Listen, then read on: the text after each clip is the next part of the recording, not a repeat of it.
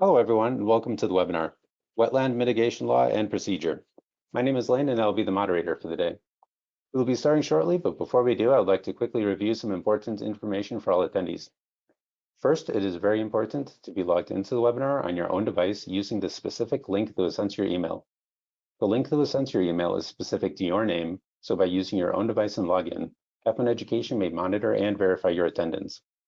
So if you're sharing a computer, logged in with someone else, or for whatever reason are not logged in on your own connection for the duration of the webinar, you will not have access to the follow-up quiz or to the CE certification download. So if you're not already, then please take a moment to log in on your own device right now. Next, this is a live interactive webinar, so we allow and strongly encourage attendees to submit their questions and comments during the webinar.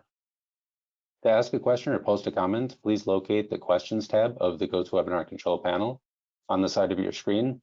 And to the right of where it says Questions, there's a box icon which will undock the questions bar into a separate window. So please feel free to enter your questions or comments at any time. And based on speaker preference, we will either be addressing the questions as they arise or in a Q&A session at the end of the presentation. Also, for this first presentation, I'll also be enabling microphone use. So if anyone would like to unmute themselves to ask a question or comment, please feel free to do so. And again, at the end of these introductory remarks, I'll be enabling audio control. And just a couple quick notes regarding that. Microphones for all attendees will remain muted by default, but if you've already clicked the microphone button on the side of your control panel, you'll be unmuted at that time. So please be sure to keep your microphone muted if you're not currently asking a question or commenting. And if I notice any live microphones, I'll mute them on my end. So if you notice that you're muted and are trying to unmute, then you can enter a request to be unmuted in the questions box. Next, please ensure that you've downloaded or have access to the course materials. The materials include a PDF manual as well as a course agenda. And earlier this week, all attendees should have received an email containing a link to download those documents. If you've not received that email, or if you still need access to either of the files, you can find them in the Handouts tab of the GoToWebinar control panel. Also, in the event that you lose sound through your computer speakers, please try resetting your connection in the Audio tab of the GoToWebinar control panel by selecting No Audio and back to Computer Audio. If this doesn't resolve the issue, you can also call into the webinar with your phone for sound. Call into the webinar. In the Audio tab of the GoToWebinar control panel, select Phone Call and follow the instructions that appear. But for any other issues that may arise, please call Half Moon's customer service at 715-835-5900. Or you can always email me, Lane Chapman, at lchapman@halfmoonseminars.org. And that contact information, both the phone number and the email address, can be found in the chat bar on the bottom of the GoToWebinar control panel. And today's webinar session is scheduled to go from now, 8:30 a.m. Central Time, until 4 o'clock in the afternoon. This includes a half-hour lunch break as well as a 15-minute break scheduled partway through the morning and afternoon presentations. And to begin the day today, we have a 1-hour presentation on the topic of wetland science. And here to present, I would like to welcome our first two presenters of the day, Mitchell R. Strain and Abigail Kocher, both with Smart Services Incorporated. And Abigail and Mitchell, thank you so much for joining the webinar to present this morning. It looks like we're all set to get started, so I'll turn the webinar over to you right now. Please feel free to begin whenever you're ready. All right, thank you, Lane. As Lane mentioned, my name is Mitchell Strain. I've been practicing wetland science, specifically wetland delineations, prior to the 87 manual. So that, and every time I do the math on that, that always makes me cringe. So I guess my point is I've been doing it for a long time. I've delineated wetlands just east of the Mississippi in quite a few states, but primarily in the New England area and the Midwest, and most recently, and the bulk of my experience is in Ohio. So this presentation will have a little bit of a Ohio slant to it. I guess and my educational background is in geology and a master's in soil science. So I do have a little bit of a slant to the physical aspects of wetland delineation and wetland science, and specifically towards soils. I did notice that there were attorneys, land planners, and I think architects, and there were some folks mentioned as others. I would just be curious to know what the others are, just to kind of give us a little bit of background on our audience. And, you know, quite frankly, you'll have to excuse me too. This is the first time I've ever done a webinar remotely. In the past, they've all been in person.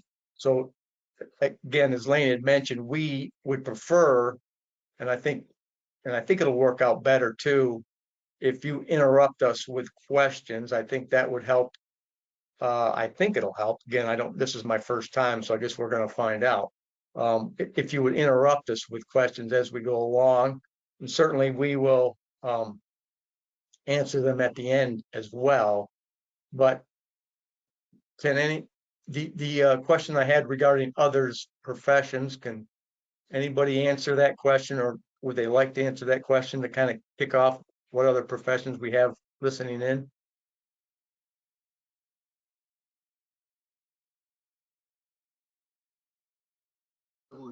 You can unmute yourself and speak out loud, or you can type it into the question box, whichever you prefer. And if you prefer to remain anonymous with your profession, that works too. So I'm a civil engineer. I do site development work. Okay, great. all right, well, I think that's my introduction, or my brief introduction. Now I'll turn it over to Abigail now, and she can take it from there. We're going to kind of tag team this, so we'll see how that works as well. So Abigail, it's all yours. Thanks, Mitch. My name is Abigail Couture, and I am an environmental scientist here at Smart Services. I am relatively new to the team here. I actually just graduated with my bachelor's in environmental science with a focus on wildlife in December of 2023. So while Mitch is more on the soil side, I'm a little bit more on the ecology, the terrestrial and wildlife side of things. So we make a good team in that aspect. But I have been working in wetlands, and I have been doing wetland delineations for the past couple of years now. I definitely have always loved wetlands. I think it's one of my favorite places, favorite ecosystem to be in. And I just think it's neat because of all the different things that are in play, the different soils you have, and then the special plants that are adapted for that, and then the specific animals that can live there. It's definitely a unique ecosystem and one that needs to be preserved. So I have a passion for that. So I'm excited to begin this presentation. And I can see that someone said they're from Georgia, an environmental consultant. So that's great.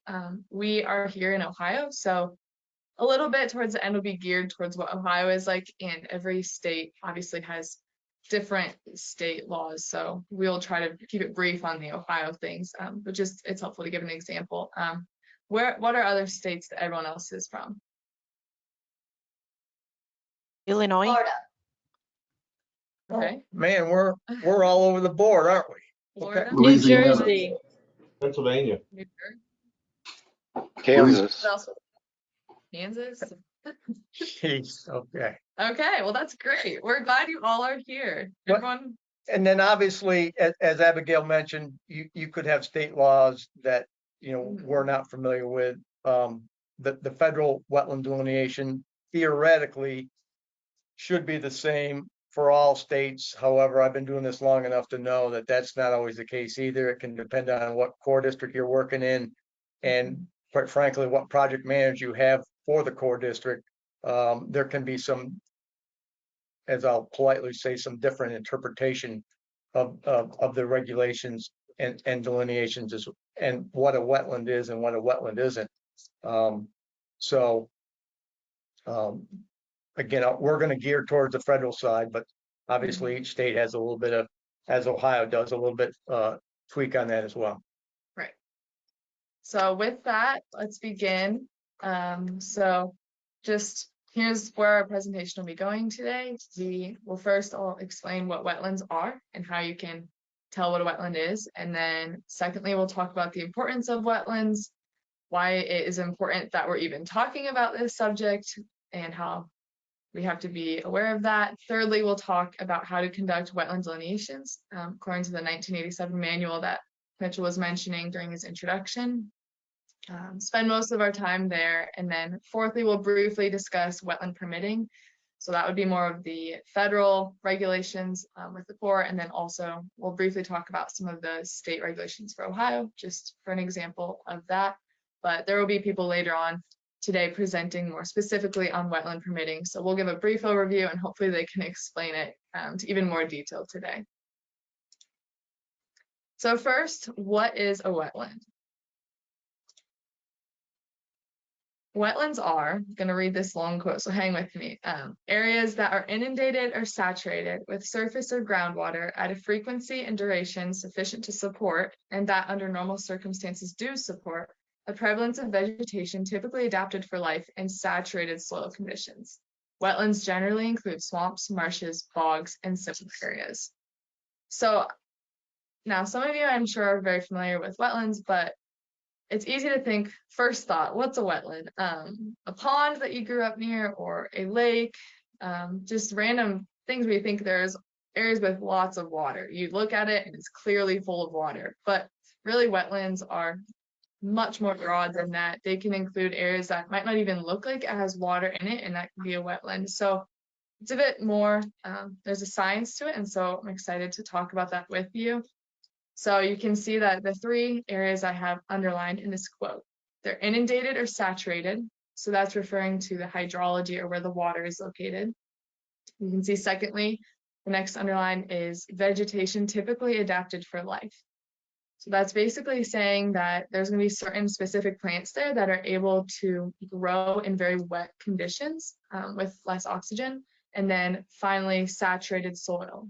So that's then talking about the soil and how that must be hydric soil for that to be a wetland. So those are the three areas we'll be looking at, and we'll explain that more to come. So some examples. Here's an example of a marsh. So a marsh is a place that has emergent vegetation, which is basically meaning you can see in this picture in the foreground of the image, it's all shorter vegetation. There's no big trees. You can see a little bit of water through there. So emergent vegetation is often plants that are not woody. So it's not going to be trees. It's going to be more things like sedges and rushes, cattails, plants like that, more of the herbaceous, like the shorter plants. So there are two different kinds of marshes. There's non-tidal marshes and tidal marshes. So for those of you in Florida and New Jersey, you may have some of those places along the ocean where it is a tidal marsh. And I'm not too familiar with that because I've always been in the Midwest, but in tidal marshes, the ocean, as it comes up and down, and create marshes a little bit inland that are saltwater. Here in Ohio, we're working with strictly non-tidal marshes, but it's just good to keep in mind that there's a wide variety depending on where you are in the US, and we're from all over. So then secondly, this is a little bit of a successional in the pictures as well. So you go from marsh, and next thing you have a wet meadow. So this is also an example of non-tidal marsh. So you can see that this is a little bit more wet, but just areas that it might not be less trees. And then shrub scrub wetland. Now this is starting to get more vegetated with woody vegetation, with trees and shrubs, taller plants. It's not so much of that shorter emergent vegetation. So you can see here there are some larger trees, but then there's also in the foreground, there's some different shrubs. You have like button bush and willows and dogwoods. So all of these are shrubby, woody vegetation, but less than 20 feet tall. Then finally, it can move up into a forested wetland. And these are very unique wetlands, but it's really neat because then here the trees are over 15 to 20 feet tall. Much taller common species would be pin oak, red maple, sycamore, different trees like that that are able to grow in more wet hydric soil conditions. And this too, while the trees have to be at least 15 to 20 feet tall, also the DBH, so the diameter of the tree at breast height when you're standing next to it, has to be greater than 4 inches for it to be considered a tree and woody forested wetland. So those are all the similar wetlands that you would often see. I'm sure many of you have seen different wetlands like that. This next one is a unique one that hopefully some of you have been able to see, a spruce bog. Spruce bogs are really unique ecosystems because it's a wetland, but there is no water outlet. So it's basically a big sitting bowl of water, but then there's nowhere for the water to be able to leave via a stream, or basically the water's sitting there. And so as the water's sitting there, during evaporation, it's leaving, creating a very acidic water. So then with that acidic water, the ability for spongy peat moss, peat can develop through sphagnum moss. And so basically what happens is then the sphagnum moss starts filling in this wetland, this water area, creating a big peat mass like on top of the water. So you can see in the bottom right picture, this was in a wetland class I was in, and the students are standing on what looks like dry ground, right? Actually, it's this floating mat of sphagnum moss. So when we were walking on it, you could jump up and down and like the ground would be moving underneath you, because basically there's this thick mat of sphagnum moss and peat on top of the water, and below that it would end and there was like another 30 feet of water underneath. So it's a very unique environment in that certain plants can grow there. So specifically carnivorous plants are often found in bogs. So pitcher plant would be an example of that. Sundew, those are a couple different carnivorous plants. And then other special trees like spruces and tamarack trees, which is a deciduous tree that grows. And so basically these are very unique wetlands, and the one that I was in was up in northern Michigan, often in Kettle Lakes where glaciers used to be, and there's basically makes a divot in the ground and the water sits in there and there's nowhere for the water to go out like a lake. And then the picture on the left, I'll let Mitchell tell the story about that one. Yeah, I don't, that, I just like to include that picture because again, as Abigail mentioned, the bogs are pretty neat and cool wetlands, which this picture is up in Alaska.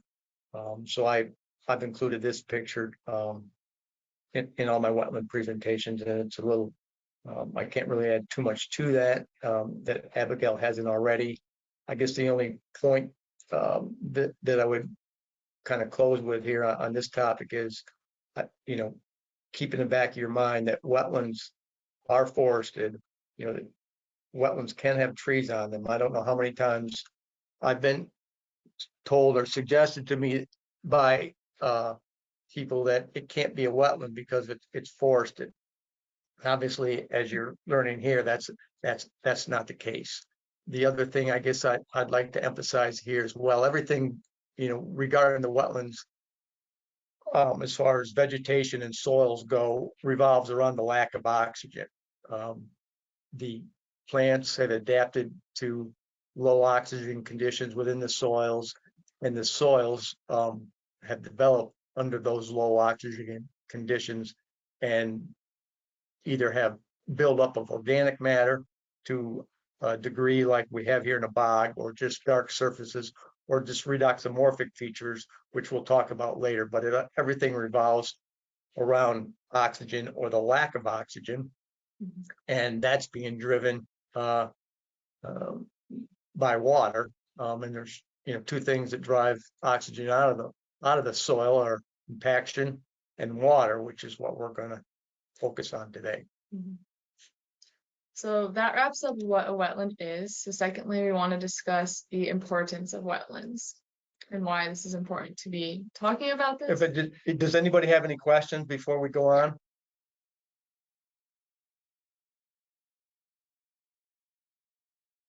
Okay. Go ahead. All right, so the importance of wetlands. So there are many functions in environmental services.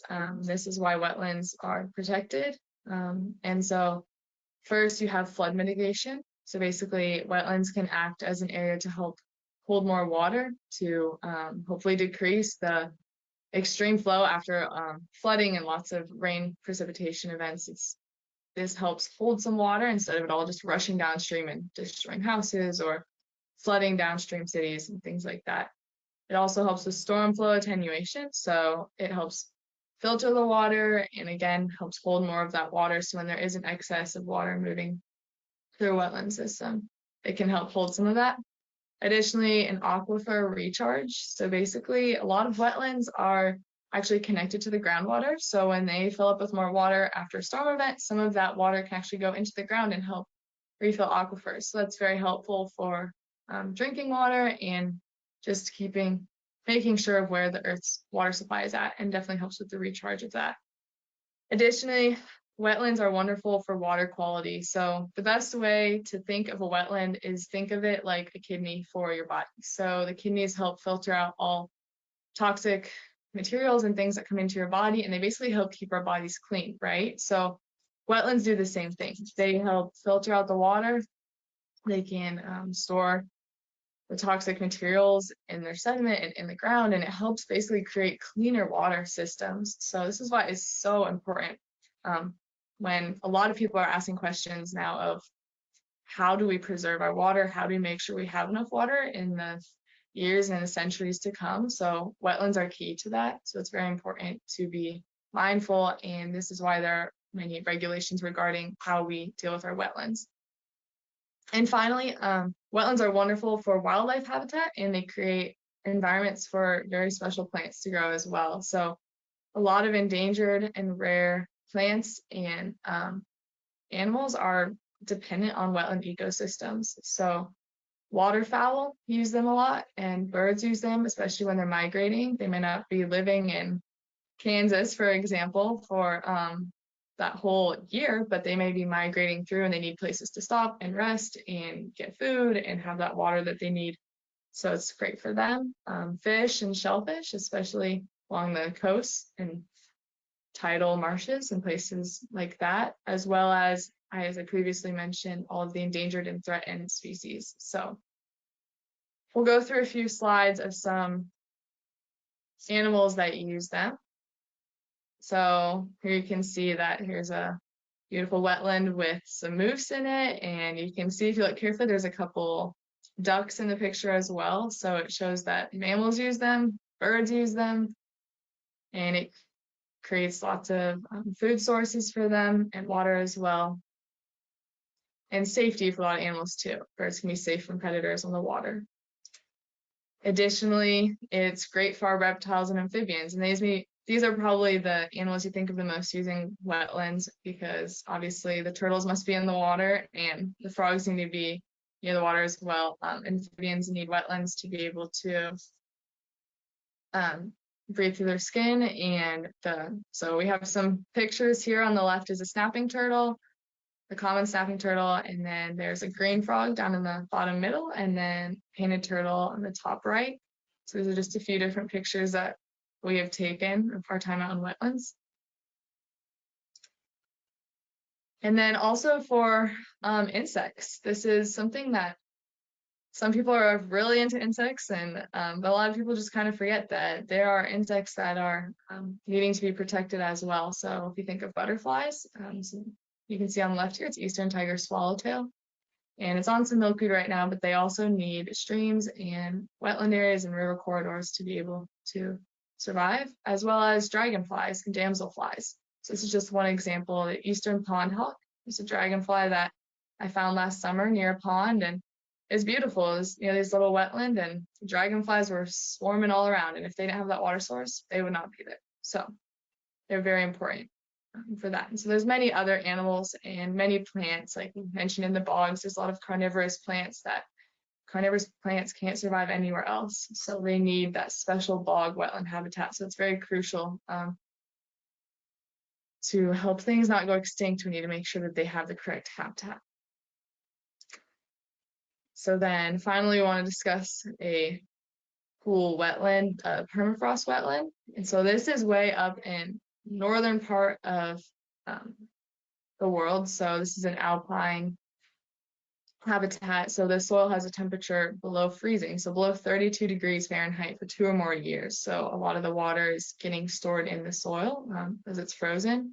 So do you have anything else from mention? Yeah, I mean, I guess I think that's a pretty cool wetland. That's one reason we like to include it, or I like to include in the presentation.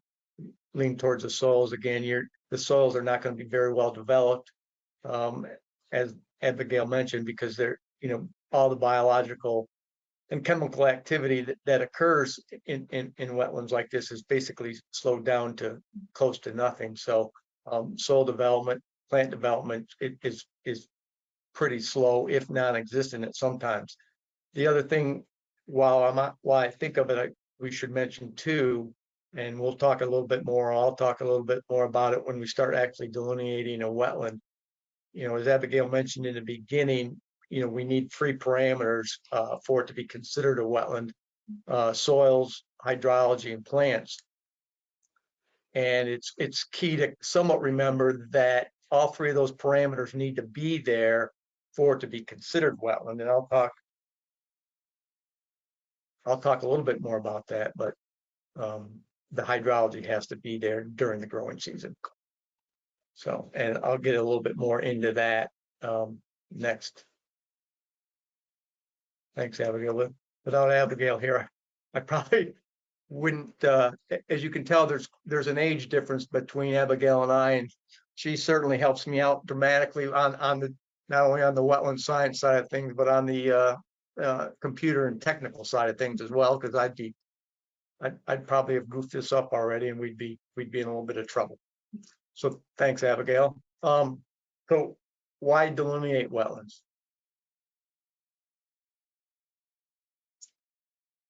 Thanks, everyone. Yeah, we'll get there. I'm getting there. The biggest reason, well, let's stop there just for a second too, before we get into why we delineate wetlands, and just offer the opportunity if there's any questions on what Abigail or we've just finished. Okay, everybody's still alive, correct? We just want to double check on that. All right. Well, anyways, we'll move forward. Why do we delineate wetlands? Well, the biggest reason, at least is for waters of the U.S. Anytime there's a development, commercial, retail, whatever the case may be, typically the wetlands have to be delineated. You have to determine what the wetlands are on before you impact them. You obviously have to delineate them. And one of the things that we do before we actually go out and delineate wetlands, and I would suggest anybody who's going to be delineating wetlands or on the front end of a development, 2 of the biggest sources that we use before we go out in the field are national wetland inventory maps that are put out by Fish and Wildlife, and that can be easily Googled, and it's fairly easy to bring up. Put the address in or longitude, and that'll show you if you might, and I have to emphasize might, have wetlands on your property. If the NWI map does show wetlands, in all likelihood, you probably do, and quite frankly, they're probably a little bit bigger than they show on the NWI map. I will warn you though, it's just because they're on the NWI maps doesn't necessarily mean that they are present. I would say probably 90% of the time it's probably true, but there are some times when, for whatever reason, they misidentified an area that is not actually a wetland. They typically are working off infrared during the month of April is where the aerial photographs are from. And as Abigail and I can attest to, a recent case, we actually had a stream that was identified running right through an agricultural field, right smack dab through the middle, that showed up on the NWI map as a riverine system or a stream.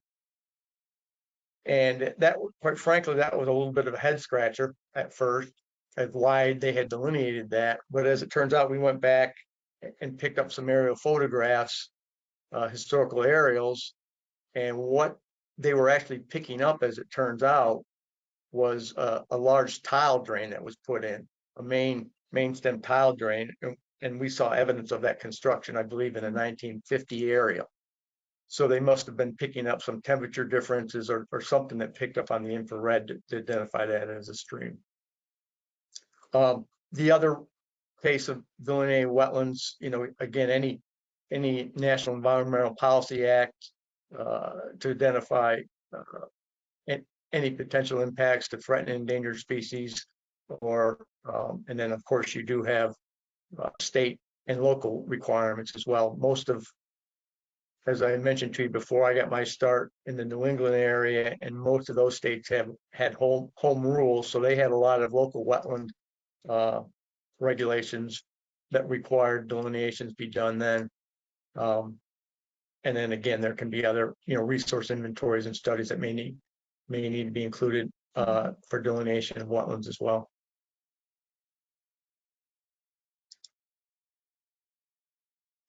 And this gets back to how do we delineate wetlands? Fortunately or unfortunately, I guess depending on your point of view, we're working off the 87 manual. And by the title, you may or may not know, but the reason it's referred to as the 87 manual is because that's when it came out. It's in 1987. Just for a little bit of history, I started delineating wetlands before the 87 manual came out, which again tells you how long I've been doing it. Back when I started delineation of wetlands, again, got my start in the New England area. In New Hampshire and Maine, wetlands were delineated based on soil type, essentially poorly drained and very poorly drained soils, and sometimes, depending on the classification, somewhat poorly drained would be considered wetlands as well.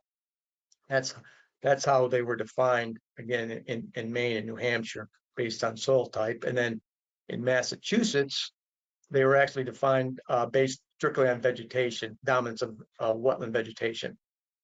Particularly in Massachusetts, that was not a very good system because wetland plants, as some of you may know, have a tendency to sneak up slopes. So there was a lot of times when we were being forced by the local conservation commissions to delineate wetlands that were on very steep slopes in areas that you knew just from a scientific standpoint and a gut reaction were not wetlands. But unfortunately, that's all we had to work with at that time in Massachusetts. And then we, again, in 1987, the manual came out, and we worked under that until 1991. And then the 1991 manual came out, which was a little bit better from a strictly scientific standpoint than the 87 manual. Mostly the 87 manual was a little weak in the soils aspect of things, mostly because they didn't really engage anybody at SCS or NRCS now. Again, referring to it as SCS will show you my age. So they didn't get a lot of input from soil scientists in the 87 manual, so it was a little weak in that area.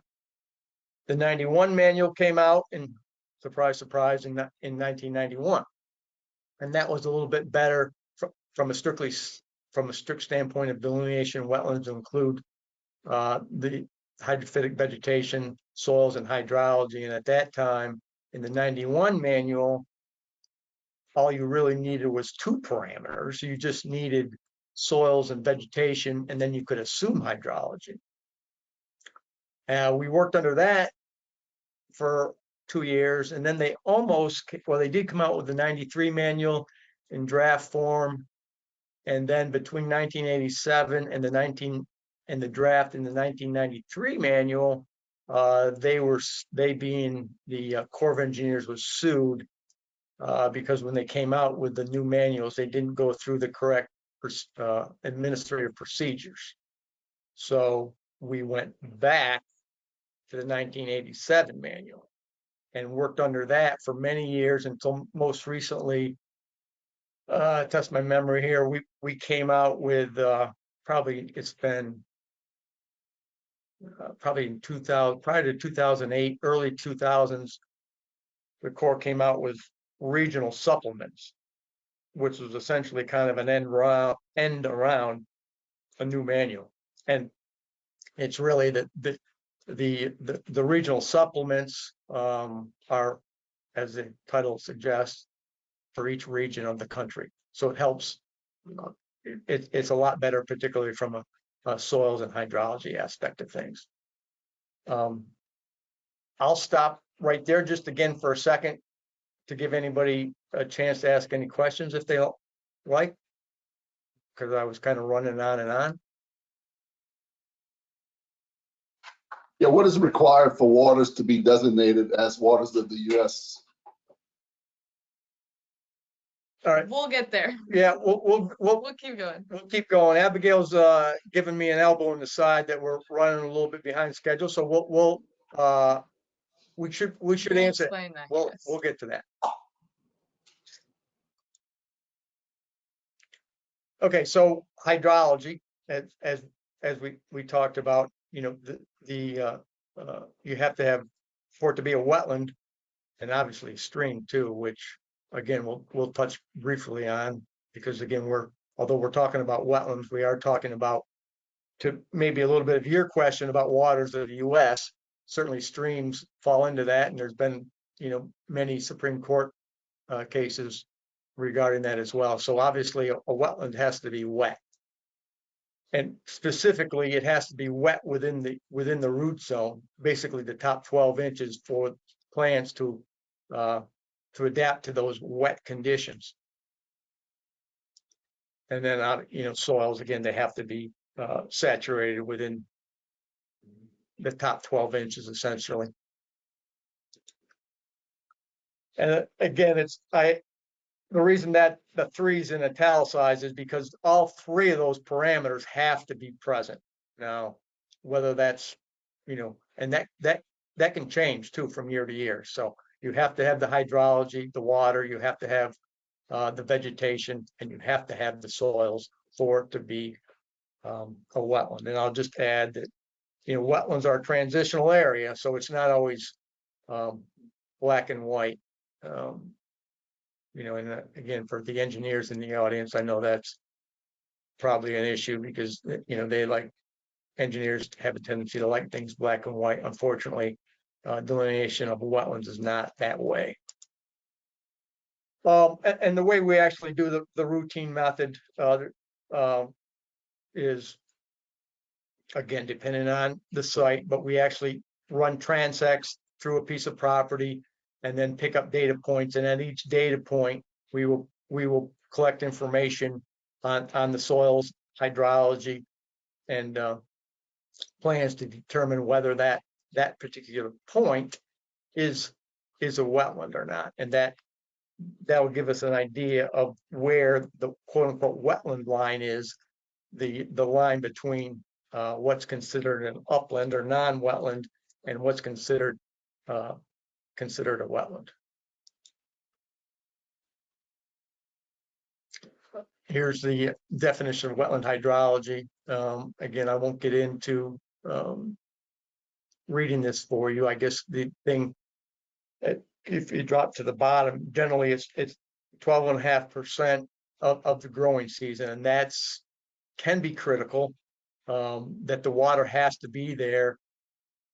And I'm going to mention these months, and obviously not realizing we have people, it sounds like, from all over, at least east of the Mississippi here, but it has to be there during the growing season. Obviously that's going to be dramatically different between Florida and where we are in Ohio or Kansas, I guess, as well. So but that water has to be there during that growing season. And I guess where that could come into play, most notably where it may be an issue if you get flooding that occurs in the winter time or in the early spring, that flooding would not be considered wetland hydrology necessarily, because it's not occurring during the growing season.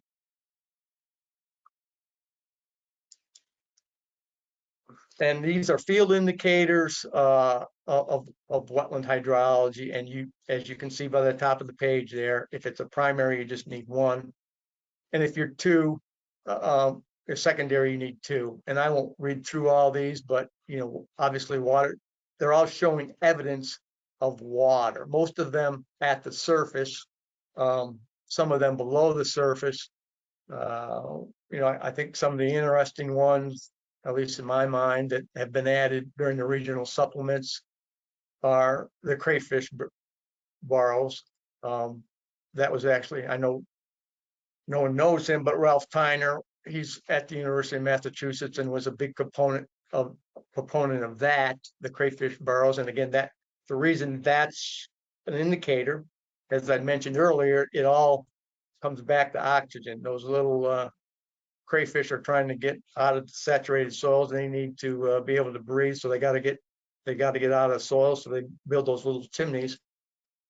And you usually see those on like the side of a stream or on the side of a wetland, and it can look like a little mud chimney that comes up out of the ground. Yeah, don't we have a picture of one?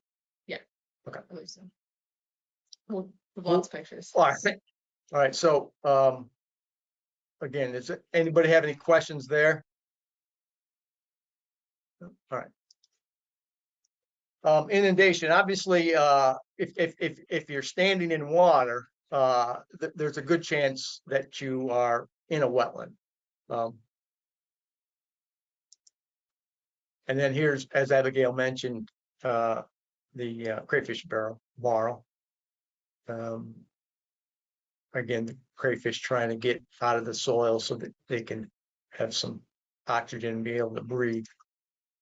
Again, another indicator is the shallow roots, plants, trees with the shallow roots trying to, again, get oxygen available to them. The only thing I would caution about with shallow roots, you have to be careful.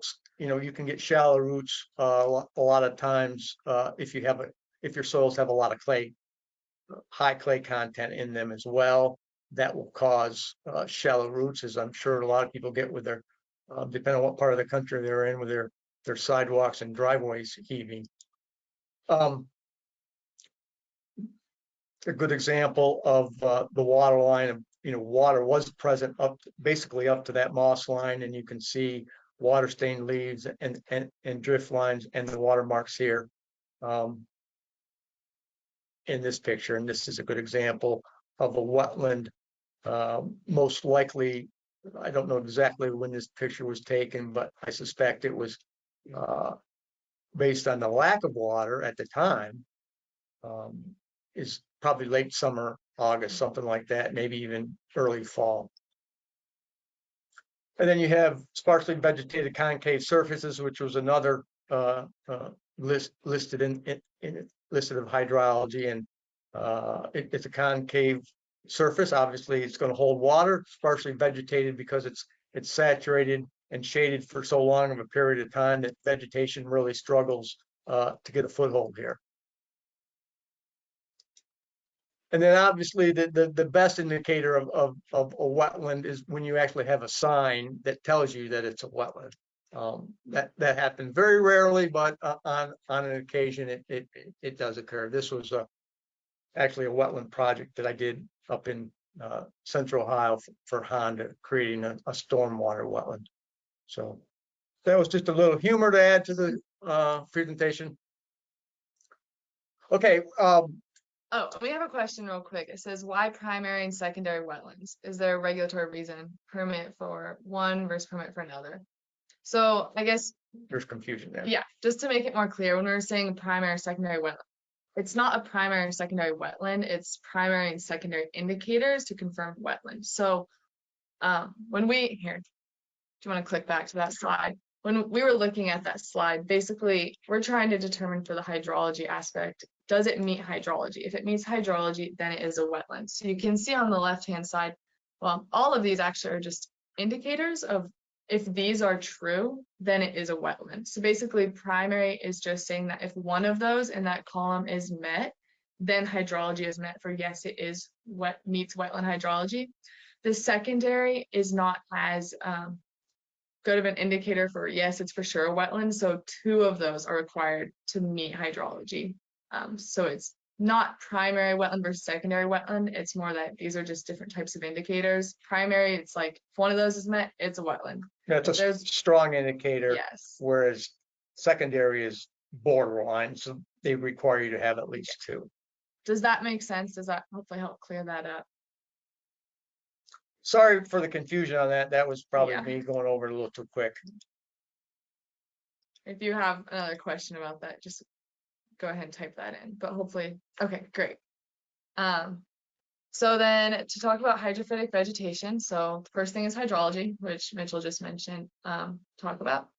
So then the next thing is their hydrophytic vegetation. Hydrophytic is basically means water loving. So is that plant water loving and can it survive in wet conditions? So you can read that quote there, but basically an area has hydrophytic vegetation when over half of the dominant vegetation over the plant species are wetland species. And so you can see there's some funny little shortened words there. So we have OBL, which is standing for obligate, FACW or facultative wetland, or FAC, facultative. So basically, as I will talk about in this next slide, as you can see on left-hand side, there's indicator symbols. And so basically every single native plant, when we're out delineating, you identify a plant and it's assigned one of these indicator symbols. So for example, a cattail would be obligate. So obligate basically means that that is for sure a wetland plant. So 99% of the times when you find that plant, it is in a wetland. So when you can find obligate plants, that is a sure sign that yes, this means vegetation for wetland. You can go down to the FACW, or we always refer to it as FAC wet, is basically 67 to 99% of the time that plant will be found in a wetland. So that's a really good indicator. If there's a plant that's FAC wet, that means that about maybe 30% of the time it could be found in an upland, in a non-wetland area, but normally FAC wet means it's in a wetland. And then additionally, FAC, it's about 34 to 66% of it will occur in a wetland. So you can see where I have the blue dashed line is basically showing any of the plants that have indicators above that are wetland species. So we look at that just to basically organize the plants so that if we have one plant and it's UPL or upland, then we know that that's not going to be in a wetland. And basically for an area to be a wetland and meet the vegetation standard, over 50% of those dominant plants have to be those wetland indicators. So FAC wet, obligate to be a wetland plant. So this is a whole big list of how you determine the hydrophytic vegetation. I'm not going to go over all of that, but essentially when you come to an area and you're going to take a point, you want to look at, okay, what plants do we have here? Do we have trees? Do we have herbaceous or those emergent plants I talked about at the beginning? And so basically looking at what kind of communities do we have here? And when you're filling out the form, there's a section for trees. So those are those that are larger than 4 inches DBH. So it's a larger diameter. And you look at what kind of trees do we have, and you go through and you list what the indicators are. And then you could do it for trees, you do that for shrubs, and then you do that for herbaceous as well. And so when you're looking at that for trees, you do it in a 30-foot radius around you, and you count all the trees that are in there. And then additionally, for shrubs, it's a 15-foot radius is your sample area, and herbaceous emergent plants is a 5-foot radius. So basically, once you figure out what all your plants are, identify all the species, you look at those and you identify your dominant plants. And so if greater than 50% of those dominant species are rated as FAC or wetter, then hydrology is met. And so then that is one of the 3 things that needs to be met for an area to be a wetland. So, so then your hydrophytic vegetation would be met. And so then this is an example we have about dominant plants. I'll just go over this briefly, but you can see that the ones I have in blue, those are dominant plants. So a dominant plant is the top 2 in each category, and then anything that is over 20% cover. So when you're looking at an area, categorizing about how much of this area has this specific species. So if an area is solely dominated by one species of tree, and when you look above, the whole canopy is covered with that, then it would be 100% absolute cover. That's rarely the case. So you can see here, you basically go through and you figure out what the absolute cover is and what the indicator is. And then there's a whole bunch of math calculations on the wetland data sheet to help determine if it's a wetland. But in general, if most of your plants are that FAC or more wet, then it will be a wetland. So then here's just a few pictures of some obligate plants. So these are plants that are definitely water loving and definitely found in wetlands. So we have great blue lobelia, broadleaf cattail. I'm sure many of you are familiar with that. Southern bald cypress. I'm sure some of you in Georgia, Florida, hopefully you have some cypress swamps like this. Very neat tree that can just grow right in the middle of water. And then hardstem bulrush, and then you have lots of sedges and all of the plants that all just look like grasses.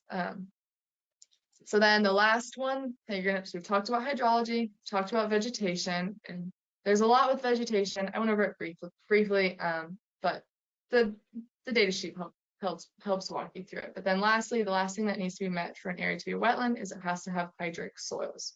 And I'll give this over to Mitch because this is his specialty. Okay, and just backing up just a hair on what Abigail mentioned, I think one of the critical points there is it has to be, the hydrophytic vegetation has to be 50% or greater. So if it falls right on 50%, then it's not considered hydrophytic vegetation. The plot is not considered, it has to be greater, not greater than or equal to 50%. Yes. And then the other thing that I would just throw out there too is if your plants are dominated by fact, wet, or obligate, in all likelihood, you are well into a wetland situation. As Abigail mentioned, those plants are going to grow there, 66% of the time or greater. So if that is your plant community, you're well into the wetland. Same thing on the other side. If you're upland community or FAC up community, you're definitely in an upland situation and probably not that close to the wetland line. And generally, when Abigail and I do a wetland delineation, we like to be 10 to 15 feet from that line. So do we have any questions on what Abigail just went over? All right, I will hit the soils part of it. Hydric soils, as we mentioned, it all revolves around hydrology. Plants being able to live in those anaerobic conditions, in soil conditions. And when soil becomes saturated, there's bacteria, in the soil that can live under those low oxygen conditions. And I'm not going to read this to you, but at the top of the page, you have the histosols, which are a lot bog type of soils. And then if you go down the list here, soils that are not saturated as much during the growing season. Right. Everybody can read that. But again, what this is getting at is saturated soils during the growing season, essentially in the root zone.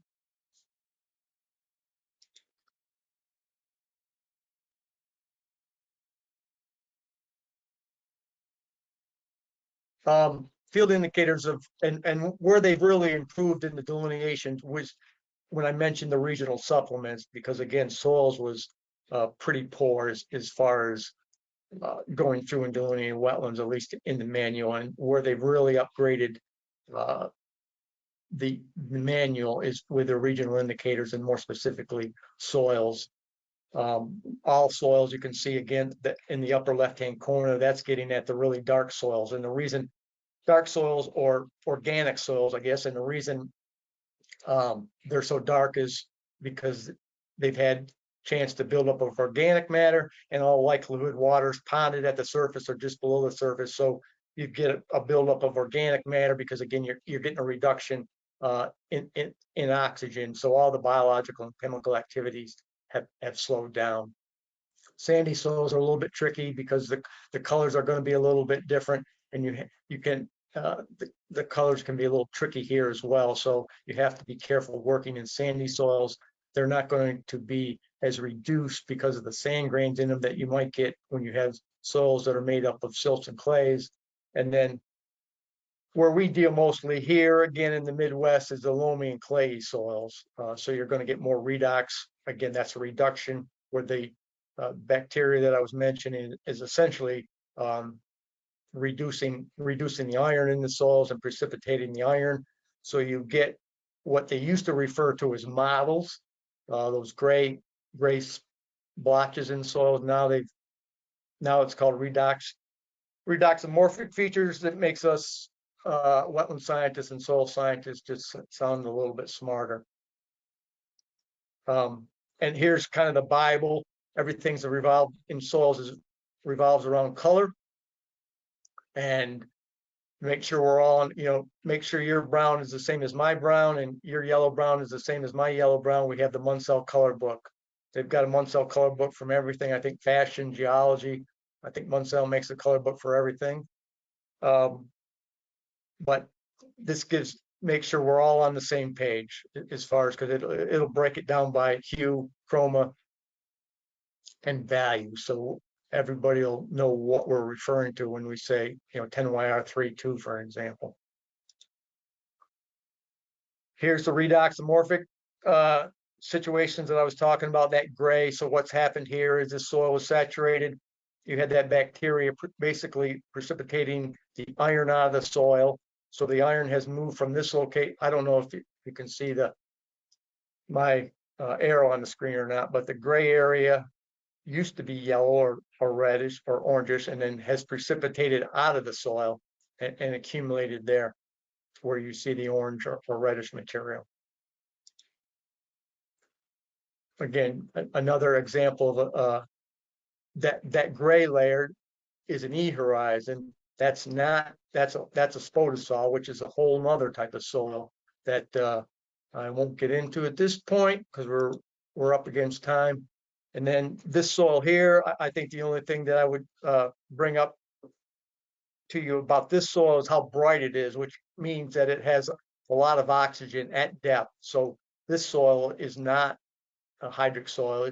There's a lot of oxygen in this soil down to pretty deep depths on this. See how bright it is, indicating that there's a lot of oxygen in the soil. And then here's a good example of a soil that has is darker and black and gray.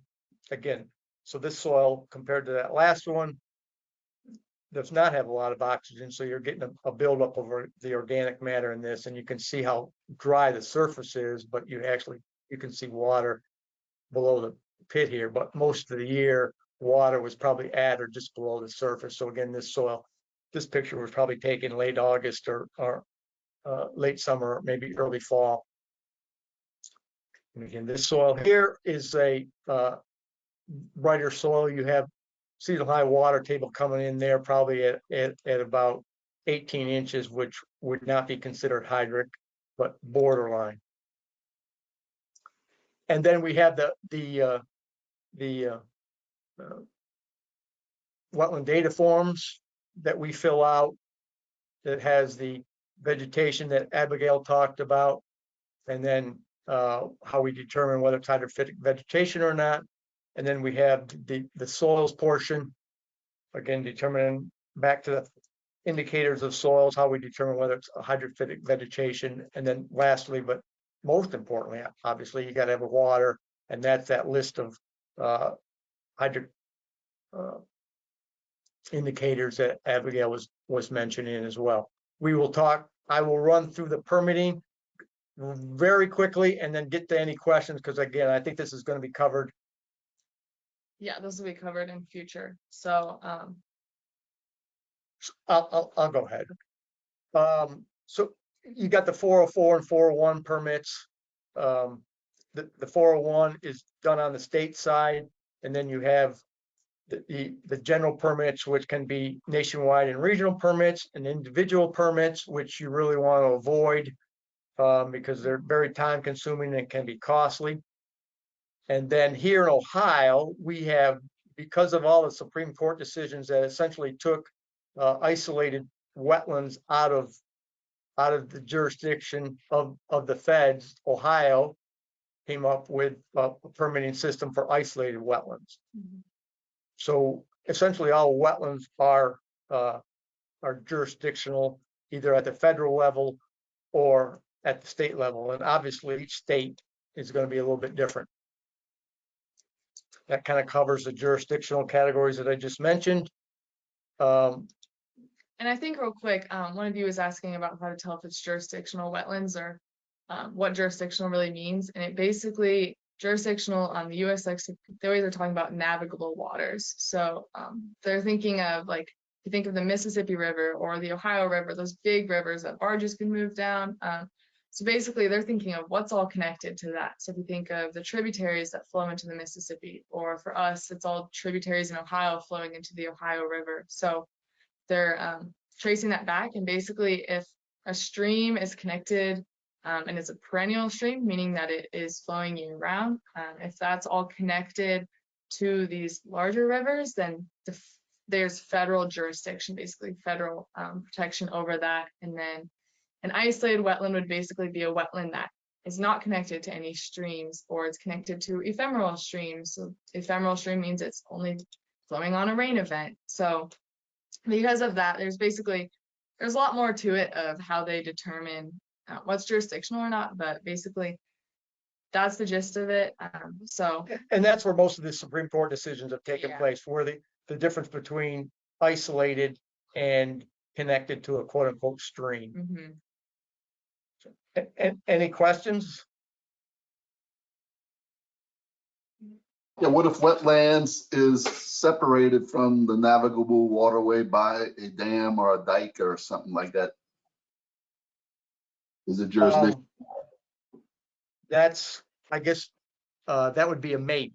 In all likelihood, if it's separated by a dam or dike, it would most likely be jurisdictional, because I gotta believe if it's separated by a dam or dike, there's some type of stream in close proximity to that wetland. Based on the latest Supreme Court decision, a wetland is considered jurisdictional if it's adjacent to an ephemeral stream, because the core, again, this could change. This is not the gospel. It's just what we've had experience here in Ohio, specifically with the Huntington district. If a wetland is connected by ephemeral stream or some type of other channel that doesn't flow all the time, that's still considered a jurisdictional wetland under the federal definition.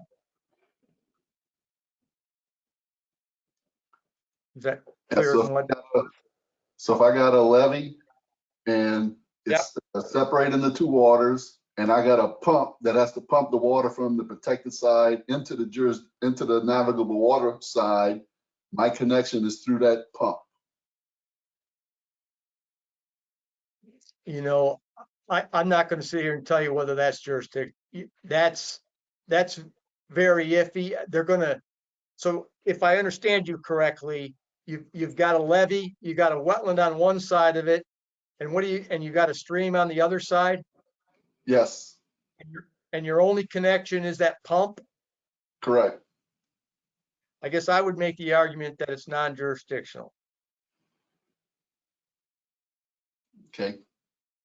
But it really depends on obviously which core district you're in, and you most likely need to talk with someone there. Yeah, because it's just not a usual situation. Yeah, and quite frankly, you could get different answers within the core district depending on your project manager too. So I would just move forward cautiously. All right, thank you. Anything else?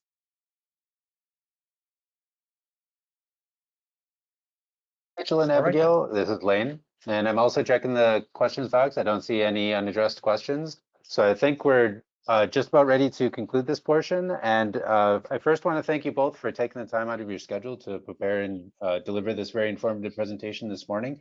And also, before we conclude this portion, I wanted to mention that if you have any interest in viewing the remaining presentations, you're more than welcome to stay logged into the webinar, or you can rejoin at any time throughout the day, but you're not obligated to stay logged in. You have the ability to log out anytime following this portion. Also, before we conclude this portion, is there anything else that you'd like to add in closing? I don't think so. They've got our contact information, so if anybody has questions or whatever, feel free to reach out to us. Yeah. Awesome. That sounds great. And thank you once again for your time, Mitchell and Abigail. I hope you both have a great rest of your day. And for all attendees, we'll be moving right into the next presentation, after which we'll be taking the first break of the day. And our next presentation, similar to the first, is scheduled for 1 hour, and the topic is wetland history in the United States, systemic destruction and degradation. And here to present our next topic, I'd like to briefly welcome and introduce our next speaker of the day, Ms. Larissa Herrera, Senior Biologist with Holland Engineering. Ms. Herrera is an aquatic biologist with experience in natural resource assessment, including wetland delineations, environmental permitting, stream assessments, mussel/macro invertebrate surveys and identification, and threatened and endangered species surveys. Larissa, thank you so much for joining the webinar to present this morning. I see the slideshow, or rather the PowerPoint presentation is visible. But also wanted to ask, do you currently have the presentation in full screen view on your computer? Oh, Larissa, I see your microphone's also muted. There should be a microphone icon to the side where you can unmute. Yep, okay, can you hear me now? Yes, again. Okay, and I'm trying to also turn on my webcam. Let me see. That should be good now, I think. Looks good. Yeah, See that's showing now. full screen. Awesome. There we go. Okay, and then Lane, you were going to also do the 2 links for me, or did you want me to do those, the 2 little videos? Oh, yep. Yeah, those are all ready to play whenever you'd like to play them. And actually, they'll be found in the sharing tab of the GoToWebinar control panel. So if you expand the sharing tab by clicking the little triangle icon next to sharing, then there's a drop-down menu off to the left, just underneath the button that allows you to toggle between hiding and showing your screen. And the title of each video should appear in that drop-down list, where you can just click on that and it should open up a video player. Oh, okay.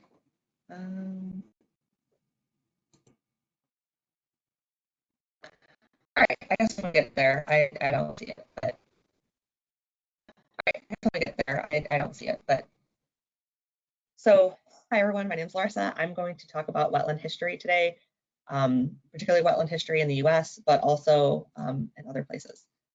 So in the US, we have quite the interesting history of wetlands and wetland destruction and conversion. So wetland drainage, let me move this. Give me 1 second, I gotta minimize this because I can't see. There we go. So wetland drainage began with permanent settlement of colonial America. Throughout the 1600s and 1700s, colonization was encouraged by European monarchs. The effects of this became obvious in the mid-1700s. Much of our knowledge of what was wetlands comes from early maps and surveys, and the accuracy is not 100%, so we're making best guesses on what has happened in the past and what has been lost and when it has been lost. So it's estimated, though, there was 221 million acres of wetlands. This is just for the lower 48. Obviously, Alaska has significantly more than other areas.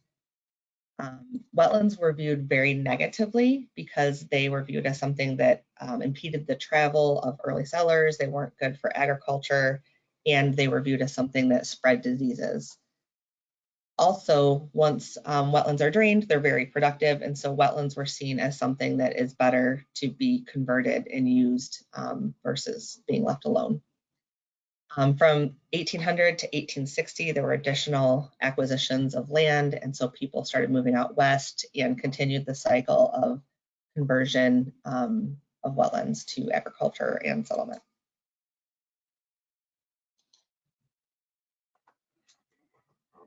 So after the Civil War, there was a focus on moving west and to the Midwest as well. Basically, thanks to technology and improvements, there was this ability to kind of come up to these areas that were historically very wet and turn them into habitable areas. The little farm piece you see there is the first steam-powered tractor, which replaced horses, so that obviously allowed additional efficiency in terms of agriculture. And in addition to these improvements in farming technology, there were improvements in drainage technology. So this is, the time period when the locks and dams were built on the Mississippi River. You had California's Central Valley Project, which drained wetlands there. There were smaller canals and ditches that were built to drain other wetlands. The Everglades were drained and farmed for sugarcane production.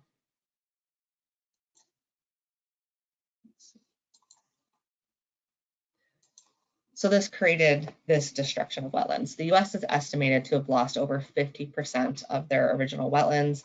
It varies by state. Obviously, some states had more wetland to begin with, and some states have had more development and have lost a larger percentage, even if they started with less. In addition to losing wetlands to conversion to agriculture or urban areas or houses, etc., there's also been a significant degradation due to things like invasive species and pollutants and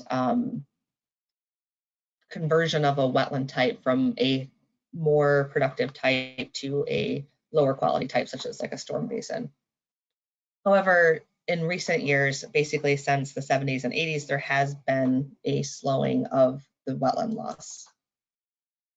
So this is a little table that shows the percentage of wetlands that were lost by state. You can see some states had more loss and some states have had less loss. Generally speaking, the states that have had less loss, that tends to be in areas that are less habitable. For example, let's say Minnesota. Minnesota has had a significant amount of loss in the southern part of the state because that's really a productive area for farming and agriculture, whereas the northern part of the state has is in a different growing zone, is a lot less accessible. And so the loss up there has mostly been due to mining or other land use conversions. But for the most part, that has had significantly less loss in the southern part of the state. On this one, you can see Ohio is estimated to have lost something like 90%, and we'll go into specifically where some of that area was lost at. And obviously, Ohio is an extremely productive farming area, and that is one of the reasons they've lost so much wetland is conversion. This kind of shows it on a map where you can see that there are 2 states that had greater than 50% wetland in the 1780s, or are estimated to have had that much, whereas today they do not. And then there are several states that had 25 to 50 that now have 12 to 25. So you can just see there was an overall loss in pretty much every state.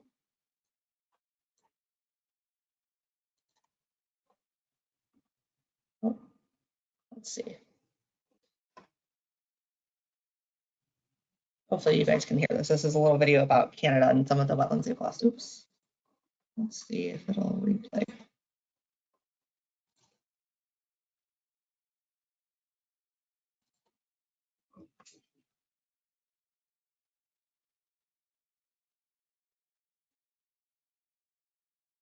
Hi, Heather. Sorry to interrupt, but it sounds like the audio isn't playing through GoToWebinar. But Okay. if you can't find the or if the videos aren't appearing in the drop-down list in the sharing tab, I could briefly make myself the presenter and see if Yeah, I think that would be good. I'm if not able seeing to them play in the on my sharing mic. tab.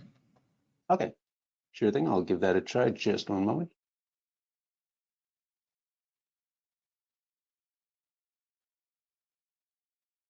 And oh yeah, this is the peatlands one.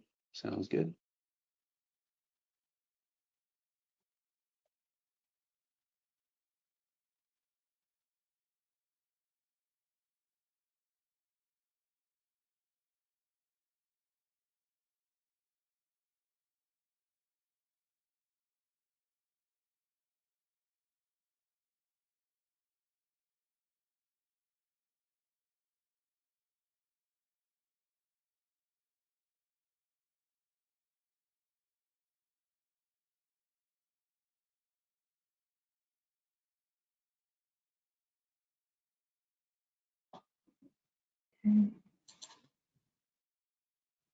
Still didn't play any audio for us. Okay, thanks for confirming. And that is certainly unfortunate. But yeah, thank you for that feedback. We appreciate that. Yeah, maybe for the other video, I'll try to show it directly from YouTube on my screen, and maybe that'll help. I don't know. The other one, it's really important to hear the audio because it's very interesting. This one was mostly kind of showing you some of the different peatlands that are in Canada. And obviously, there are places in the US that have peatlands too. And peatlands are a type of wetland that has a plant-based, in this case, sphagnum-based soil. Sometimes there are other types of plant material. But they're a very interesting type of wetland, fairly rare, and Canada contains a lot of them because of the geography of Canada. So Canada, in some ways, has been pretty lucky in that they've only lost 5% of their wetlands. But because of how the population density is laid out, they've lost 95% of the wetlands in the dense population areas, which are almost all, on the border with the US in the southern part of Canada. The vast majority of the wetlands in the northern part of Canada are intact, mostly because of the geography of that area. Mexico is estimated to have lost about 62% of their wetlands. However, they still have some of the most unspoiled mangrove wetlands in the world. And mangrove wetlands are so important because they are crucial habitat for waterfowl and other birds. They are important for fish and shellfish, shrimp, and they obviously provide a buffer in terms of storm surges from hurricanes. So mangrove wetlands are really important. In a lot of places they've been removed, especially in the US. There's still some obviously in Louisiana, but they're a lot less than they used to be. So Mexico contains some of the last unspoiled mangrove wetlands. This is a map showing wetland loss throughout the world. So you can see what we're just talking about with Canada, where it's that southern part of Canada has lost a lot of their wetlands. Europe has had significant wetland loss, most likely just due to pure density of Europe. And then India, China have also lost a significant amount of wetland. And then kind of the gray areas are areas that were not wetland to begin with.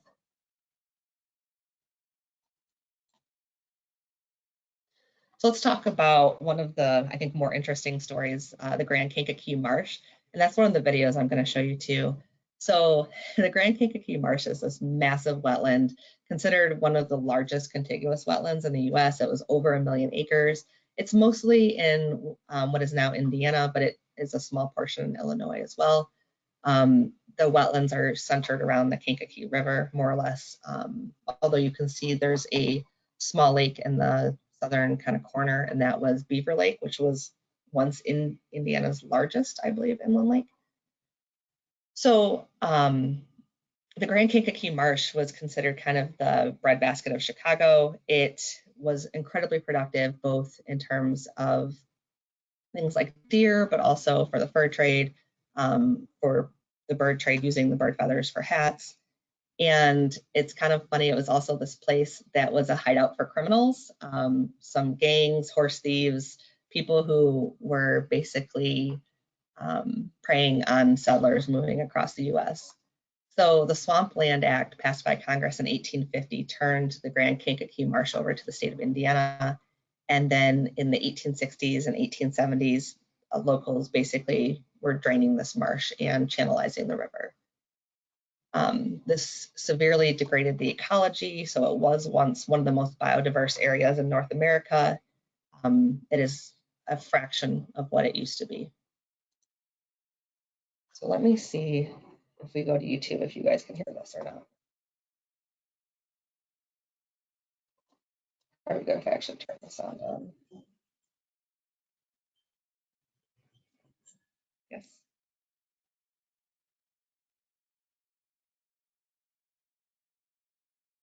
For the rest, I'm not able to hear the video, unfortunately. Okay, so oops. There's one simple 20-second road bridge. Well, actually, Okay. oh, that audio was coming through a little bit, but it was a little bit. Wait, the difficult. commercial audio? Yeah. I figured. Of course it is. I don't know what we want to. I would like to kind of watch, I guess, a little portion of it. I mean, even if we can't hear it, and maybe then you said the link is Sure. in the handout. And I also saw that a fellow panelist actually responded after the last video saying they were able to hear the video, but they had to turn the volume on their speakers up to hear it. So I could try again playing from my end and then play maybe like the first 5 seconds of the video, pause it and see if the audio is coming through after turning my volume all the way up. Yeah, I think that would be great. I'd like to try it. It's like I said, it's a really interesting, it's just a trailer for an hour video, but it's really cool. It tells you a lot about the Grand Kankakee Marsh. Sure, that sounds useful. I'll give that a try. Just one moment here. Perfect, thank you. Sure thing.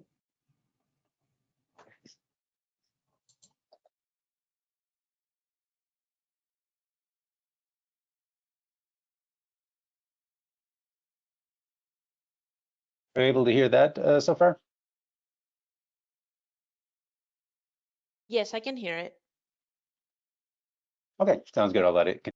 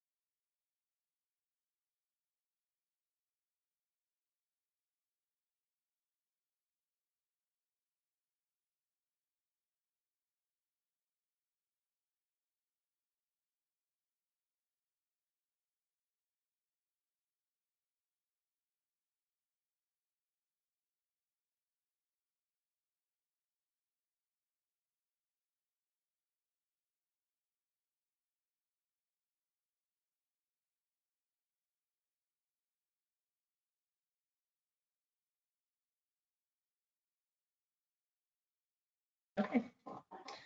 Let me change that back.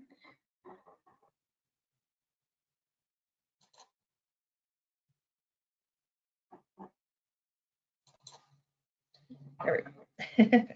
So as you can see, that was kind of an interesting video showing everything that's really happened there and what it once was. So today, the Grand Kankakee Marsh doesn't really exist. There's small portions of wetlands that are left along the Kankakee, but for the most part, it's ag land and or development.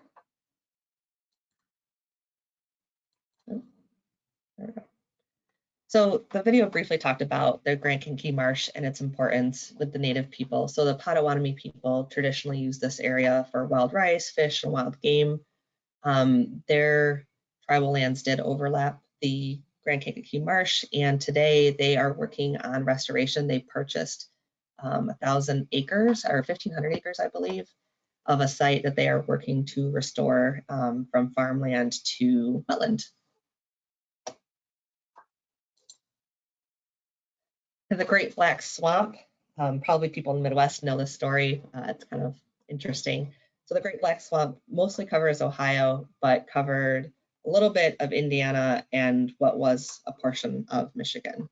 So it's mostly swamp and marsh, or it's not quite 1 million acres. It had a thick, dark muck, and the forest was pretty dense, which made it hard to travel through. The first road was built in 1827. It was known as the worst road on the continent.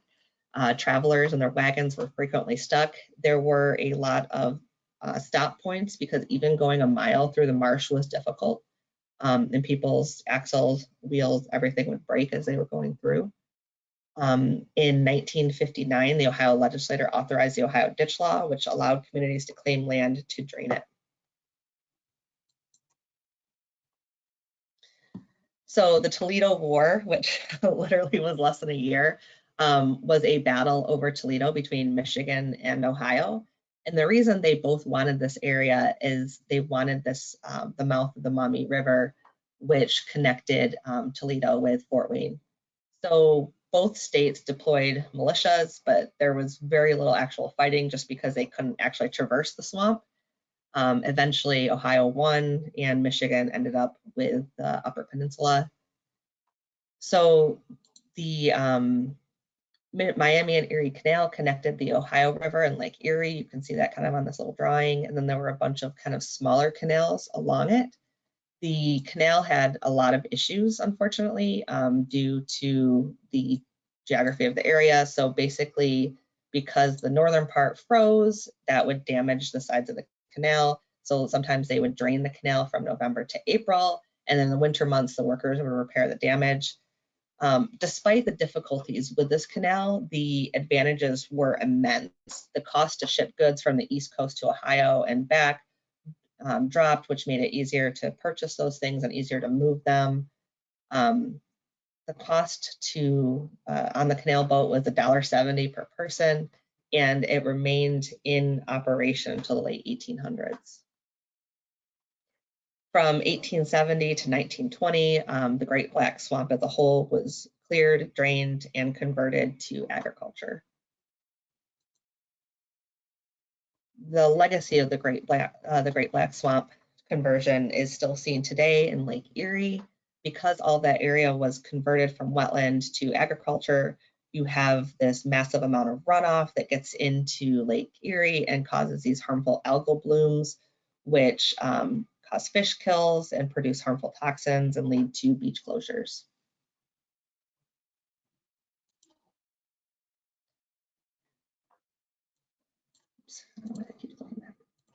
So lake stratification is dependent on the lake itself. Shallower lakes like Lake Erie are more susceptible. So what happens is the lake is not mixed, it stratifies. And in these stratification areas, you get these dead zones or areas with no oxygen. And the harmful algal blooms are part of this because what happens is you have these blooms, the algae die, they sink to the bottom. When they're decomposing, that sucks up basically all of the oxygen and you get these dead zones. The prairie pothole region extended basically from Iowa and Nebraska all the way up through Canada. It was created through glacial retreat, which left these shallow depressions. So basically the prairie potholes are like kind of small pools to small ponds. They can be a little bit bigger. They're very shallow. They're not really connected to anything. Most of the time they're considered isolated wetlands, but they're extremely productive. So this was once a massive area of mosaic. It was essentially wetland, upland mosaic. And a lot of this area was lost when it was converted to farming. It's estimated that somewhere around 50 to 90% of prairie potholes were lost. And the reduction of that has had a significant impact on the migratory bird population, as well as increases to flooding from rivers. The Great Salt Lake in Utah is the largest natural lake west of the Mississippi. This little map here shows kind of the high and low points that have been experienced. The low is that dark blue, which is, I believe, being experienced right now. So traditionally, the Great Salt Lake has a high salt concentration because there's basically no groundwater and there's very little other water sources other than the couple of rivers that drain into it.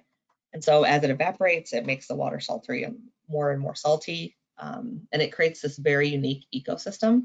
So this picture here is a picture of brine shrimp. I don't know how many of you guys had these as kids, like sea monkeys, but brine shrimp are really important throughout the world because they are used to feed fishery ponds. So when you have farmed fish, a lot of times the brine shrimp are the basis of what they are fed. And this net here you can see is actually collecting the brine shrimp eggs, which can be dried and stored for a significant amount of time, and they remain viable as soon as they're put back into water. The brine shrimp will hatch. So this the brine shrimp fishery is very important to the economy of this area, but in addition, it's really important for water birds. So between the brine shrimp and the brine flies, there's a significant food source for all of these water birds that travel through and live in Utah. The Great Salt Lake is saltier than the ocean, so there's no fish in the Great Salt Lake, so it's really just the brine shrimp and the brine flies. There's been a lot of issues recently because the few rivers that do feed into this lake are being diverted, and so the lake is getting less water, plus the effects of climate change just mean there's less water to go around anyway. And so when the lake dries out, the dry parts kind of form this toxic dust that's then blown into nearby cities like Great Salt Lake City. And there's estimates that without some changes being made, that the Great Salt Lake could dry up. This one is, I don't know if any of you guys have seen this in the news recently, but there were a couple of videos on this in the fall because Tulare Lake was this lake in California, and it has been mostly gone for a long time. But this past fall, because of the massive amount of rainfall that California got, it was back. And so there were some videos of people showing just these massive agricultural areas just covered in water. So this lake is in Central California. It was originally fed by snowmelt in the Sierra Nevadas, and it was once the largest body of fresh water. So the Great Salt Lake is obviously the largest, but that's a saltwater lake. So this was the largest body of fresh water west of the Mississippi. Historically supported several different wetland types, and that's what you can see on this map here. It shows there was some grasslands, some different marshes, all kinds of things. And it was also really important for the indigenous people. So there's quite a bit of research that shows that this was one of the largest populations of indigenous people north of Mexico. And the reason is this area was just so incredibly productive. There was mussels, eggs, meat, fish, cattails, and then the lake is named after basically hardstem bulrush, which is called, I think tool is what they call it. So this area was converted to farmland in the mid 1800s. So you can see we looked at what it once was, and this is what it is currently.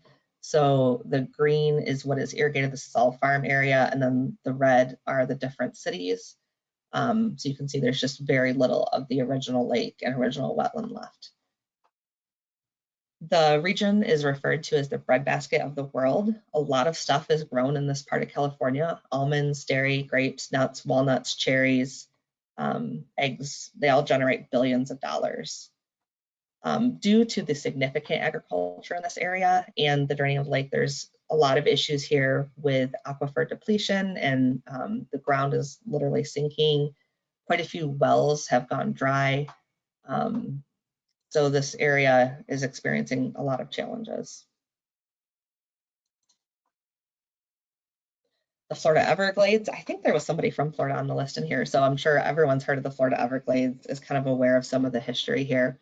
But this little map shows what originally was in the Florida Everglades. So you can see there's some prairie, there's some cypress forest, there's all kinds of really different interesting wetlands.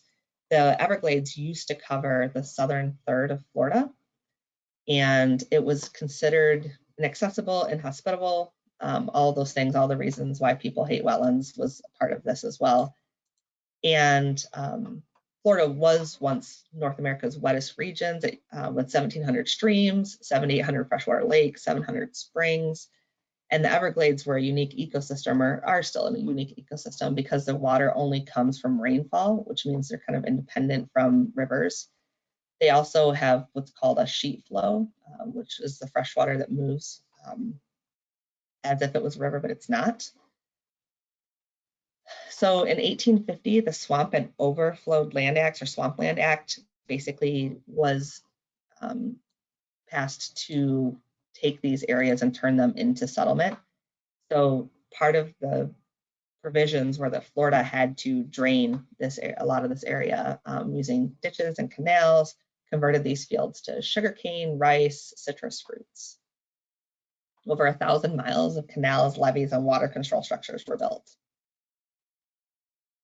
So draining the Everglades wasn't as easy as what you might think it should be. The hydrology was so unique and so interesting that even with the kind of engineering marvels of the time, it still didn't work out quite the way they thought.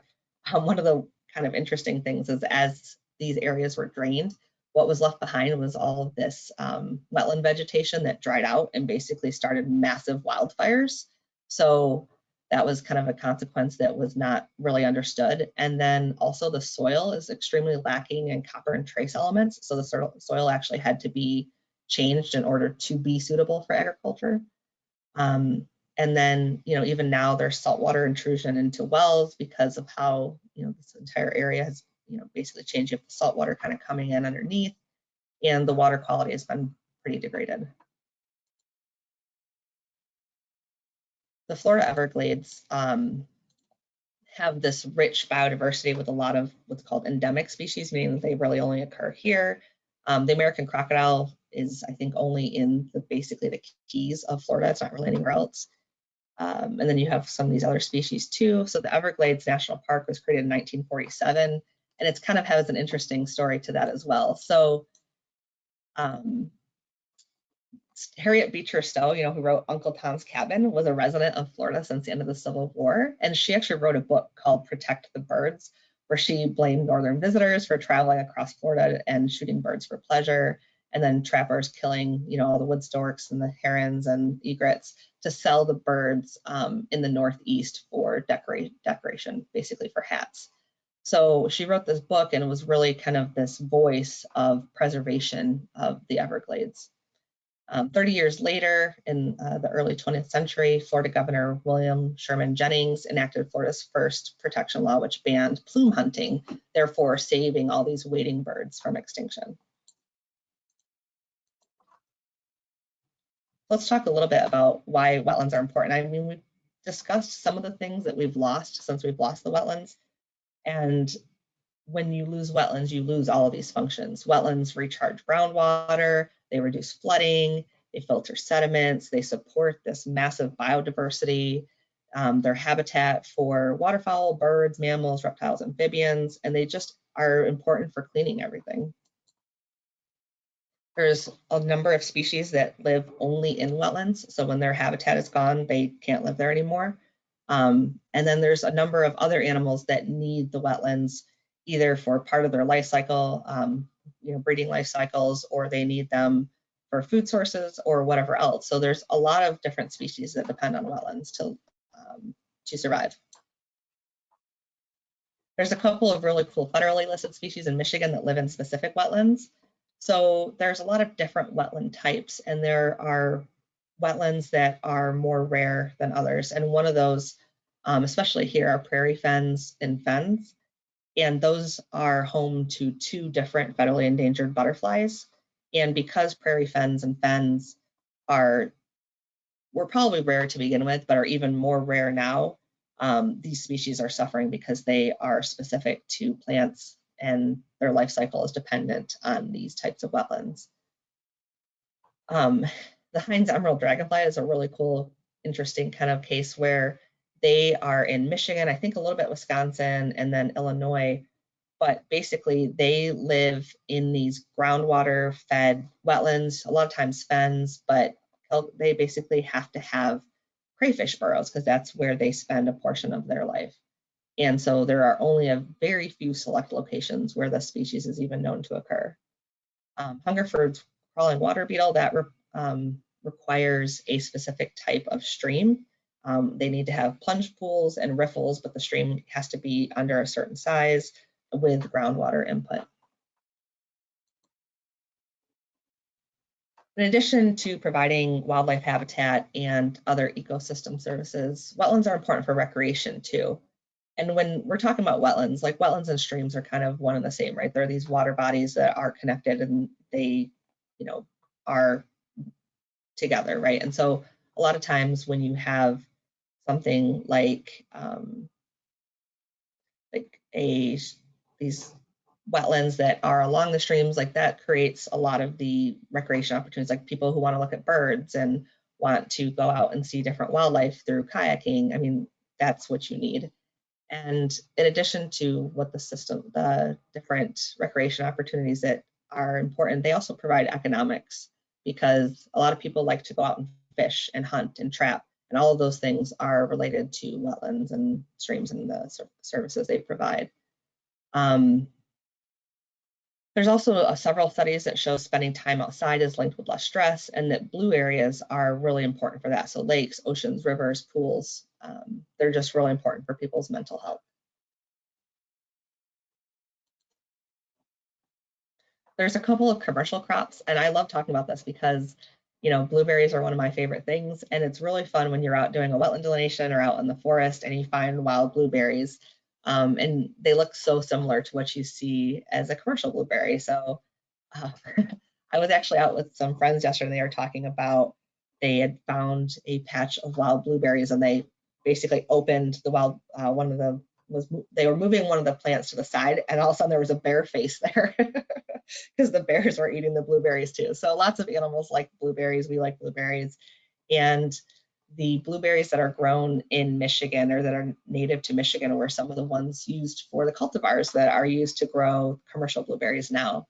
And it's the same thing with the American cranberry. That is a natural wetland plant that has been cultivated to make the cranberries that we'll eat for Thanksgiving. So the Ramsar Convention is an intergovernmental treaty that provides the framework for conservation and use of wetlands and their resources.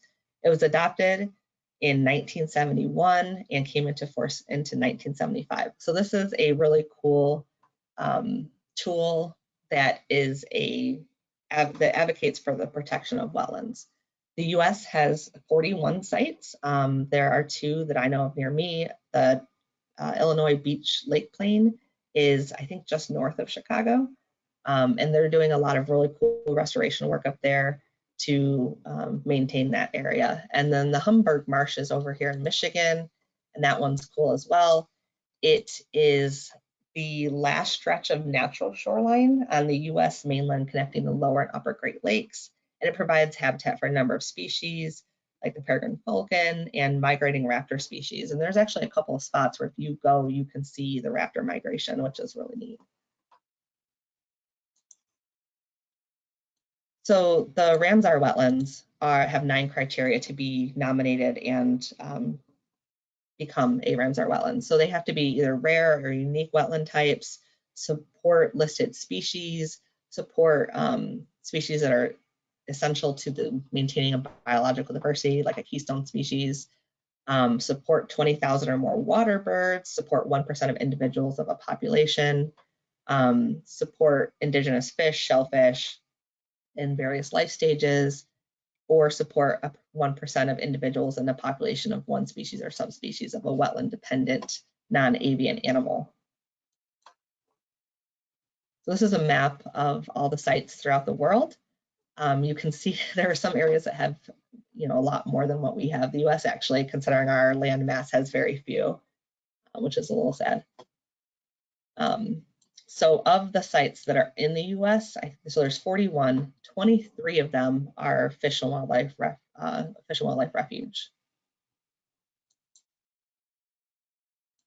So Mexico has 144 sites. This map kind of shows where they're located. A lot of these are these beautiful mangrove forests that are still intact, but there's some other ones too. Obviously, Mexico has a lot of really interesting wetland types that we don't necessarily have here. So World Wetlands Day is the 2nd of February, and it's to raise awareness on wetlands and why wetlands are important and why we should conserve them. It marks the anniversary of the convention, which was an international treaty from 1971.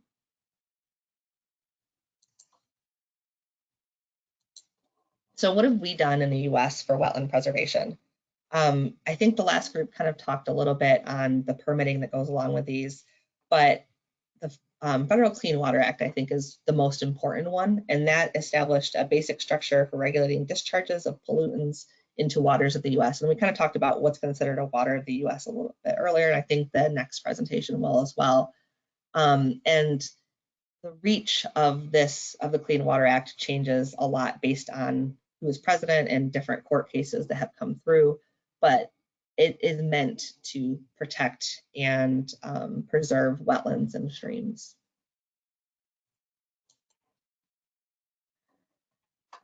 So the objective of the Clean Water Act is to restore, maintain the chemical, physical, and biological integrity of the nation's waters. So when the Clean Water Act was set up, it set up this system of protection and preservation, and specifically section 404 and 401. So before this was set up, you could just fill wetlands whenever. There was no real status of protection or anything for them. But after it was set up, now you have to get a permit if a wetland is considered a regulated wetland, so a waters of the US. The Army Corps is the agency that is in charge of administering this program and issuing permits and ensuring that there is no wetland loss, or the wetland loss is minimized as much as possible. So they provide the permit decisions, they do jurisdictional determinations, which is basically when you ask them to come out and say, hey, is this wetland regulated under this act or is it not? And then they'll do boundary verifications, making sure that the wetland boundaries are correct, and they develop different policies and guidance. For projects that don't meet nationwide or regional permit conditions, then the projects go to public notice, which includes a review by the Fish and Wildlife and the EPA. So most projects can fall under what's called nationwide or regional permits, which are for what are considered minor impacts. But for anything that's significant, it gets what's called an individual permit. There are 2 states that have their own program and therefore their own definitions of what is a regulated wetland, New Jersey and Michigan. And then Florida developed a program. I think it was in effect for a little bit, but my understanding is it's currently under litigation again. So in Michigan, what is considered a regulated wetland is very different because it doesn't change the same way that what is a waters of the US changes. So in the last couple of years, between the Supreme Court case and then kind of what's going on, what happened under the Trump administration, the definition of what is a waters of the US has changed 3 or 4 times. In Michigan, it has been consistent since the program was implemented. So in Michigan, it's very strictly laid out. Anything that's a stream is regulated. Anything that's within 500 feet of a stream, lake, pond, river is regulated. Anything within 1,500 feet of a Great Lakes shoreline is regulated.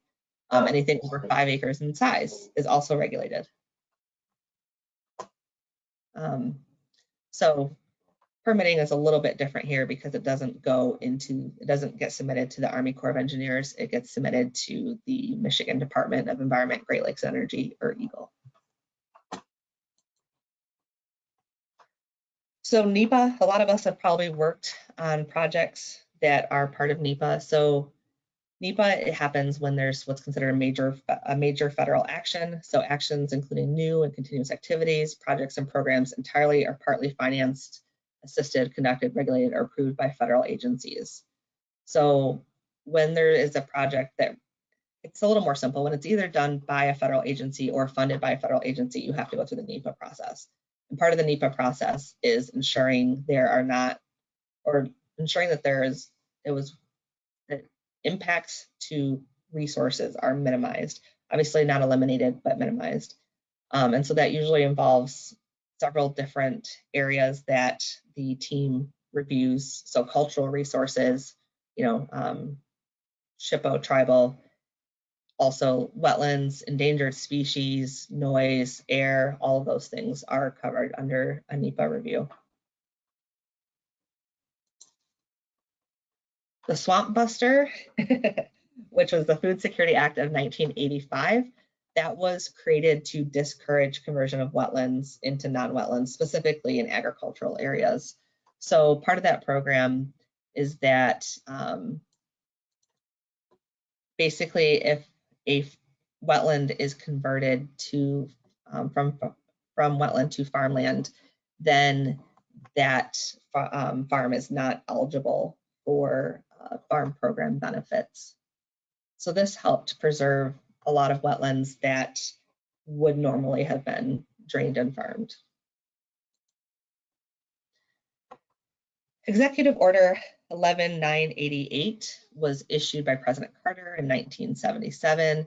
The purpose was to ensure that federal agencies are avoiding long and short-term adverse impacts associated with occupancy and modification of floodplains and floodplain development. And then also it required that agencies must avoid having new construction on wetlands unless there's no practical alternative. So this really eliminated or decreased the federal government's impact on wetlands. And one of the things that I think they're going to talk about later is wetland mitigation. And so even if a project is impacting wetlands and decreasing the amount of wetland available, there's a lot of areas now where you can buy credits, which is creating wetland banks or creating new wetlands to replace what was lost. Marissa, this is Lane, and I see there are a couple questions recently entered. Would Oh, you I like didn't to see address them. those now? Sure, let me see. Sounds good. And I can, I'll quickly read these out, and they should also be visible in the questions bar if you'd like to review them there. But the first question Yeah, asks, I see something about National Wildlife Refuge. So that's a little bit complex, and it kind of goes into this history of mining and logging on federally protected lands and kind of this conflict between the federal government and their economic initiatives versus their conservation initiatives. So it's kind of something more complex than what I can cover in this webinar. That's the only question that I see, Lane. Is there another one? yes, the other question reads, how does the Florida program work, understanding that Florida declares the wetlands as inaccessible? How does the Florida program, like the Florida regulated program, like how they are planning on doing their own regulations? So that question's from. Oh, go ahead, and sorry. person who asked the question, Felipe, if you'd be able to provide a little bit more information or clarification in the questions bar, I could bring that up for comment. Otherwise, if you Okay, prefer yeah, we could talk about that one at the end too. So this is actually what I have. I'm going to exit out of this. I want to show you guys the Wild and Scenic River website, but this is really cool. So the National Wild and Scenic River System was created by Congress to preserve rivers that are considered outstanding. I live in Michigan, so this is what Michigan has. There are a couple up north here. I think this bottom one is the Pure Marquette, and then there are a lot more in the UP because the UP is beautiful. It has all these amazing kind of trout rivers. However, even though this looks like a lot, it's less than 1% of the river mouths. So let me go here. So this is the Wild and Scenic River map.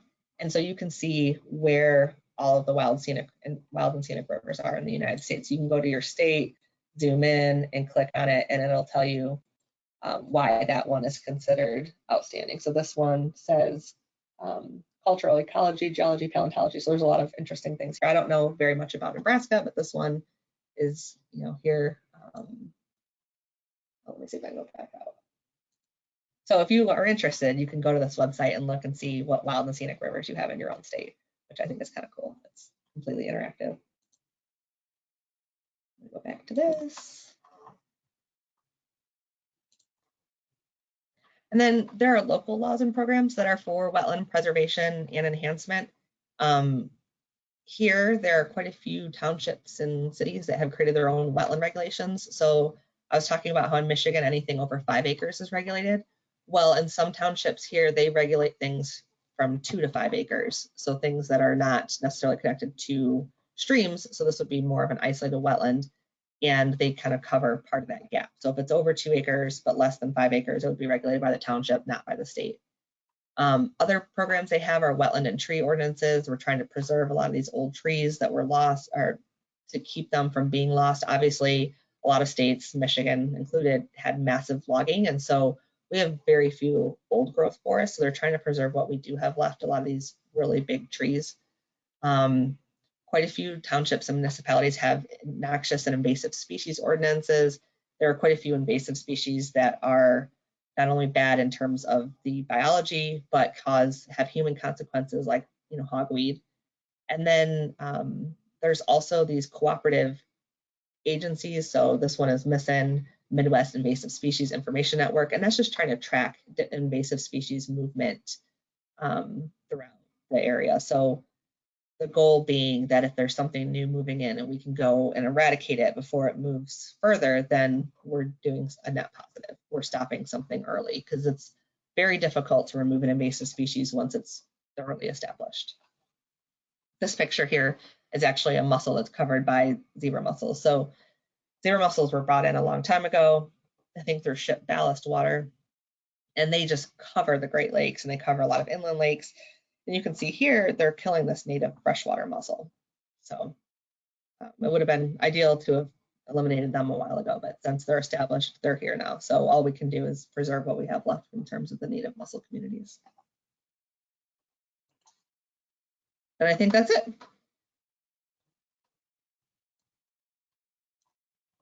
Sounds great. And thank you very much, Larissa, for this great presentation. And I'm also just pulling up another view of the questions bar to see if we have any last minute questions coming in. If anyone has any questions that they've not entered and would like them discussed, please feel free to enter them in the questions bar. We've got a couple minutes remaining in which we can address any remaining questions that people might have. But while everyone's taking this opportunity to enter any last minute questions, just taking a quick look at the agenda, I see we've got a 15-minute break coming up after this presentation. So we'll be taking that break after we address any last minute questions, and then resuming at 10:45 Central Time for the next presentation of the day. And Larissa, as you probably heard me mention to the previous speakers, if you'd like to stay logged into the webinar to view the remaining presentations, you're more than welcome to do so, but you're not required to stay logged in, and you'll have the ability to log out anytime following this portion of the webinar. I don't see any last minute questions or comments coming in, so I think we're just about ready to conclude. But before we do, Larissa, is there anything that you'd like to add in closing? No, I don't think so. Sounds great. Well, thank you once again for your time and for, well, actually, I think I may have spoke too soon. I think one other question just came in. It asks, what is the future prospect for eliminating the pythons and snakeheads? Oh, I don't know if there's an answer to that. I know that Florida has set up a number of programs, basically offering rewards to people who can go and basically kill them or collect them. The problem is that they are so established, and a lot of the areas that they're living in are not terribly accessible to people, and there's not really a natural predator. So unfortunately, unless there is some sort of new technology that comes forward, I don't think that we can eliminate the pythons. It's sometimes, there's been instances of other invasive species where a pathogen has been released. I don't believe they're looking into something like that for the pythons. Right now, they're working on the areas that are accessible, hunting them essentially, or trying to encourage people who are interested in hunting them to do so. Sorry, I wish there was better news, but some invasive species are capable, we can eradicate them, or it's a possibility, and some we cannot. So one of the pictures I showed earlier was Phragmites, which is a really terrible invasive species throughout the US, also known as common reed. And there is a natural insect pest, I believe, of that in the European population that they are talking, or right now researching if they could release it here or not. But a lot of times there are consequences to doing things like that, and you can make a problem worse. So it takes quite a bit of time and research and money to come up with a solution to a species that's already established. That's why I said it's so much better to never establish a species to begin with. One of the weird invasive species that is kind of everywhere are goldfish. So one of the things that they do are educating people, please don't release your goldfish because they can and will survive, and they will intermix with carp, and you get these like giant goldfish carp situations in the rivers, and obviously that's not good. So most invasive species planning is education and prevention versus eradication of something that's already there. Sounds good. Thank you very much for that additional information, Larissa. And it looks like that's the last question that we have. So I think we're ready to conclude this portion. But thank you once again for taking the time out of your schedule to prepare and deliver this great presentation today.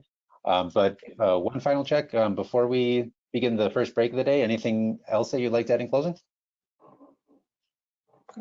Thank you. Sounds good. And again, hope you have a great rest of your day. And also for all attendees, I hope everyone has a good 15-minute break. Once again, we're starting our first break of the day right now. That'll be going until 10:45 Central Time, or a quarter from the top of the hour. So please, everyone, take these next 15 minutes as a break and be ready to resume at 10:45 Central, at which time I'll welcome everyone back and get us started on the next presentation of the day. Thanks, everyone. I'll talk to you then.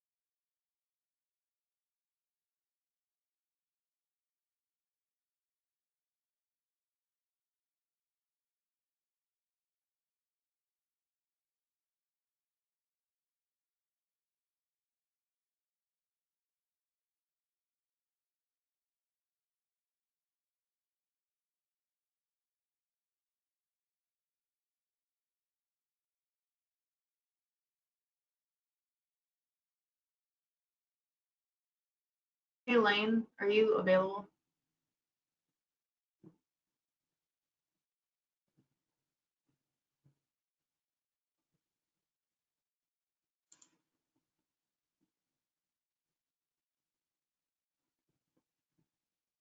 Hi, Nicole, this is Lane. Can you hear me? Yes.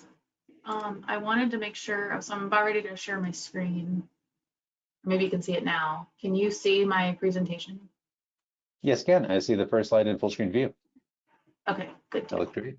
I'm gonna advance it, but I have some notes here that I'm gonna kind of like toggle back and forth, so I want to make sure that you don't see like glitching on your end. Oh, sure, that makes sense. Okay, hold on. Did anything change? Yep, I see the slides are advancing and in a smooth manner. Okay, good deal. Awesome, great to see. And I Thank see we've you. got about 5 minutes remaining on the break, but are there any other questions or concerns that you have at this time? No, I think if you wouldn't mind holding questions till the end, just kind of like with Larissa and Abigail and Mitchell's presentations, they might have questions that I might answer later on. So if we could just hold them till the end, I think that would be preferable. Oh, absolutely. So we can certainly do that. Sounds like a good plan. deal. Sure thing. I'll place myself on mute here for the next few minutes, but I'll check back in just a few minutes to welcome everyone back and get things started.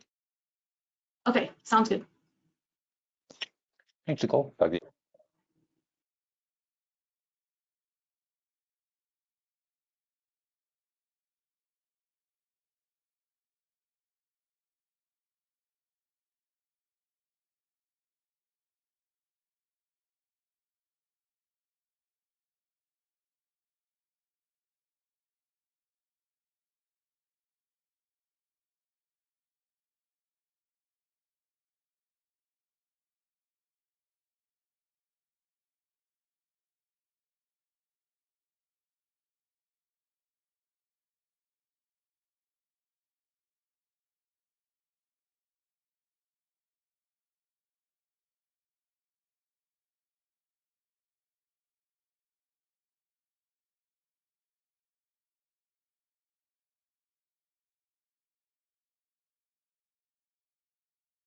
Hey Lane, if you're still there, I'm trying to share my camera.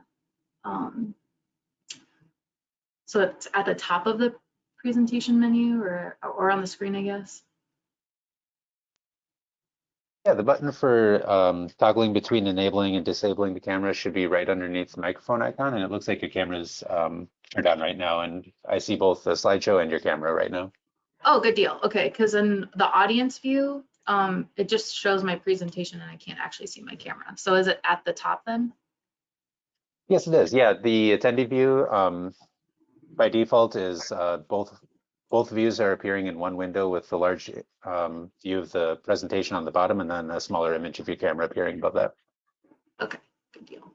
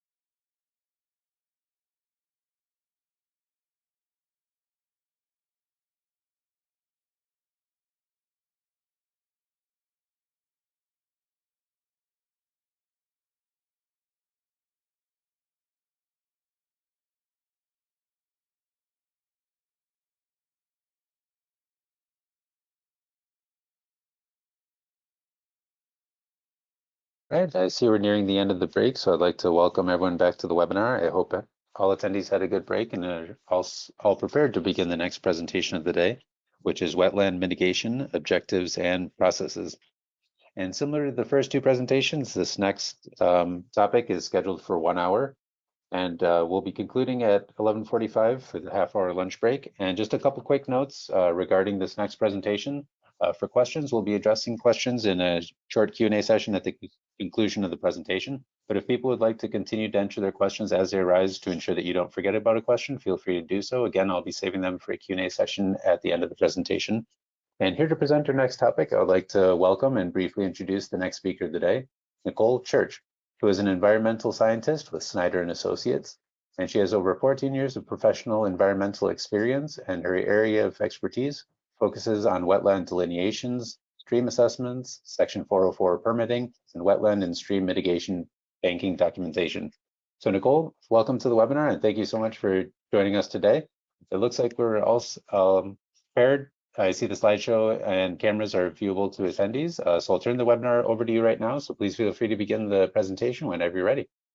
Good deal. Thank you. Okay, so just a little bit about my company. So Snyder and Associates, we're a multidisciplinary civil engineering firm. Our repeat business focuses on government clients, and we serve several municipalities ranging from small towns to large cities. We also have a large footprint in the private sector. We've been providing professional services since 1977, and I've had the pleasure working with agencies across all the states where we have offices. So the Clean Water Act, it regulates the discharge of pollutants into navigable waters and outlines water quality standards and promote what's called no net loss of wetlands and waters of the United States. You've probably heard the term WOTUS a lot in the news media lately. So when I refer to WOTUS, so the acronym is Waters of the United States, and that includes jurisdictional wetlands, streams, lakes, anything that the agencies take jurisdiction over. So you might hear that term throughout this presentation, and that's what it means.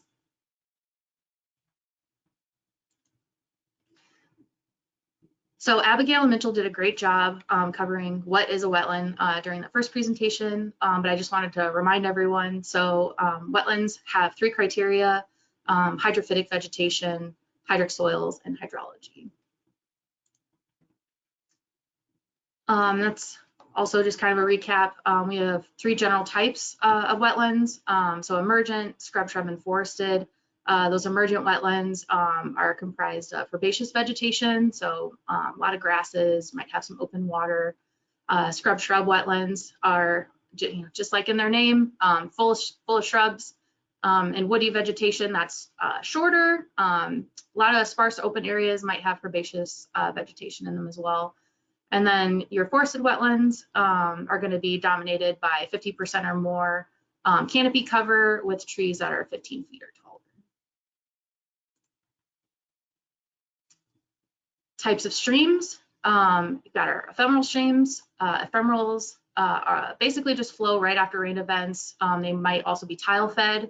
I'm in Iowa, so a lot of our ephemeral streams are tile fed, but their water table is located below the stream bed.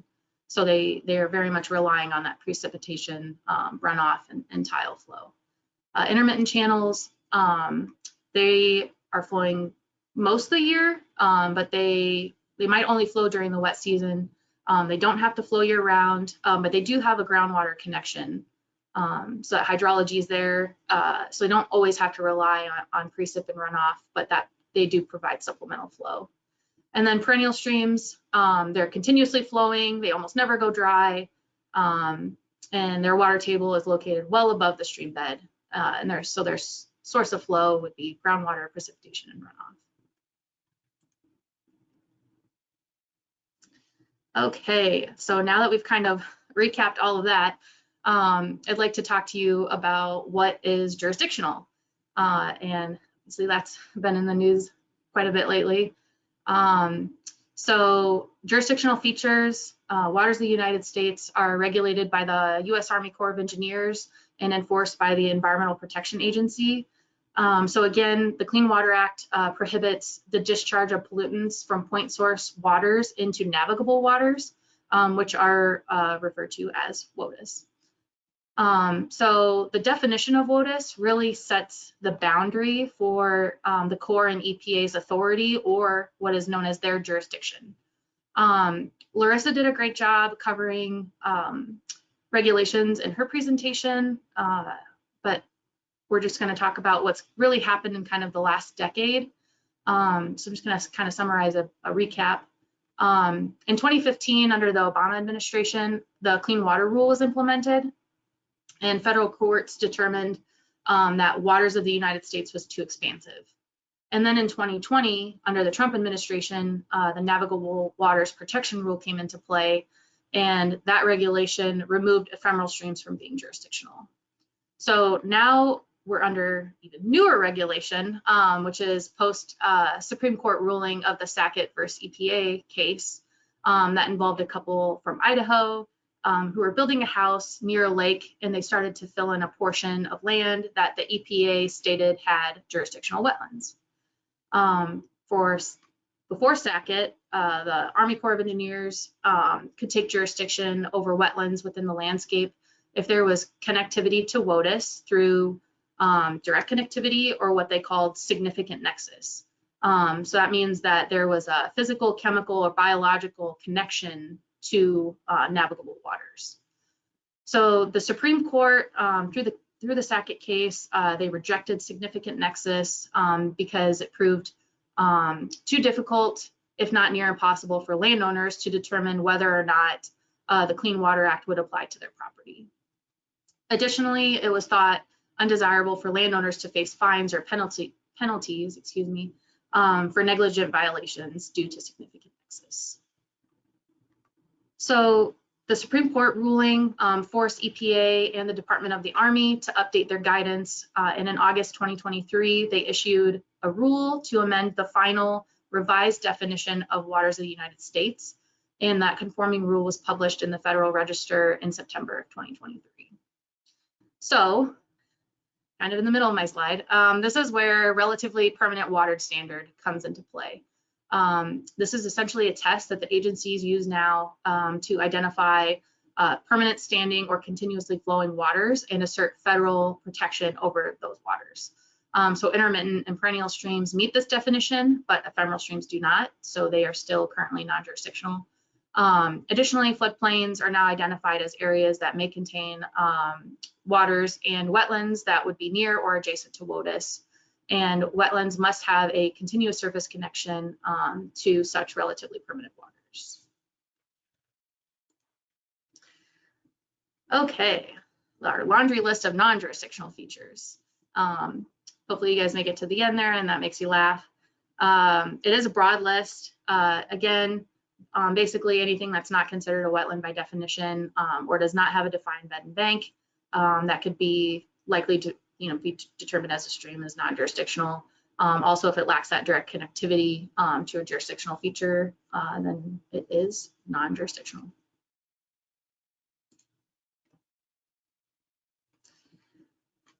Okay, so we understand what natural resources are protected under the Clean Water Act, and we know that the EPA and Corps of Engineers have jurisdiction through the Clean Water Act. Now let's talk about a little bit about permitting. So Section 404 of the Clean Water Act requires permit for discharge of dredge or fill material into waters of the United States. And along with Section 404 comes the State 401 certification, and that's usually associated with that permitting process. We also have the River and Harbor Act of 1899. So Section 10 permit for activities that could affect navigable waters in the United States. And you have to be careful about navigable waters. The Corps, they'll tell you whether it is under Section 10 or not, but typically those are larger rivers. So again, I'm in Iowa. That would be like the Mississippi River, the Missouri River, and the Des Moines River.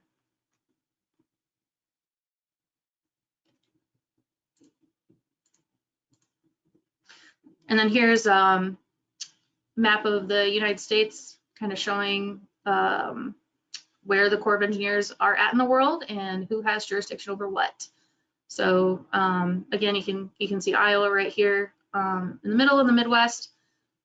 We work most frequently with Rock Island District, but you can see that Omaha and Kansas City District also covers our state. Oftentimes, you know, you'll have several Corps of Engineer districts in one state, and then each district is essentially reports to a division. So that's some information there. Project scheduling. So very important and kind of vital for your project to move forward, whether you're working with a consultant or you are just the landowner submitting to the agencies yourself, or you work for a city or a county. So those municipalities and public agencies also have to submit for permitting. But again, project scheduling, you want to make sure that your wetland delineation is completed for your entire project area. If your project area is located in a farm field, for example, but you also touch a floodplain, you can't just look for wetlands or delineate wetlands within that floodplain. You would also need to check, you know, just for those non-jurisdictional features, or potentially, if there's connectivity, jurisdictional features in and around that farm field. So it's important to tell the agencies what you believe is jurisdictional as well as non-jurisdictional and why. And the Corps and EPA will ultimately make the final decision. Typically, it's just the Corps, but if anything's questionable, they'll reach out to the EPA. And understanding what is jurisdictional is very important to move forward with permitting and potential mitigation. So typical activities that require permits. So construction of roads and trails and bridges, development, residential, commercial, construction of any dams, weirs, dikes, impoundments, that kind of thing could trigger permitting. Replacing utilities and maintenance of those utilities. Stream improvements or stabilization. That could mean riprap along the stream or in the bottom of a channel, and then dredging lakes. If fill placement is going to be within that jurisdictional water body as well. So these are just some examples that would require Clean Water Act permitting through Section 4. Okay, so thresholds. Keep in mind that we are only talking about permitting at this point. We haven't even talked about mitigation yet. I know it's a lot. But so Section 404 permitting, we're again not worried about mitigation at this point. We're just talking thresholds for permits. There's three types of permits. The easy ones are the nationwide permits. So nationwide because they cover our nation. And usually the Corps of Engineers will issue those if your impacts are a half acre or less. Individual permits. That's when once you exceed that half acre threshold, you'd be thrown into the IP category, individual permit. And then also, I don't have it labeled on here, but regional permits. So your Corps of Engineer district may have a regional permit that would satisfy your project as well. And that's just so you don't have to go through, I mean, it's impact activities that they see a lot that aren't covered under nationwide permitting, but they don't necessarily want each one of those individual projects to go through the IP process because it's a lot of work and requires a lot of documentation on their end and on the project's end. So they'll cover those under regional permitting. And then I just kind of threw out also impacts to streams. It's the same as wetlands right now, but they used to have a 300 linear foot rule, and that was removed during the 2021 nationwide permit update. Okay, projects and environmental impacts. I just kind of wanted to throw out. So for permitting, as you're going through that process to determine what your impacts are, you know, the Corps of Engineers, they're going to ask you, can these impacts be avoided? If you can avoid impacts to the waters of the United States, they're going to want you to do that. Otherwise, if avoidance is impracticable, then you can move forward with minimization, our impacts to WOTUS minimized. And you need to document that, justify it to them, and how you're minimizing impacts to WOTUS. Otherwise, if you've tried avoiding and you can't really minimize your impacts, then what are you going to do to compensate that loss of WOTUS? What are you going to do for compensatory mitigation? So, you'd move that. Now we're, you're still focusing on your permit, but now you have this mitigation component that you need to think about. And then you need to quantify your impacts for the regulatory agencies. So compensatory mitigation, again, you're just compensating for the loss of WOTUS, and the Clean Water Act is trying to achieve that no net loss. So what is impacted must be replaced or offset in some capacity. So that's where the 2008 mitigation rule came into play. And under that 2008 mitigation rule, there's a hierarchy. So mitigation options are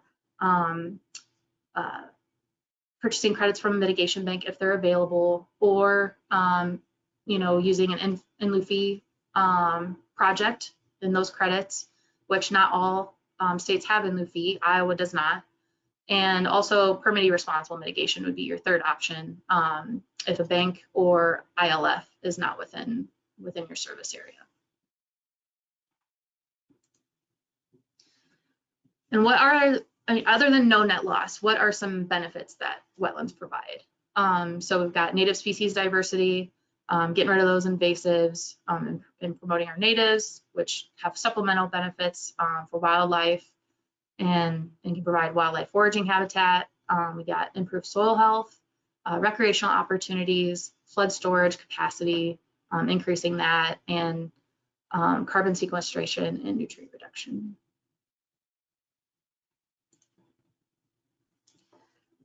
Okay, so now that we've talked about what a wetland is and permitting and mitigation, now we're just going to talk about our options. So I'm going to run through these. These are applicable through permittee responsible, ILF, and mitigation banking, and those are all going to be talked about with you guys later on today. So I'm not going to go into detail on the what's and the hows. But we can definitely talk about what is wetland enhancement. So this is a type of wetland improvement. So wetland enhancement means that the wetland is already there. And we talked about that. So it had hydrophytic vegetation, hydric soils, hydrology. So the three criteria to make a wetland. But maybe the vegetation was dominated by invasives. So your mitigation or your proposed mitigation would be to complete wetland enhancement, which would be improving the vegetation by removing those invasives and seeding the site with natives. Typically, you don't really grade wetland enhancement sites just because they're already wetlands. The only reason that you would grade, again, I said typically, is because some invasives have a really deep root system, and you might have to disc, you might have to actually remove their root structure to get rid of them. So grading might be preferred at a site for wetland enhancement, but not typically. And then maintenance. So invasives can be very difficult to manage.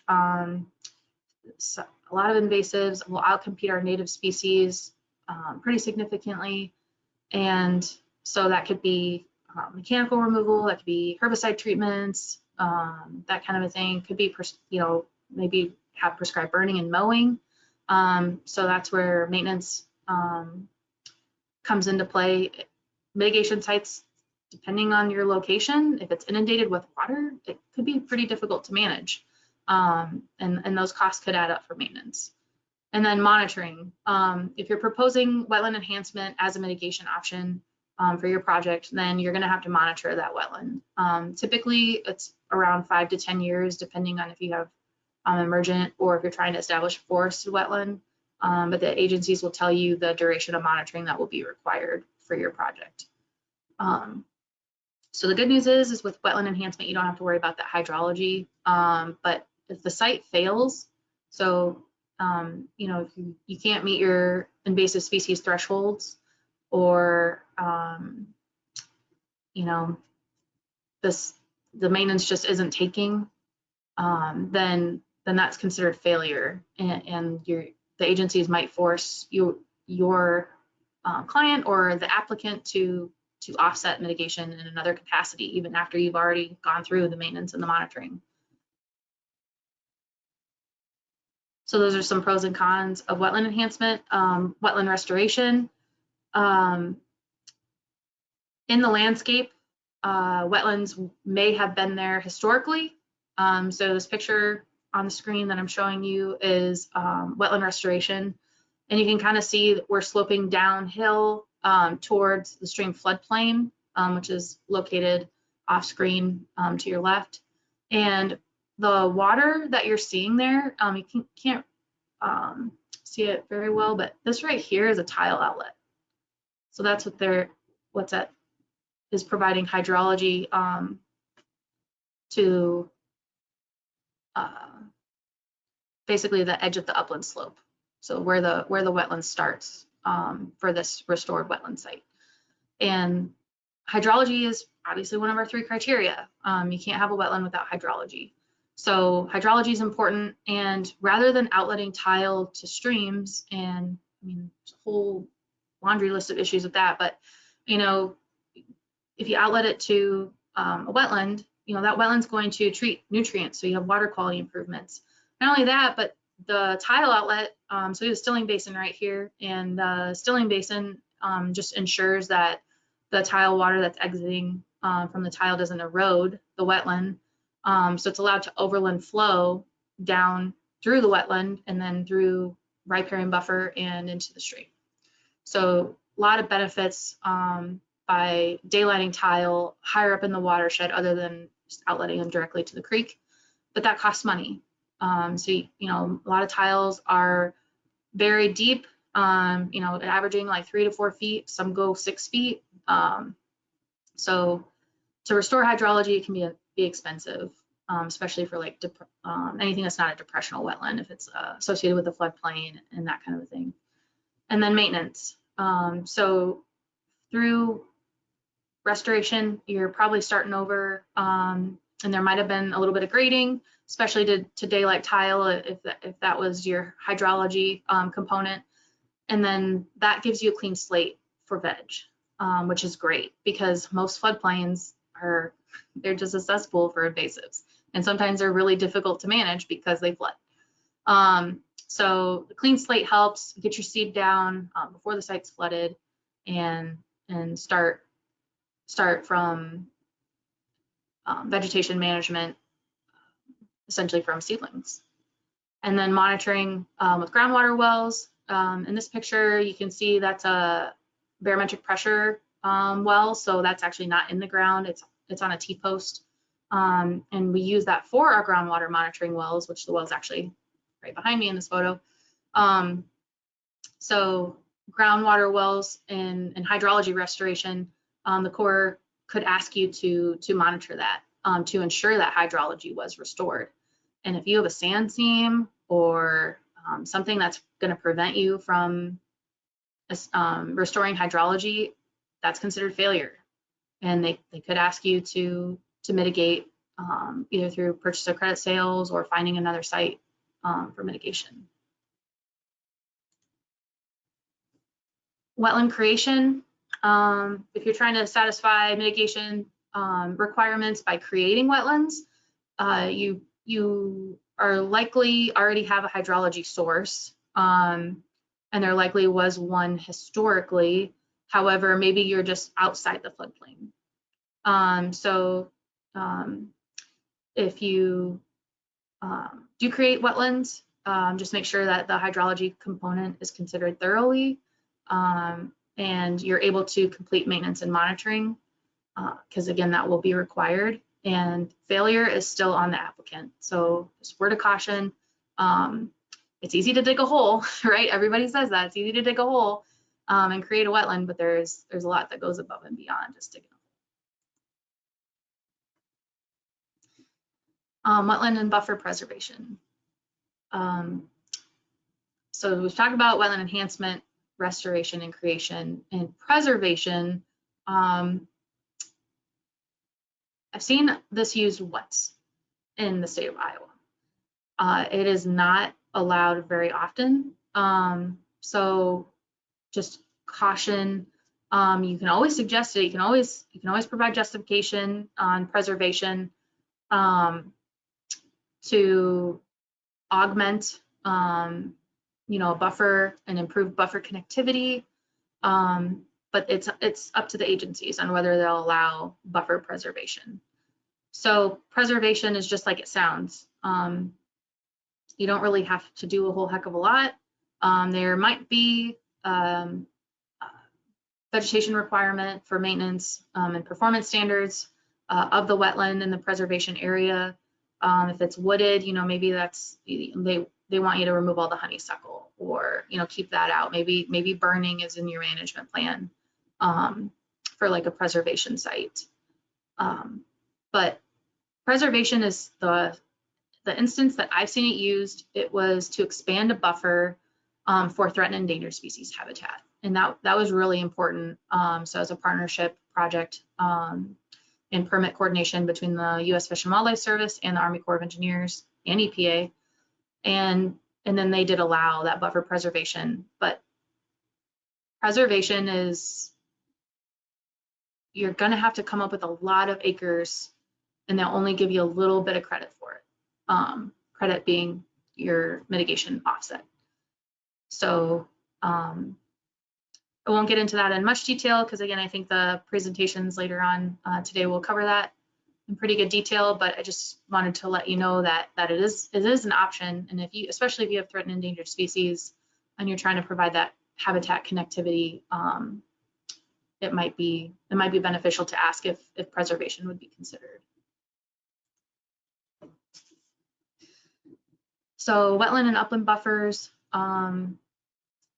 again, just providing that justification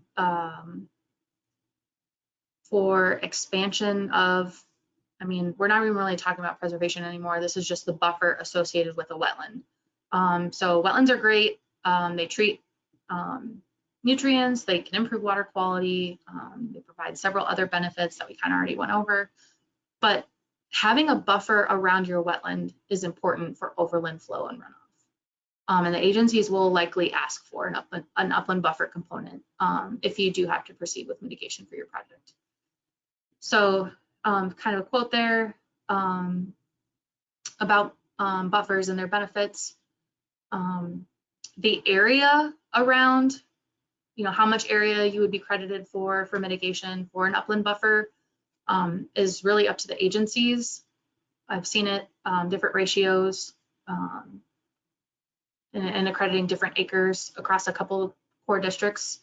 But it's up to you as either the applicant or the applicant representative to provide that justification and why it would be beneficial. So Section 404 mitigation, it can be great.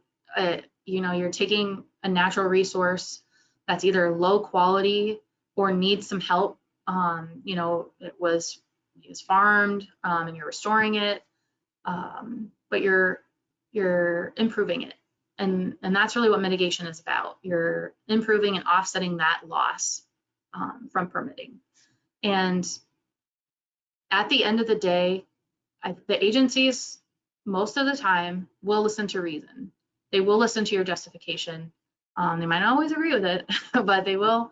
At the end of the day, they'll listen to it. And if you have a project that needs mitigation and you're proposing mitigation, they're going to work with you on that requirement. What is required for your mitigation site and what is going to be expected of monitoring. We've talked a lot about wetland mitigation types and processes and objectives today, but stream mitigation is also a component. So there might be different requirements and performance standards for each type of resource that you are mitigating for. But it's a financial investment, right? So again, mitigation banking, ILF, and PRM are going to be talked about later today, but the applicant needs to understand what all their options are. How much is this going to cost me? Do they have to buy the land? Or do they already own it? What is the cost for construction or the improvements that are going to be made? What are potential costs for maintenance on an annual basis up to the length of the monitoring period? You don't want to just apply monitoring and maintenance costs for year 1. You want them to provide that for years 1 through 10, if that's what's required for monitoring. And then also those performance standards. You don't want to set your mitigation site up for failure. You want to have reasonable performance standards that make sense and are achievable, because at the end of the day, the site could fail, and you don't want that to happen. You don't want failure to be a part of your project. So starting with a really good baseline, understanding your site that you have, making sure you're doing all your due diligence, you know, your wetland delineation, your cultural resources review, your T&E survey, might even do some bores, some boring logs and some soil analysis to make sure that there aren't any sand seams within your project area that you're proposing for mitigation. There's, you know, does the mitigation that you're proposing make sense? What will be your hydrology? Is your hydrology already there? And then maintenance and monitoring, what does that look like? So we didn't really talk about forested wetlands in great detail, but you know, if you're proposing trees for your mitigation site, you're gonna have to make sure that those trees survive. And I know the last few years, you know, it's like we're either in a flood or we're in a drought, is what it seems like. It's really hard to keep trees alive under those circumstances. So making sure that you're thinking about climate change and your water source, again, that hydrology component. So I think I am a little ahead of schedule. I don't know if there are a few questions, but I'd be willing to take those at this time. That sounds great. And there are a couple of questions right now, Nicole, and also for any other questions that people might have, feel free to enter them in the questions bar. I'll be reviewing here and we can certainly address those. But the first question that was entered reads, oh, and also I'll make these visible on your end, Nicole, in case you'd like to view them. Okay. But the first question reads, is the definition of navigable waters to be taken literally, or are smaller streams and creeks that cannot support a boat included? Okay. I'm trying to expand this box so it's bigger. Yeah, there should be also a box button off to the right side of where it says questions, which will undock the questions bar into a separate window. Oh, okay. Let's see. Oh, yep, sure did.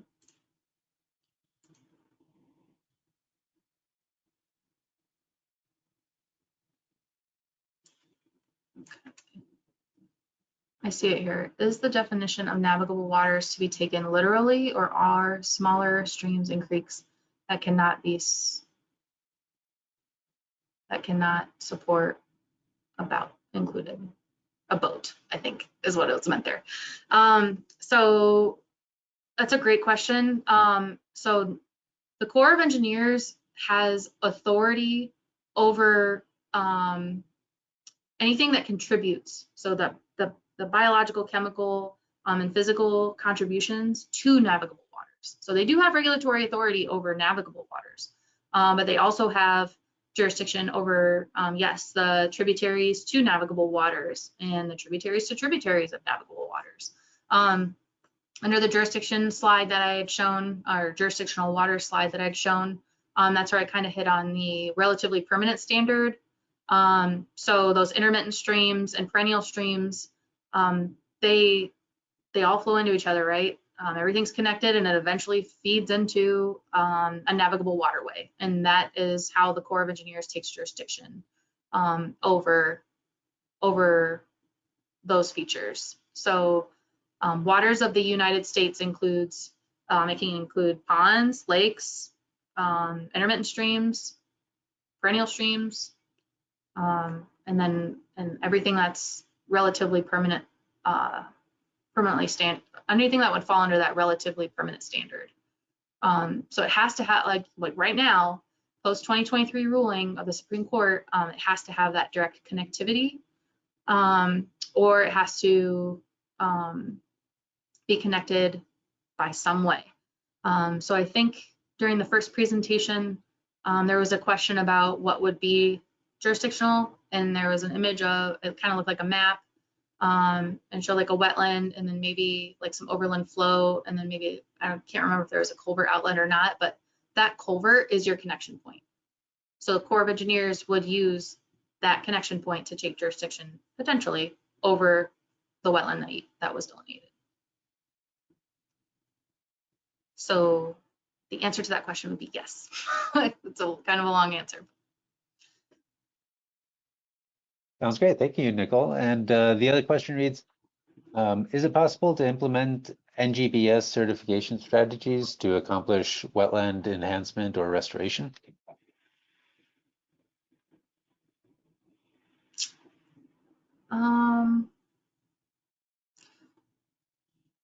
So I'm not really sure.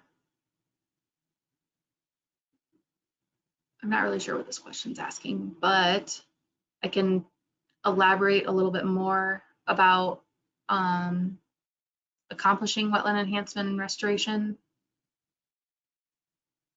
if that would be beneficial. I don't know if this question could be expanded upon, or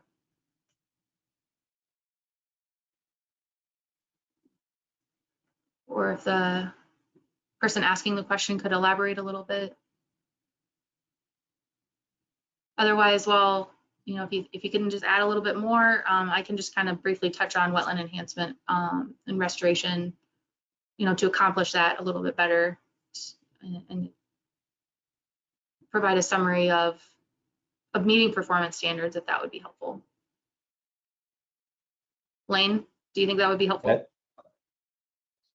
Absolutely. And so Felipe, if you wouldn't mind entering a little bit more information or clarification in the questions bar, I can read that out for a comment. Okay. Otherwise, if you prefer to unmute yourself, Felipe, I believe you should still have that ability.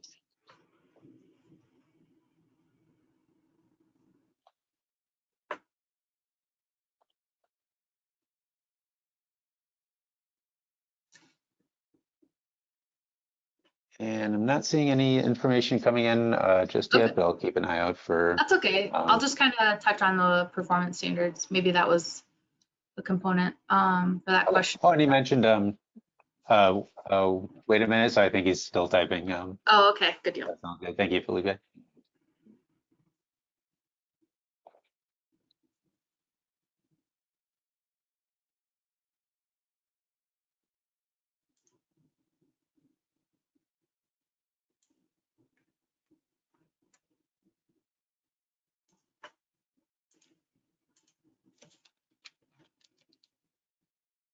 And I see another question came in also, so I'll make that visible to you as well, Nicole. Okay.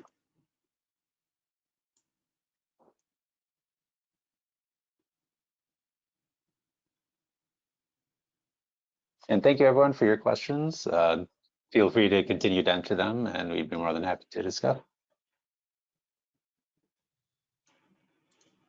And if we don't have that clarification coming in, I suppose we can always circle back to this and address later on.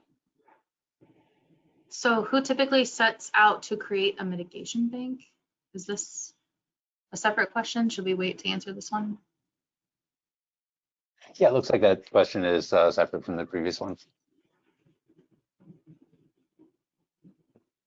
Well, I can answer this one maybe while, if Felipe is going to add more, and I can hit on performance standards since we still have a little bit of time too. So this last question, who typically sets out to create a mitigation bank? Is it a big money maker? Does it become a land trust? So I will talk about mitigation banking from my experience in Iowa.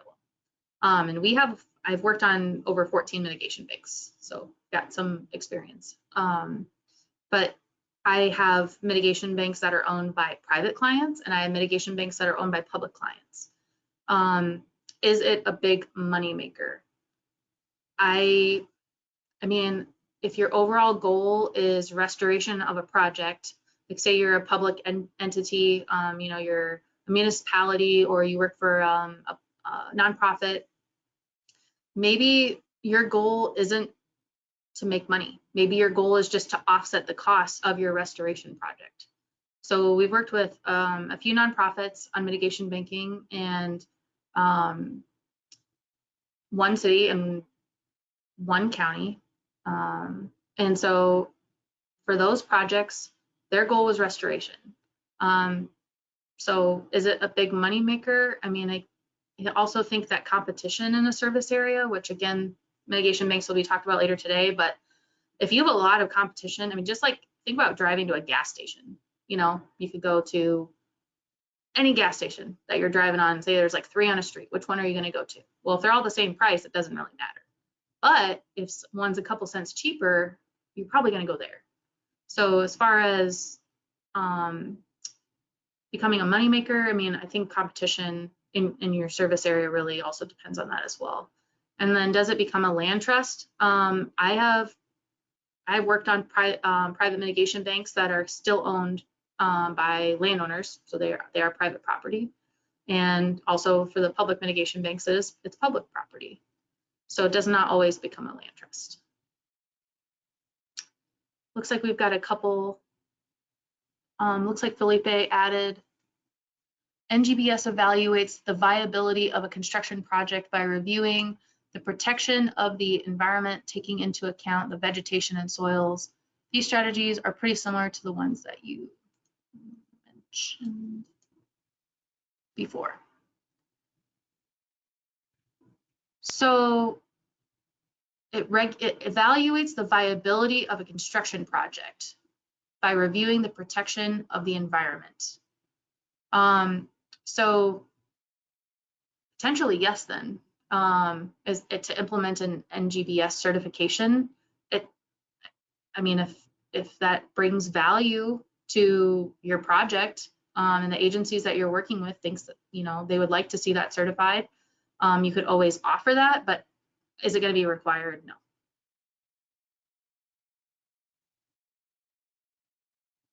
Lane, looks like we have 2 other questions. Yes, and I see that Felipe also added, what I want to know is if as a developer, I can use these strategies to apply to both processes. Okay, so from a development standpoint, I mean, is it necessary? No, but could you use that to provide additional justification? Then maybe.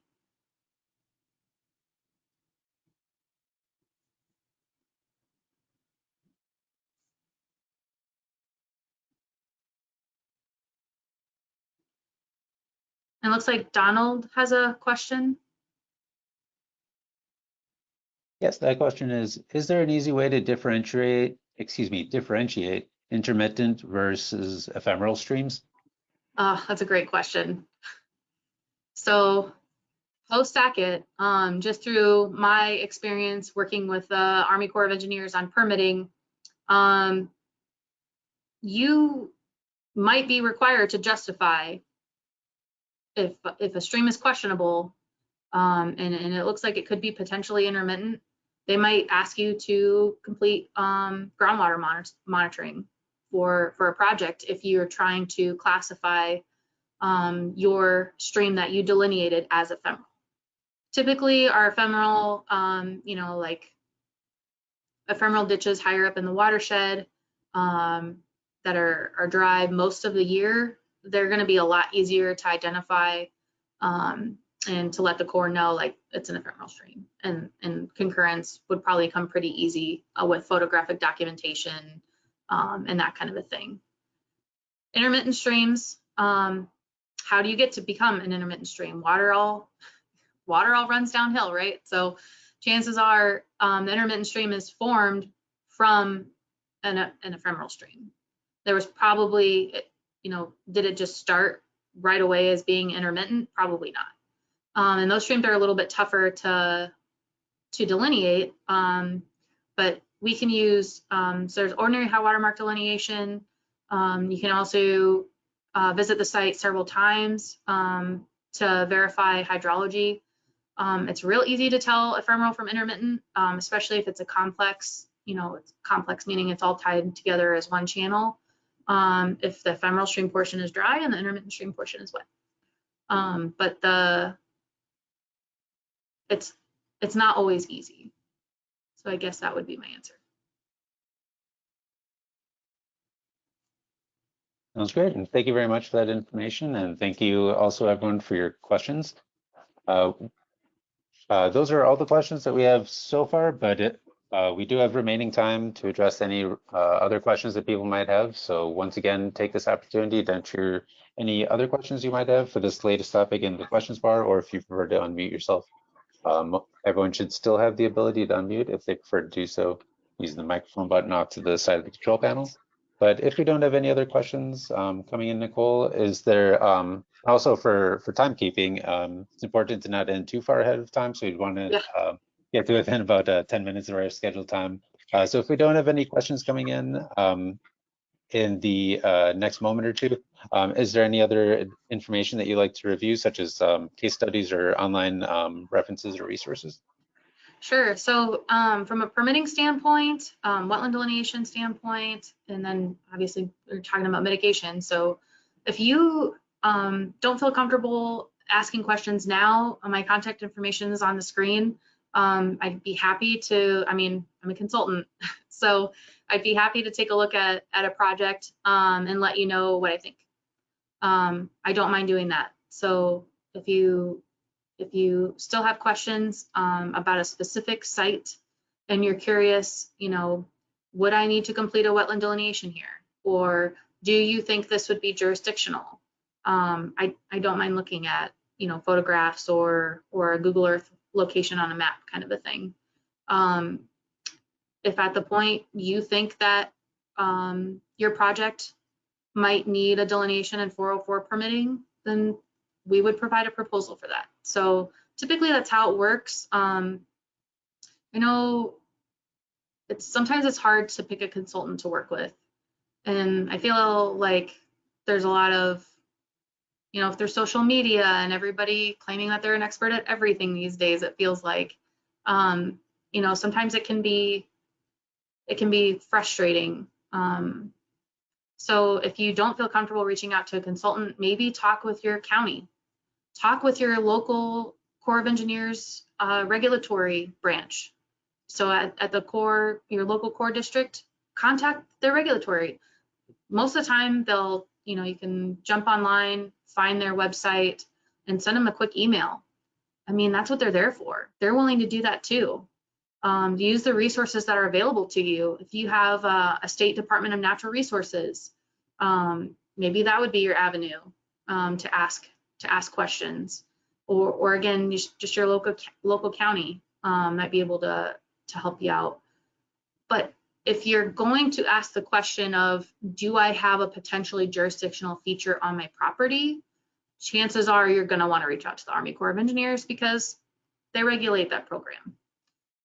If your question is, how do I manage invasive species on my property, then that could be, your county, your favorite nonprofit, that kind of a thing. So I feel like depending on the questions you have, there are several resources available to you who you could reach out to and ask for help or just ask a question. So having said that, I'll also touch on the performance standards part, because I didn't really get to touch on that very much during my presentation. I won't come at it from like a PRM, Permittee Responsible Mitigation, or ILF in the food program, or mitigation bank perspective. I'll just talk about it in general. So performance standards should be achievable. So for your project, if your mitigation is required, you're going to want to make sure that you are satisfying no net loss. So you want to do that, but you also want to make sure that it's achievable. And what do I mean by that? Well, performance standards could be, vegetation, so invasive species. You're going to want to make sure that you get those natives and you can have high percentages of those, because high percentages of invasive species will not be tolerated by the regulatory agencies. Really think about maintenance. How, that's where you could also reach out to your state or to your county. How do they manage this invasive species? What do they use? Is it just mowing? For example, in Iowa, we have red canary grass and it hates to be mowed. There are other grasses like foul manna grass that love to be mowed. So maybe mowing is going to be, pretty frequent management practice in the first several years. And then, you would see, for that example, you would see red canary grass decrease and foul manna grass increase. Maybe prescribed burning is a management tool, so that's available to you for maintenance. So along floodplains, if it's an area that can't be mowed, maybe prescribe fire. Big blue stem, great fire grass, that kind of a thing. Maybe that's what you want to seed for your wetland mitigation project instead of another grass. So vegetation, really considering how a site will be managed. Soils, so that hydric soils component, the agencies don't require you to have it right away. If you're restoring or creating a wetland, because it takes time. It takes time to develop hydric soils. So hydric soils might not be kind of like your number one concern, I guess, when developing a mitigation site, but soils better be a concern if you're in a sandy floodplain, because that sand is going to draw water out. And it might be really difficult to establish, even restore a wetland that used to be there, because those alluvial deposits have changed over time or what have you. Same thing for oxbow restoration, actually. And then hydrology. So those three criteria: the vegetation, the soils, and the hydrology. That is a criteria for wetlands. It has to be there. For wetlands to be defined as wetlands and delineated as wetlands, they have to maintain hydrology for a minimum of 14 days during the growing season. So 14 days is typically April through October, depending on where you're at in the world. And the growing season, at least here in Iowa, if you're considering hydrology in the spring and the site is really wet, it might look really good, but you also might want to take a look at that proposed mitigation site through USGS, or you can look, there's several things that you can look at for hydrology, but just really focusing on the hydrology data analysis and making sure that you're taking consideration of your site year round and not just in the spring, because monitoring is required. Typically it's a spring and fall site visit with reports due at the end of the year. So you need to be monitoring that hydrology. And I think I covered it. We're like 2 minutes early, Lane. Sounds great. And thank you once again, Nicole, for not only this presentation, but that additional information. And I also saw that there are a couple other questions just entered. One is from a fellow panelist asking, which states can you personally permit a mitigation bank? So again, you'd want to reach out to your core district and you want to do your homework on what your service area would be if you're considering developing a mitigation bank. So I know that there are mitigation banks in Illinois and Missouri and Wisconsin and Minnesota, all around me. Same thing for the Dakotas. Personally, we've worked on mitigation banks in Nebraska and Iowa, so I know them a little bit better. We actually have one proposed for Illinois, but if you're going to consider developing a mitigation bank, you want to consider the area around you and where can you sell credits and how many credits can you develop, because oftentimes again, they'll talk about it later, but there are certain acre thresholds or stream credit thresholds that are going to be required for a mitigation bank. Thank you. And I see they're also asking about your specific, which states you specifically specialize in. Was that Nebraska and Illinois? No, so I worked on projects, delineations and permitting, and PRM sites, and several other states. I've just worked on mitigation banks in Nebraska and Iowa. So basically the Midwest. So I primarily work with what's called the Midwest Supplement and the Great Plains Supplement for wetland delineations. So if you know where those boundaries are, it's basically the Midwest. Sounds good. Thank you. And the last question in the questions bar reads, Wetlands Delineation 101. Can you describe briefly the process to have an area evaluated to determine if it is jurisdictional, such as the initial submittal to the Corps, what is in the submittal, their letter of determination, etc.? Sure. So again, you don't have to have a wetland delineation completed to reach out to your local Corps district. If you are going to be mass grading or proposing to mass grade or impact a potential wetland, they will likely ask for a wetland delineation. So determining if it's jurisdictional, again, we can only offer our opinion on what is likely jurisdictional or what is likely non-jurisdictional. The Corps of Engineers will ultimately make that determination, and if it's a challenging one, they'll reach out to EPA. So through the permitting process, if you have a wetland delineation completed for your project, but you're not ready to move forward with permitting, you want to know officially if the agencies have jurisdiction or not, you can submit what's called an approved jurisdictional determination request, so an AJD, and the Corps of Engineers will take some time to review your project and let you know whether they have jurisdiction over that resource or not.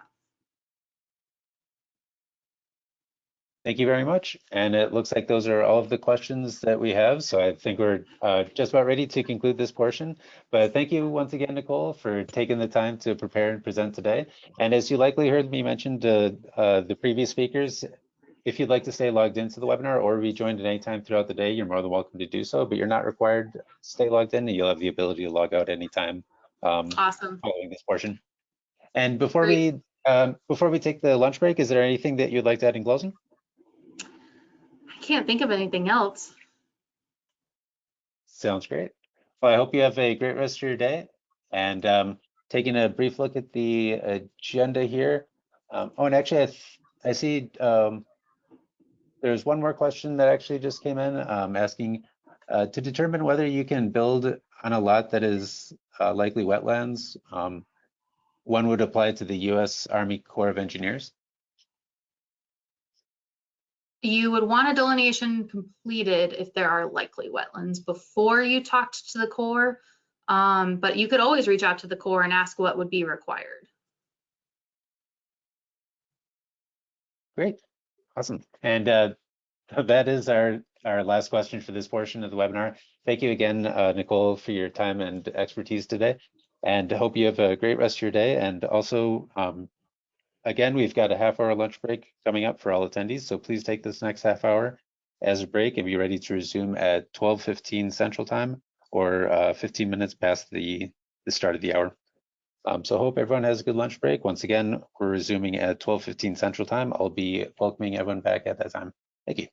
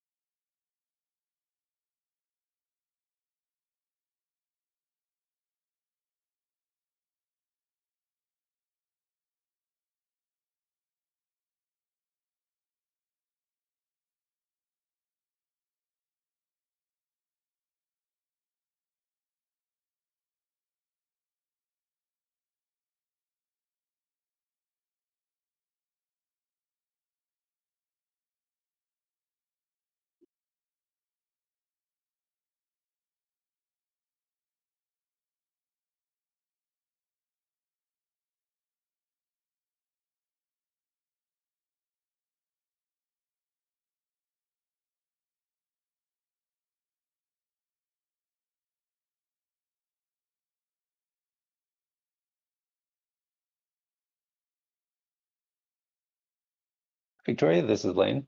I see there are a couple minutes remaining in the lunch break, but I just wanted to quickly unmute myself to do a sound check. Can you hear me all right on your computer? Yes, can you hear me? Yes, again. Yep, sounds Good. great on my end. Thank you very much for confirming. And I also see the slideshow is viewable in full screen view. That looks great. Wonderful. Awesome. So I'll just give everyone a final minute here to rejoin the webinar if they haven't already done so. But I'll get things started in just a moment. Okay, thank you. Sure thing. Thank you.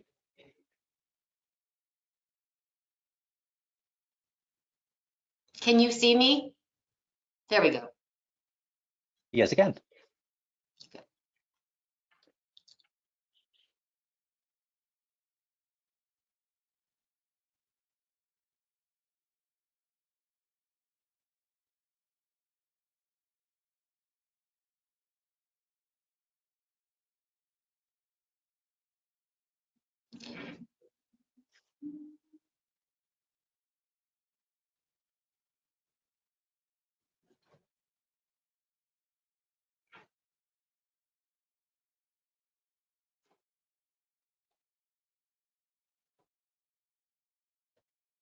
All right, and I see we're just arriving at our scheduled start time, 12:15 Central. So I'd like to quickly welcome all attendees back to the webinar. I hope everyone had a good lunch break and is all set to begin the afternoon portion of the webinar. And the afternoon portion begins with another 1-hour presentation, and the subject of this next presentation is wetland mitigation banking. And here to present, I would like to welcome and briefly introduce the next speaker of the day, Victoria K. Bruce, who is the CEO of the Mitigation Banking Group Incorporated. And Ms. Bruce has over 19 years of sales and marketing experience serving Florida's mitigation banking credit industry. Vast background in the wetland mitigation and habitat conservation banks industry has designated her as one of Florida's most sought after mitigation bank sales brokers. And Victoria, thank you so much for joining the webinar to present today. It looks like we're all set to begin, so I'll turn the webinar over to you right now. So please feel free to begin whenever you're ready. Wonderful. Can everyone see me and hear me okay? Yep, sounding, yeah, everything's looking good on my end, but if anyone has any difficulty seeing or hearing the presentation, feel free to let us know in the questions bar and we can resolve that right away. But I see someone responded yes, so thank you for that, that feedback, everyone. Good. I can't find myself, but as long as you can see me, that's good. Let's put this down here. How do I minimize that? Oh, there we go. Okay. Okay. Sorry, Victoria. It looks like the view of the presentation actually changed. It's actually showing your email application right now.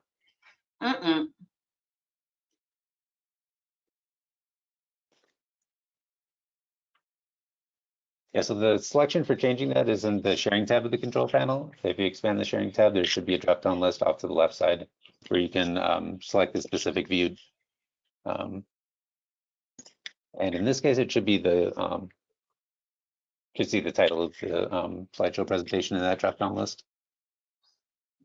Oh boy, this is very confusing. Hold on, now I'm showing you all my leads. Hold on.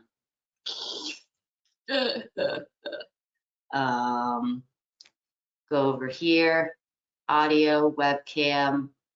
I want to share my screen.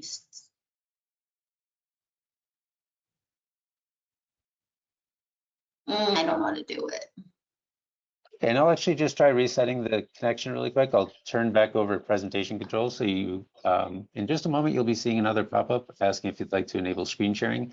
And in that pop-up, there will be a drop-down list. And in that list, you should see all the available view selections, including specifically the full screen of the presentation.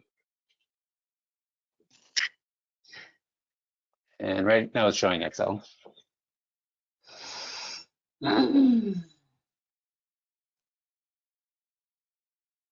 What about now? Right now it's showing Excel. So do you have the sharing tab expanded in the GoToWebinar control panel?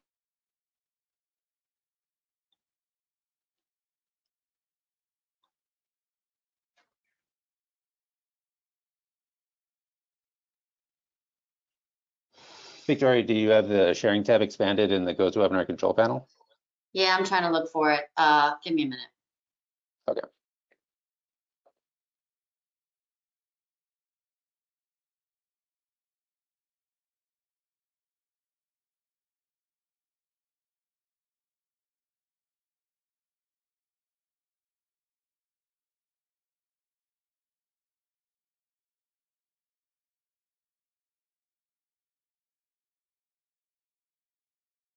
I'm back. Can you hear me and see me? I can hear you.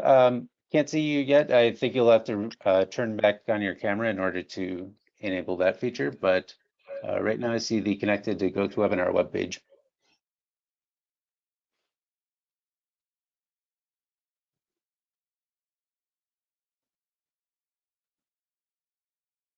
What about now? I see PowerPoint on my end. Great. Okay, let's get started. So I am Victoria Bruce. Got married in November. I was previously Victoria Colangelo, so new name, new year. And I have been permitting mitigation, not permitting, marketing the credits for mitigation bank since 2004. And I also most recently started not only selling credits, but also selling mitigation banks as well throughout the country.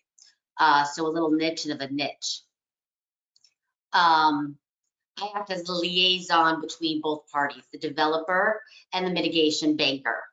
And so when mitigation is needed, I can help facilitate that process. Now, let's start with the very basics. Who can create a mitigation bank? I was listening to the other presentations, which were fabulous this morning, and learned so much, took like 20 pages of notes. But anyone can be a mitigation sponsor. It could be Ducks Unlimited, it could be Audubon of Florida. I could be a mitigation sponsor. You could be a mitigation sponsor. All you have to do is have a joint venture or own the land. So you have to have the land, and then you would apply for a permit, mitigation banking instrument, and this MBI, mitigation banking instrument, will give you the rights to be able to authorize unavoidable impacts for mitigation credits. So to be able to establish a mitigation bank is very costly and time consuming, but anyone can really do it. And just depends on, of course, permit approval from the Army Corps of Engineers and the state that you are in if they do mitigation as well, as far as locally regulating it. And currently that's Michigan, New Jersey, and Florida. And Florida is all pending. Okay. Degraded ecological conditions. Okay, so this is what we're looking for. We are looking for a mitigation bank that has been degraded, ditched, drained. It's something that we can provide lift, something that can be restored, enhanced. If you watch Nicole's presentation, she went to detail about the restoration versus the enhancement. And restoration is more on the hydrology side, and the enhancement is more on maybe exotics or the species and things like that. So there's a lot to consider, but mitigation bank is not just preservation. You have to have a restoration enhancement component. We are fixing broken swamps. We are not just preserving them. There's no credits with that. We get credits on the lift. So we're going to say this site, 1,000 acres, and it's currently, you know, a score of anywhere from 0 to 1. And here in Florida, we do the UMAM, Uniform Mitigation Assessment Method. And anywhere from 0 to 1 shows that quality of that wetland, which is determined by the soil, the hydrology, and the location and the vegetation. So all these different factors determine if it's a low or a high quality wetland, or medium, anywhere from 0 to 1. And so a low quality wetland would be an example of like a 0.3. So if you had an acre of impact and you have a low quality wetland on the impact side, you would need 0.3 credits. Now, on the preservation restoration side, how it works is you would say, this land is like a canvas for a painter. And it's currently, I would say, a 3, but I can bring it to a 6. And that delta, those 3 points, you will get credit for, multiply that by the acreage. So for example, 0.3 times 1,000 acres, you would get 300 credits. Now you don't get all 300 credits at once. You get about 10 or 20% in the beginning. And what you need to do is a lot of different financial financial instruments, short-term and long-term, and also put a conservation easement on the land.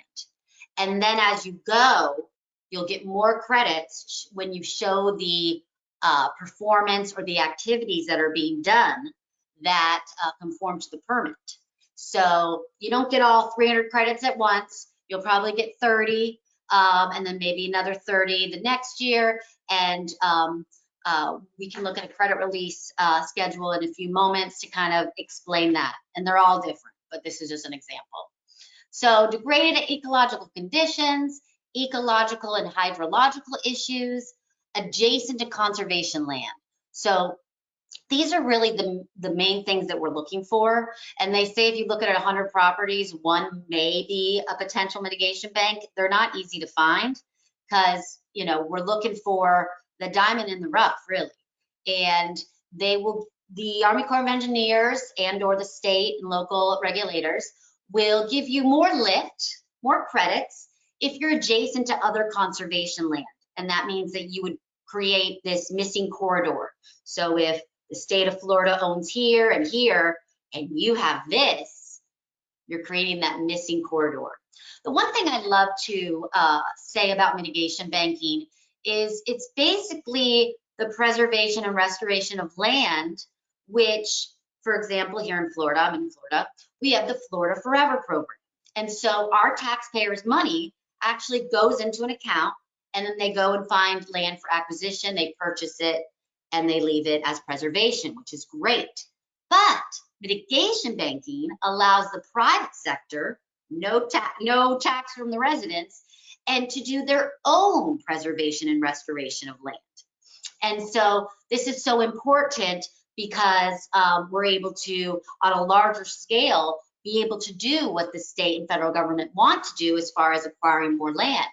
But on the private side, we can do this without getting taxes, and it's more of an investment for the permittee, the mitigation bank, the mitigation banker, so that he can not only offset mitigation that is needed for adverse wetland impacts, but also hopefully be able to have a profit. And if done right, this industry could be very lucrative. If done wrong, it could be very detrimental to your financial portfolio. So there's a lot of criteria that needs to be in place and lots of due diligence. But the first major thing is site selection, which is what we're looking at here. The last two things are threat of development. If you can show that this property could be developed, you get even more lift, you get more credits. If the property is so undevelopable, there's really no reason to be able to preserve it. And so having that threat of development really helps. And then wetlands and uplands. It is primarily wetlands, but we also need those buffer areas, the uplands. So a lot of times people don't think that you need as many uplands as you would, but you do. Those are also very important and integral for the buffering and the landscape of the project. Now, one thing I didn't mention is that I am taking questions throughout the presentation, and I'll also take them at the end. So you can type your question right there in the right-hand corner. So site selection, what we had just talked about. The more damage the property, the more lift yield you will get per acre of land for the restoration, such as large contiguous land that is a wildlife connector corridor. adjacent or surrounded by other lands under conservation easement. They've been ditched and drained, and they've been used for agriculture, cattle farms. What is the goal? The goal is to identify an ecosystem in need of restoration and enhancement. We want to bring the land back to its natural state.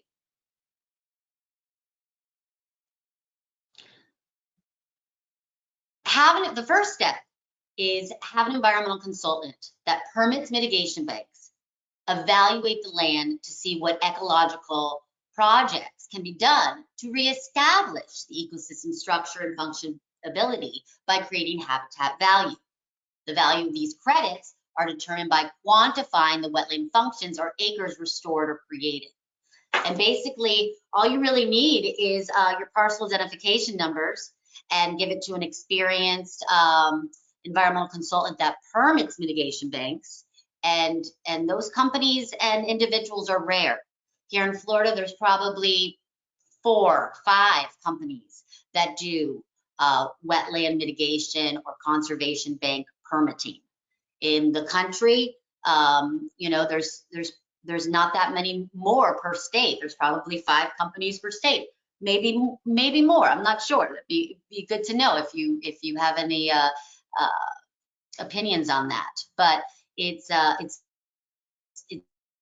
very important to be able to structure that beforehand. Example: 1,000 acres of land. We anticipate 140 credits. How did I do that? So let's go back. So I said 1,000 acres divided by 140. So that is basically a example. We're going to go back of an average mitigation bank. And like I said before, one size does not fit all. But on average, in Florida, I have seen about 7 acres equals 1 credit. Now, this is just an example, but just to kind of give you an idea, 7 acres of restoration, preservation equal 1 credit. And that 1 credit can be sold to an applicant that has adverse wetland impacts that can get approved permit to be able to authorize those impacts. And in lieu of those impacts, you will provide mitigation to be able to move forward with your development legally. All right, now the second most important thing is evaluating the market. And that's where my specialty comes in. The first thing you want to identify is what is the supply in the existing market. Is there no mitigation banks? Is there 1 mitigation bank? Are there 10 mitigation banks? Anywhere, you know, in between.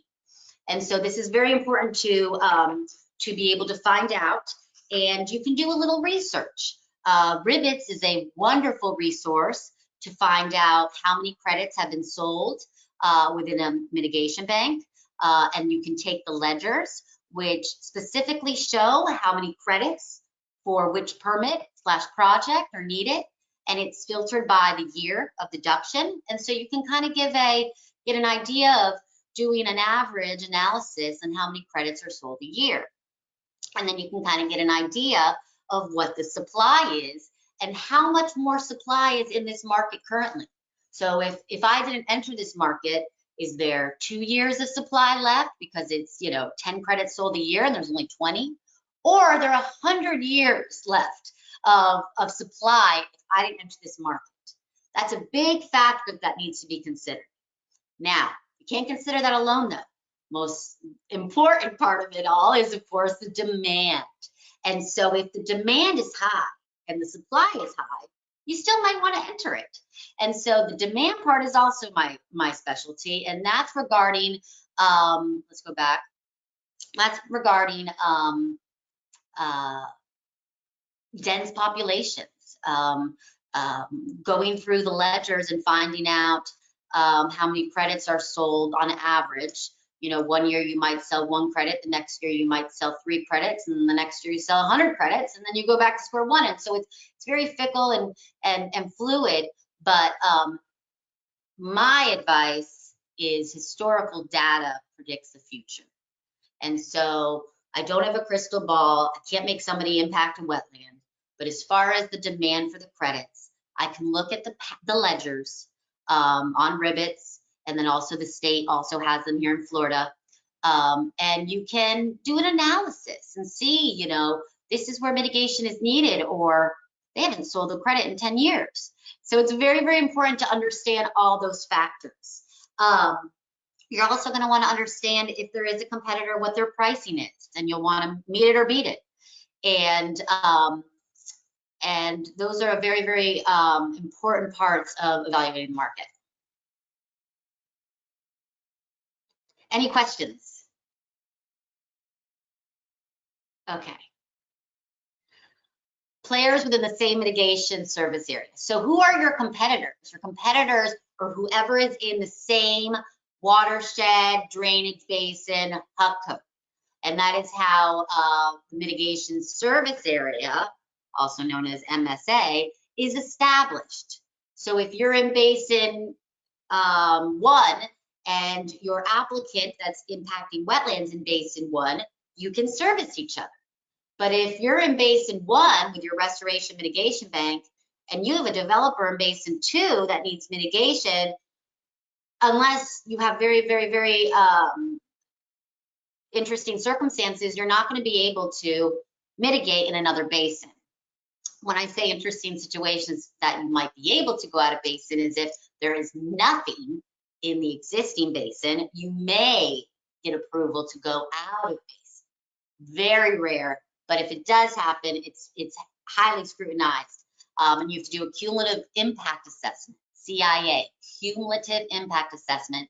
And that will show that if I mitigate in this basin for impacts in another basin, there will be a no net loss. And they do this study, and that can be done on a consultant basis to provide you that information so that you can go out of basin. Sometimes you know, like I said, the credits aren't available or sold out, or the wrong type of credit is available. And so it's definitely an option, but the regulators prefer in basin. They want to keep, if water falls, they want to keep it in the same watershed. And if you can hear, we're getting rain real hard right now in Florida. All right, estimated future yearly credit release or credit sale absorption. That's what we talked about before as far as finding out how many credits we think we can sell in the future, is looking at past data and moving forward that way. And normally I'll take, depending on what's available, 4 to 7 years of historical credit sales for each mitigation bank and run an average of how many credits that is. And that's what I anticipate selling in the future. And that's kind of the absorption that I can give to a mitigation banker and say, you know, 6 credits have been sold a year in this basin on average. Therefore, if you're the only mitigation banker in town, you will sell 6 credits. Now, if you have 3 competitors, you will basically split up those 6 credits within the marketplace. And so that would be my professional opinion as far as the demand.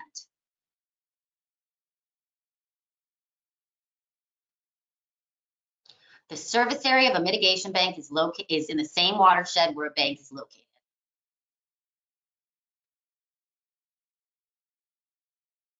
Demand, historical data.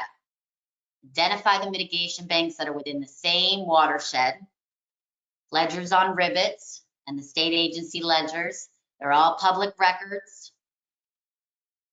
Here is an example of Ribbits. This is the Colbert Cameron Mitigation Bank here in Florida. And this credit ledger summary is just amazing how they're able to do this. This has been an invaluable source of information. And if you don't know how to utilize it, play around with it. It's for the whole entire nation and beyond, and it's just absolutely amazing. And so what I'm seeing here is, these are wetland. I'm looking at this little yellow box to the left-hand corner, top right corner. It says available credits, 259.04. So those are credits that I have available from Colbert Cameron Mitigation Bank that we can sell today. Okay, now withdrawn 374.88. So this mitigation bank was actually one of the first. It was permitted in the 90s, and it has sold 374.88 credits. Now released and potential, it shows that it's basically released all credits available. Potential was 663.99, released 663.92. So you really could argue that there's a 0.07 credits that needs to still be released, but there may have been some issues. So anyways, they've gotten all of their credits released, which means that they hit final success criteria. They hold on a lot of those credits at the end to be able for you to show final success, lots of stringent criteria before you could obtain those credits. You need to show the work before you get it. And those monitoring and reports and site visits will help with that process.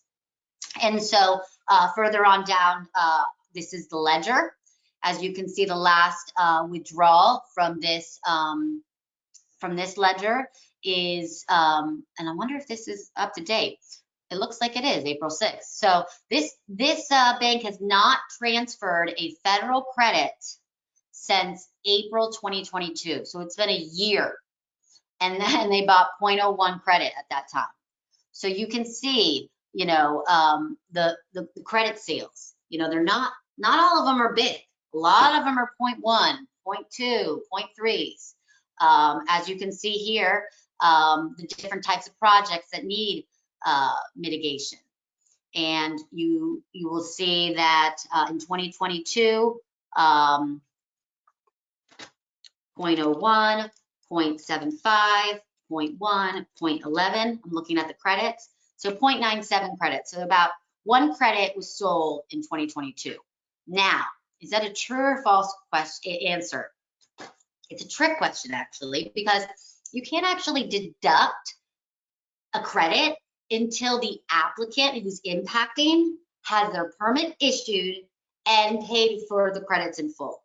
So I may get all the money and I still haven't deducted the credits because the permit hasn't been issued. And there are sometimes projects that I have examples of 10 years that do that. For example, DOT sometimes, depending on the district and where you're located, will pre-purchase mitigation credits thinking, I want to make sure that they're available. I'm going to buy 100 bulk right now, but I don't have any specific project for it. So I've sold 100 credits, but it's not going to show on that ledger until there's an actual project that's assigned to those credits and assigned to that impact applicant's permit number, as you can see here. So there's a lot of variations, and this is just a screenshot of this, but of course it goes down and there's information on credit sales from the 90s. And now you see in 2022, it shows that only 1 credit or so was deducted. But when you look at a more holistic view, if we were to look at 7 years or so, we would see that it's probably more like 6 credits sold a year. Some years are good and some years aren't. What is the average number of credits for the past 7 years of credit sales of all the mitigation banks in a watershed to evaluate the future market demand? So you would take all the banks and do some research. And even if they're sold out, more better for that data. Now, I had, let's go back real quick. I had a mitigation bank that was the first mitigation bank in this basin. So it's like, what do we price it at? What kind of demand do we anticipate? If we build it, they will come. You know, it's hard because the only data that you really could find is looking at PRM, Permittee responsible mitigation, and finding out in that watershed, in that basin, you know, how many credits would have been purchased for the impacts allowed. Now, a lot of development may have been deterred because there was no mitigation credits. But I'll tell you this, when it got permitted, I think in 2017, this one bank that I'm talking about, the Neo Verde Basin 21 Mitigation Bank. When we sold it and didn't have a lot of, you know, knowns about the demand, it pretty much sold out within a year. I mean, the pro forma that we initiated was blown out of the water. And that's because it was on the east coast of Florida, and SpaceX and Blue Origin and NASA and Space Force are all now competing for those credits. So sometimes you just have no idea, you know, what kind of demand there'll be because there hasn't been any historic data. But I will tell you this, being the only mitigation bank in a basin, if you can have that opportunity, even if the demand may not be there yet, it will be. And if you have a monopoly on the market and you're the only mitigation bank, you're going to be successful. Now, if there's 3 or 4, just know you're going to have to split up those resources by 3 or 4 different parties, unless your credit marketing person is absolutely fantastic, and then you can capitalize all the business. But, you know, that just all depends. Here is an example. I took one out of just on Google. I just put up, you know, watershed, so we can understand how the service area works.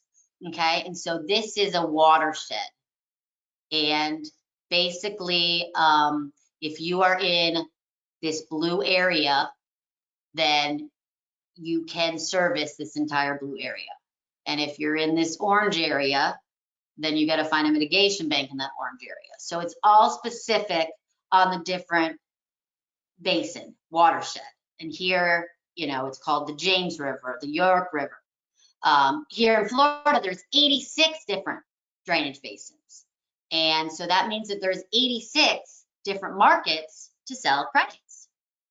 Now, let's talk about regulatory compliance. The Interagency Review Team, IRT.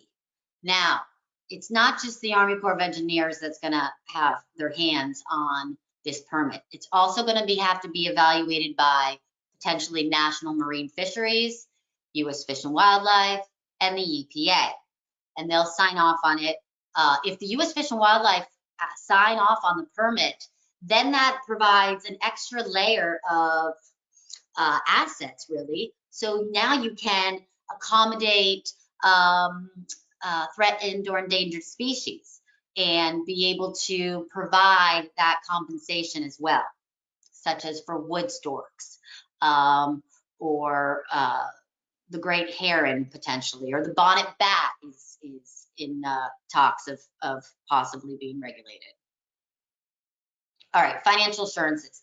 This is the biggest part of mitigation bank, and it's probably the most complicated. After 20 years, I think I finally got my head around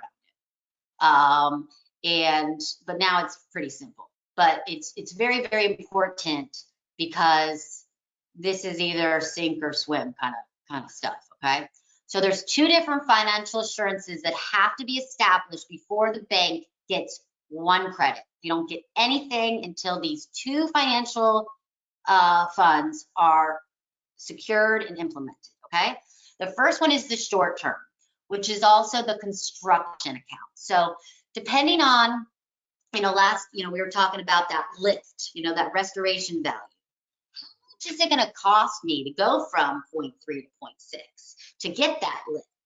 Is it going to cost me $500,000? If so, I need to put up 110% of that in a bond or letter of credit or whatever it may be, so that I can show that I have the funds. And you're actually gonna have to pay for it twice, because now I'm gonna have to pay the contractor, and then I'll give the receipt, and then I can get that money back. But in the meantime, you're gonna have to put up that money twice. And so there's a lot of cash that is needed up front before you even see 1 credit or $1. So there's a lot of liquid money that is needed to establish a mitigation bank before any kind of revenue begins to come in. So the short term is also known as construction and operation phase. And like I said, funding, restoration, construction, you need to fund it 110%. The second financial assurance is the long-term financials. And this one is to make sure that the bank is in full financial success in perpetuity.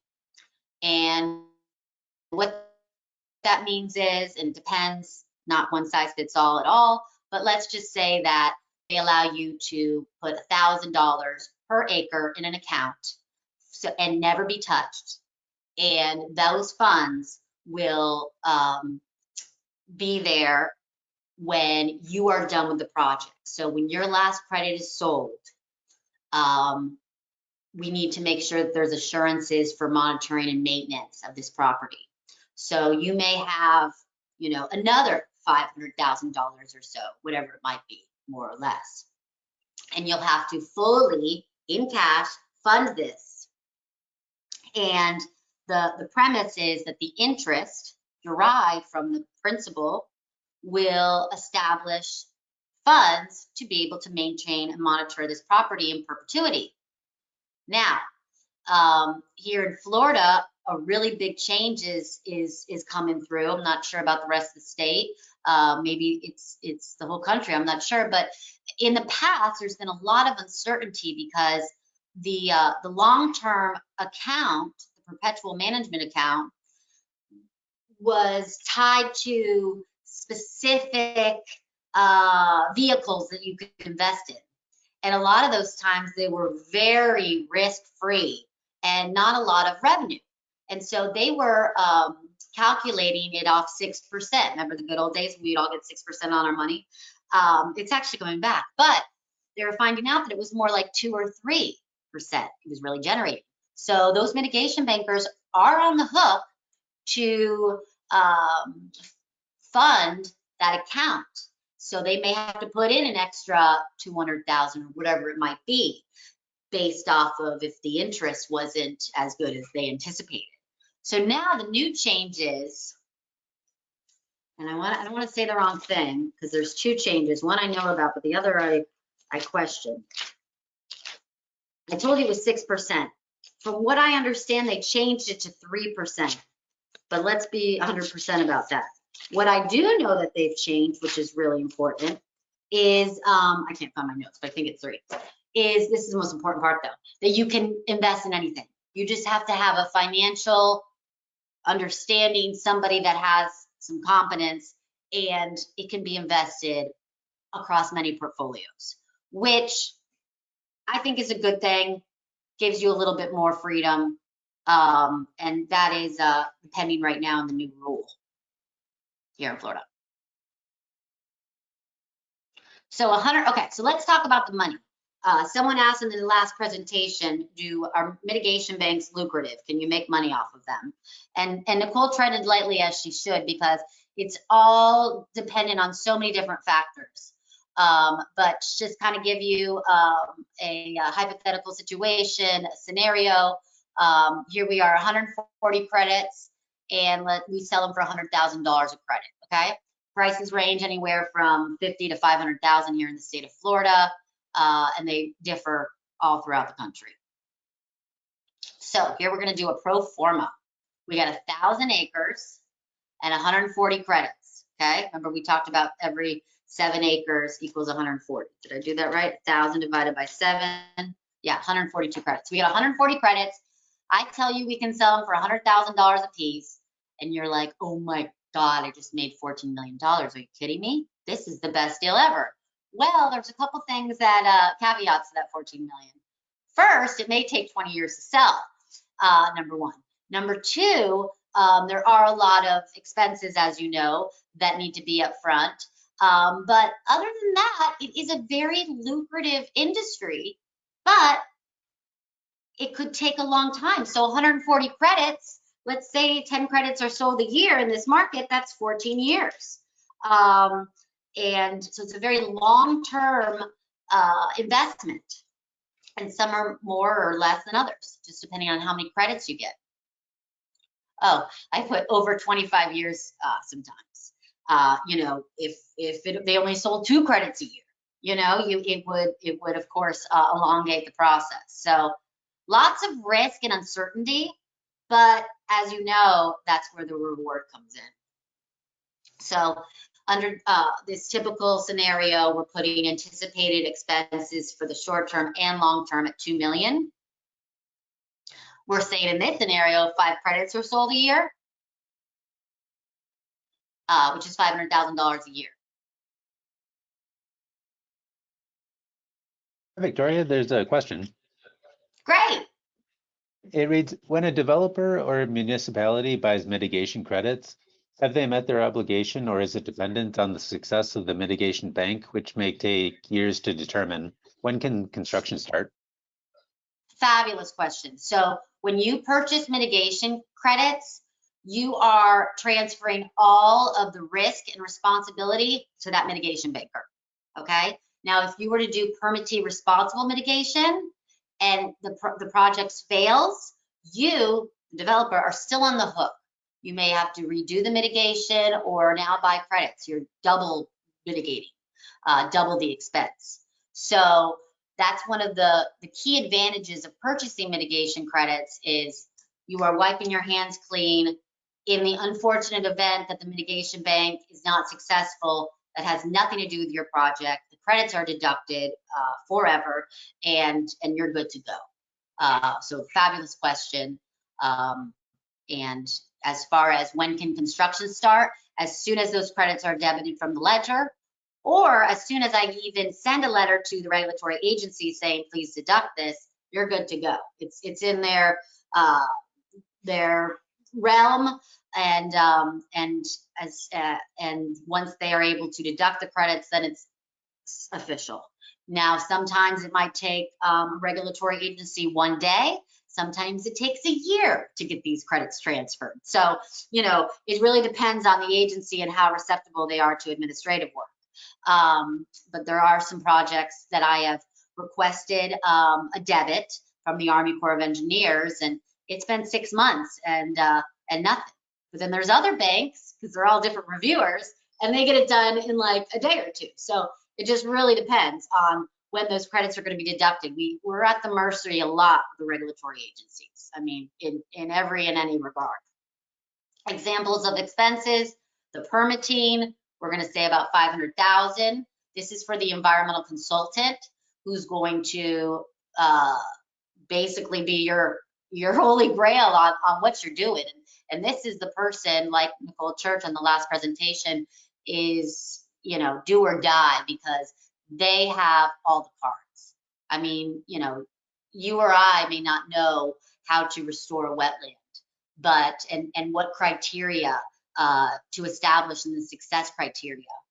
And very, very important, you have a good team, a company or an individual that has permitted at least, you know, 5 to 10 mitigation banks, because of course, as you know, the more you do something, the better you become at it.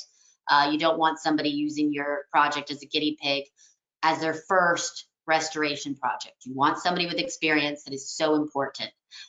You can get so upside down if you pick the wrong environmental consultant to permit a mitigation bank.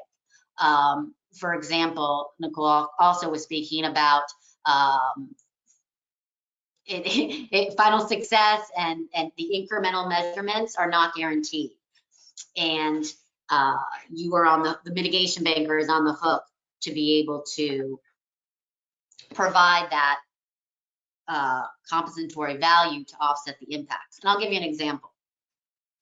There was a mitigation bank that was permitted, had state and federal credits here in Florida, and the state and federal permits with their credit release schedule didn't match. They were like completely different. Like this one said I had to have 5% of invasive species, and this one said 2%. And so there were different criteria. And so you really want to make sure it's streamlined and says the same thing. And also that it's achievable, because the 2% invasive species criteria is unattainable in this specific example. And so you can't get those credits released now. So, you know, you've been banking on the next 40 credits to be released. They're not happening because the project cannot meet the criteria listed in the permit. So that permit is gold. It not only provides a large asset, but also step-by-step what needs to be done during the implementation phase to get this thing done right. And you know, we're doing God's work, and so it's not easy. And a lot of the time, these initiatives fail.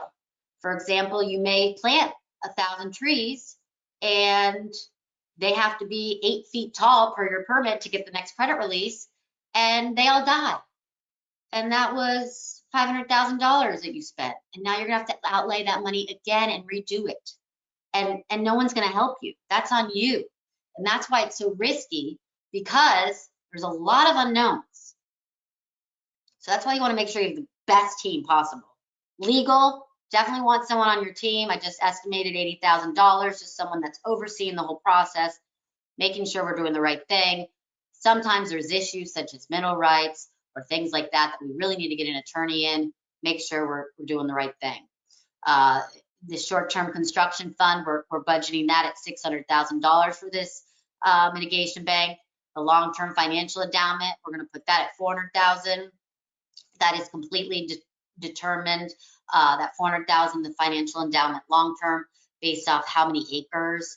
The short-term construction is a monetary amount that you will provide them, showing this is how much it's going to cost to get to these activities. May it be hydrology, a culvert, prescribed fire, removing invasive species, planting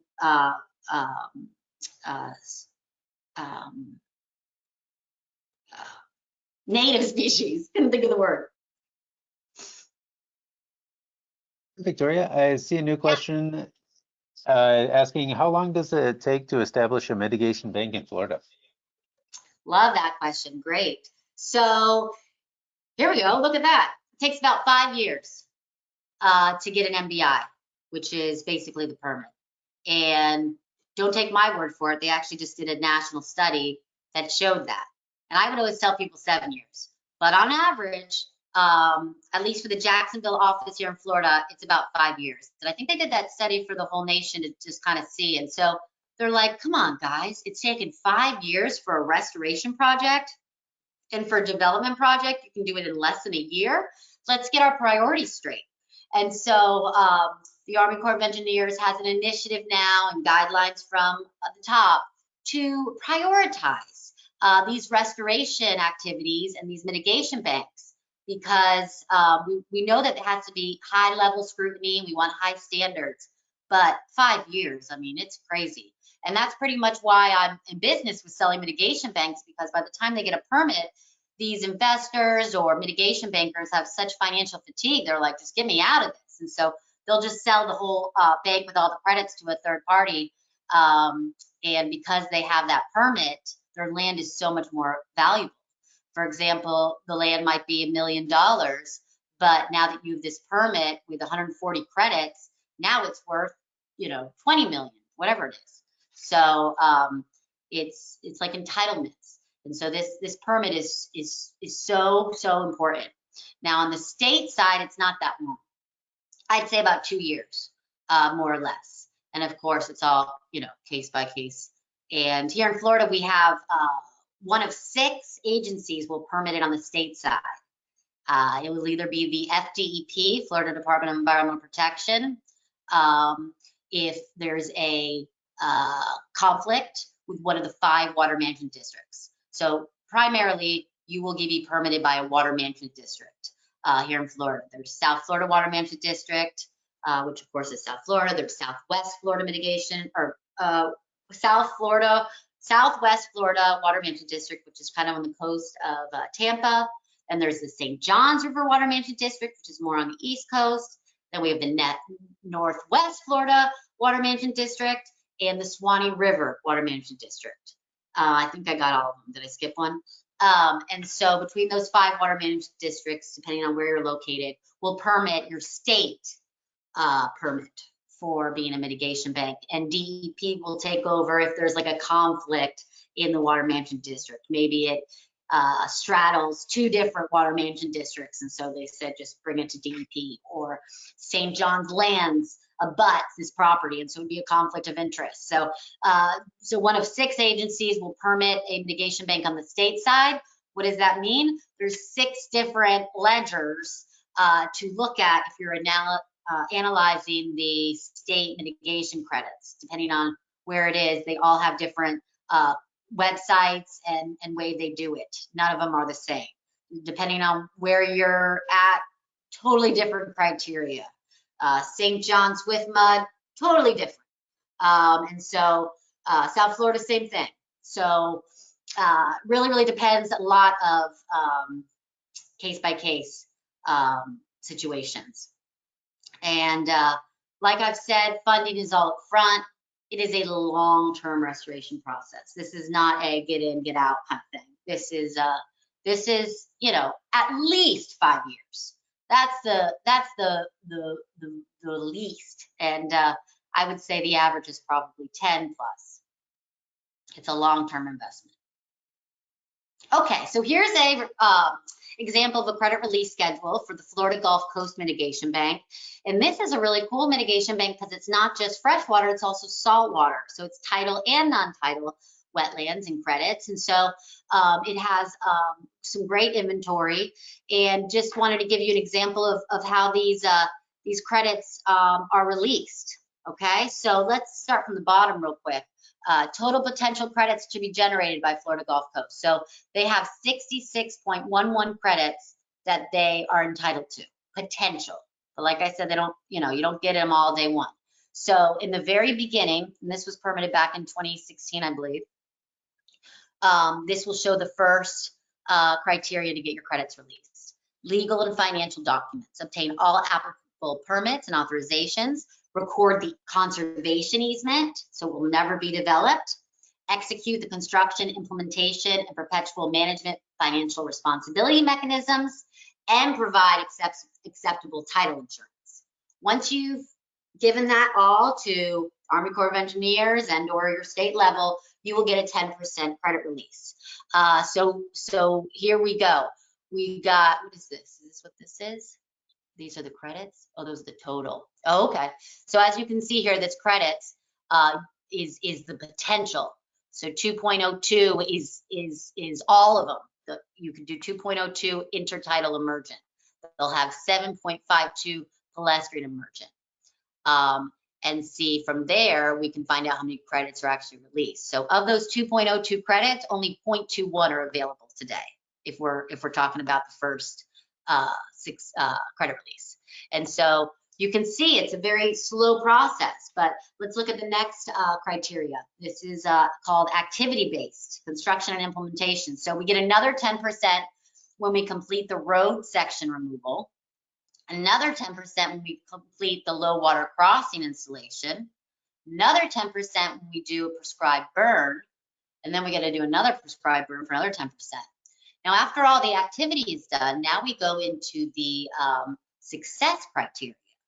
And this takes about 5 years to accomplish, which is the minimum amount really of a mitigation bank. So, and of course it could be more than 5, it might be 10 years. But 5 years is pretty standard. So basically to get another 10%, this is what you have to do. All construction and implementation work is complete, and a monitoring report has been submitted that demonstrates the communities have achieved the minimum standards established in the level 1 success criteria, with a minimum of 1 year of monitoring following the execution of the conservation easement and all the legal financial documents. So not only is it activity, but it's also time. You have to have a whole full year, so we can't implement this too quick. So we get 10%. The next year, we're going to get another 10%. And this is just a monitoring report that demonstrates the success. Now, if you can't demonstrate that, you will not get the credits released. And you may be out of compliance. They may freeze your credits. Lots of bad things can happen. So you want to be able to really stay on schedule and meet those success criteria as soon as possible, just so you can, you know, get the credits in-house and ready to go. There's a lot of banks that don't do this every year. They may say, I already have 20 credits. Why do I need more? You know, we're not going to do that right now. We'll do it later. I don't agree with that. Get as many credits as you can in inventory because you never know what could happen. So anyways, by the end of level 5 success criteria with 5 years of monitoring, they will give you an additional 10% for the final release.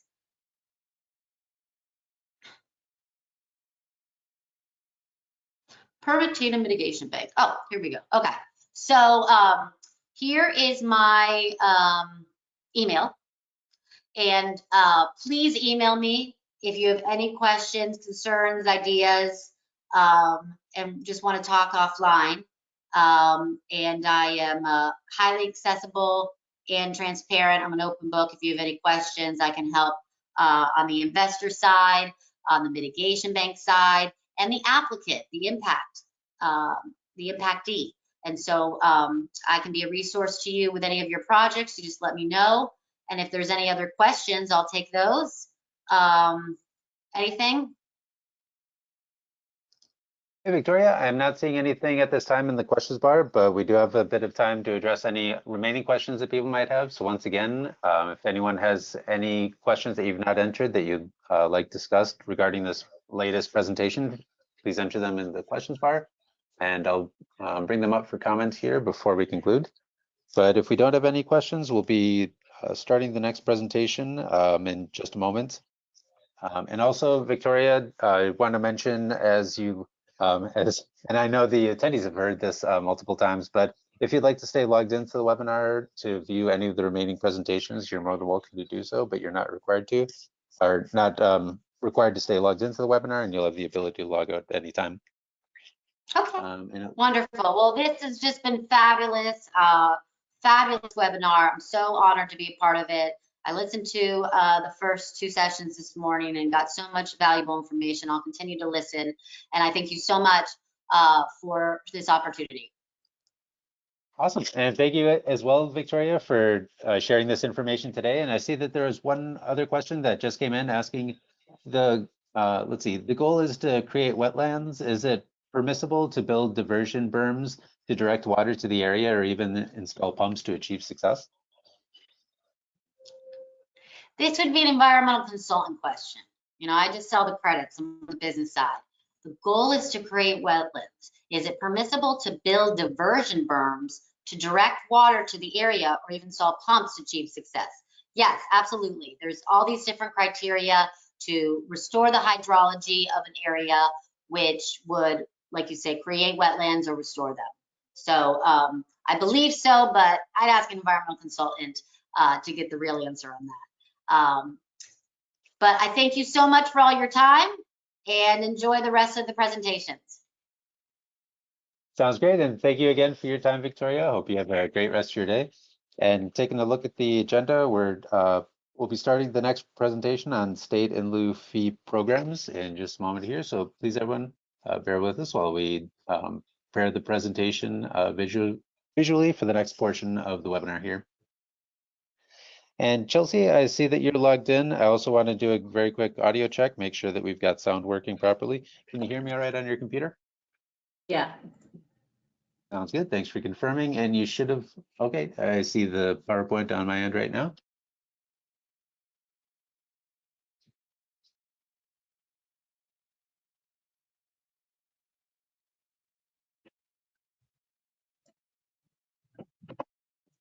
All right, and it's showing the notes view of the presentation right now. So there's first an option above the current slide in the notes view where you can select display settings and swap the presenter view and the slideshow view. Otherwise, you can. Looks like there's an active microphone. Go ahead and mute that. Looks good. I see just the first slide right now in full screen view. That looks great. And also, before we begin this next presentation, for all attendees, I'd like to briefly introduce the next presenter of the day. Chelsea Kiefer has been a restoration biologist with Stream and Wetlands Foundation since June 2020, and she has 8 years of experience working in the natural resources field. Ms. Kiefer is responsible for preparing and overseeing coordination of S&W's mitigation project submittals to the interagency review team. And during her time at S&W, she has been instrumental in the submission and approval of over 20 in-lieu fee mitigation bank and Permittee responsible projects. And Chelsea, thank you very much for joining the webinar to present today. Looks like we're all set to begin, so I'll turn things over to you right now. Please feel free to begin the presentation whenever you're ready. Okay, great.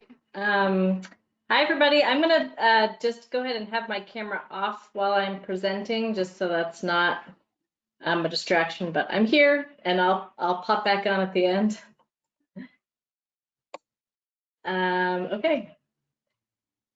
So I did not listen to the entire webinar, but I reviewed the materials. So I really don't want to do too much repeat information. I apologize if there is a little bit.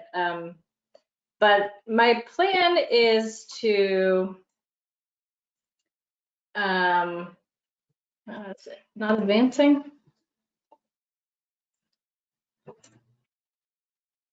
I think you need to click on the screen where the slideshow is appearing to enable, or I know that if you click on any other windows, such as like if you're, if you click on the control panel, you need to click on the slideshow again to re-enable full control. Yeah. Okay, thanks. All right. So if you've made it this far, which obviously you all have, you should be really familiar with wetlands, their importance, regulation around their protection, and then a bit about compensatory mitigation. Victoria just talked about mitigation banking. So I'm going to give a little bit of brief overview and some context, but I want to spend my focus discussing in-lieu fee mitigation. And some of the benefits, challenges, and then I'm hoping that I'll have some time and I can just show you some of our restoration projects and just some beautiful pictures and talk about the projects that I've been working on. So I'm gonna brief history of Stream and Wetlands Foundation, and then we'll go through that.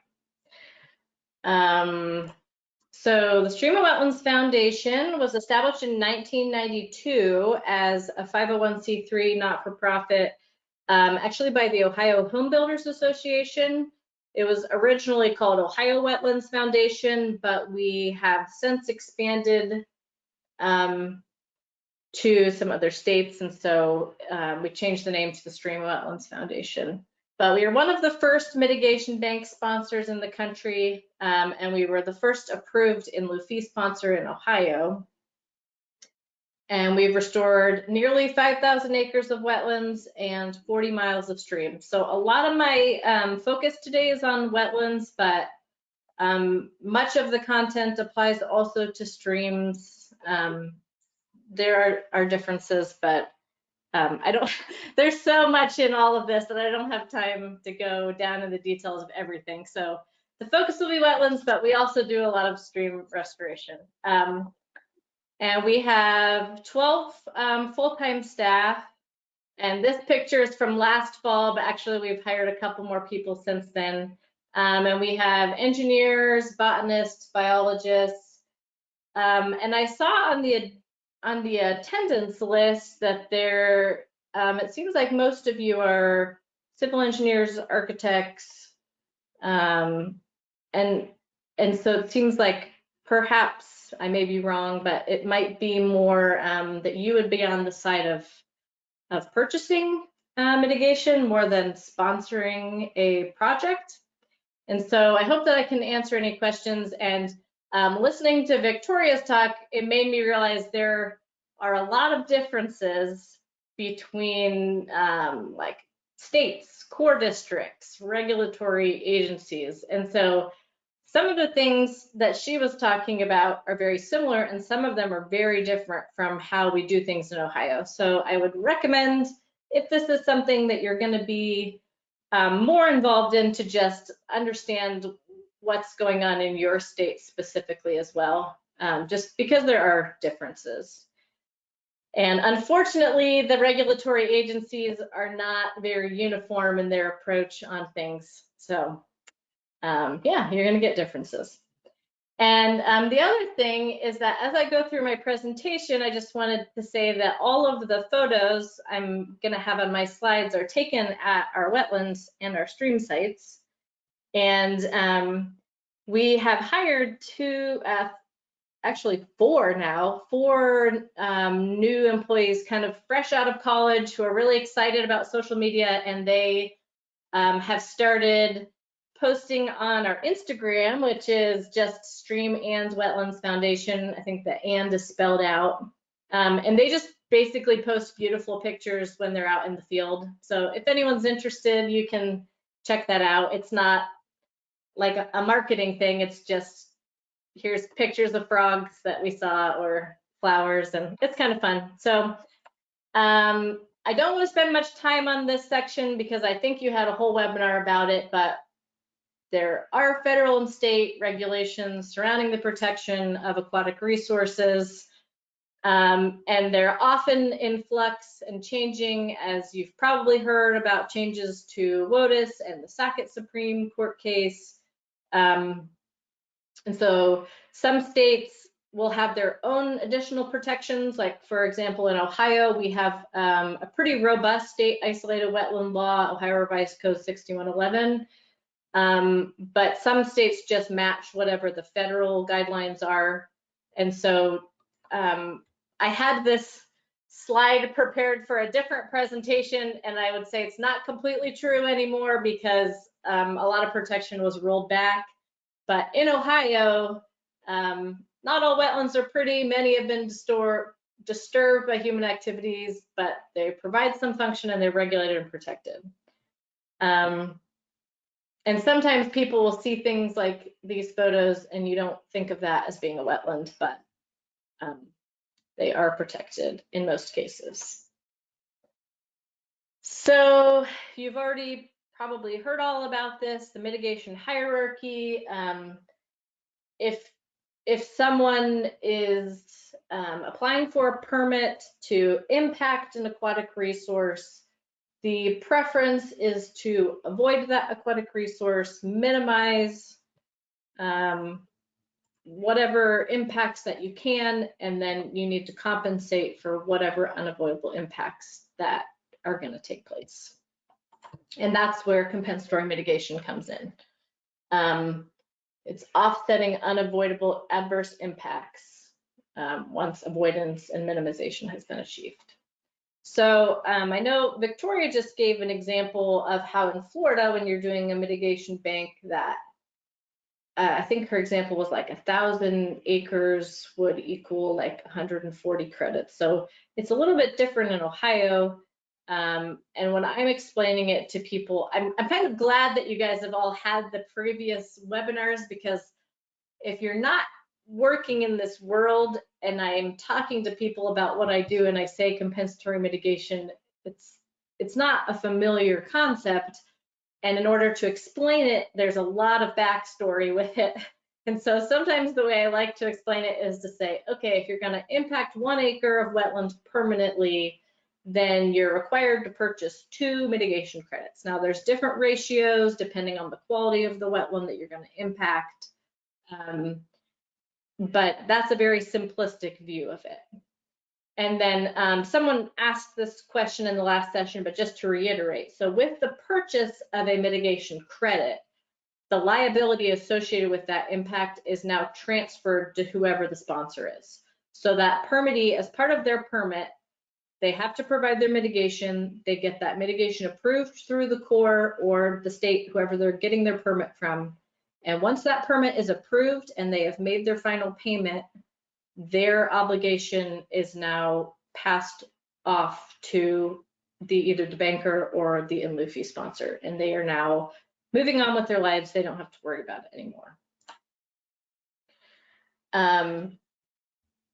So there's essentially 3 options, and it is also a hierarchy of preference.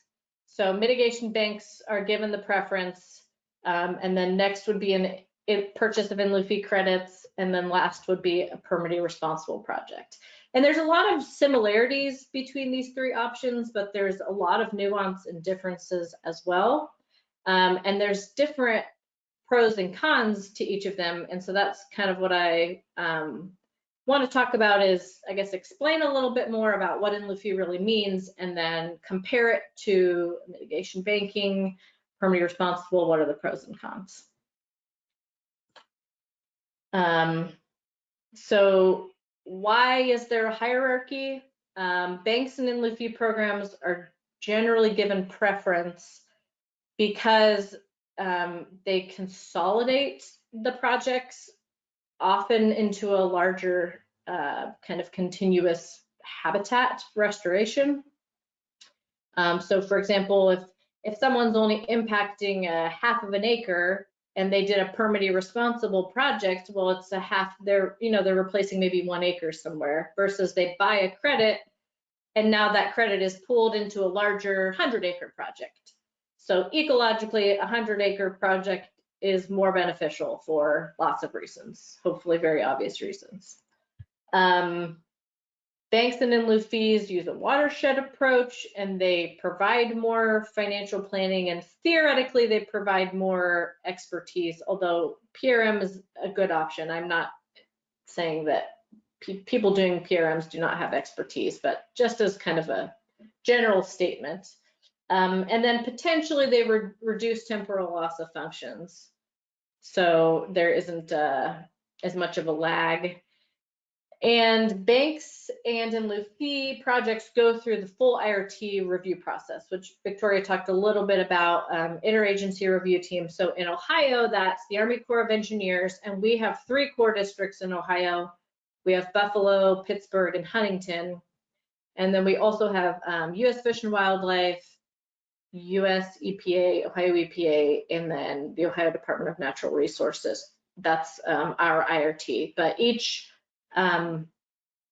state probably has different relevant agencies, right, that are involved. Like we don't need fisheries involved in projects in Ohio, but in our projects in South Carolina, that's different, right? So, and then a permittee responsible project would just be, like for example, in Ohio, it would just be like Ohio EPA, or if it was a federal permit, it would just be the Corps. The rest of the IRT wouldn't be involved. Okay, so banks, in-lieu fee, and then PRM.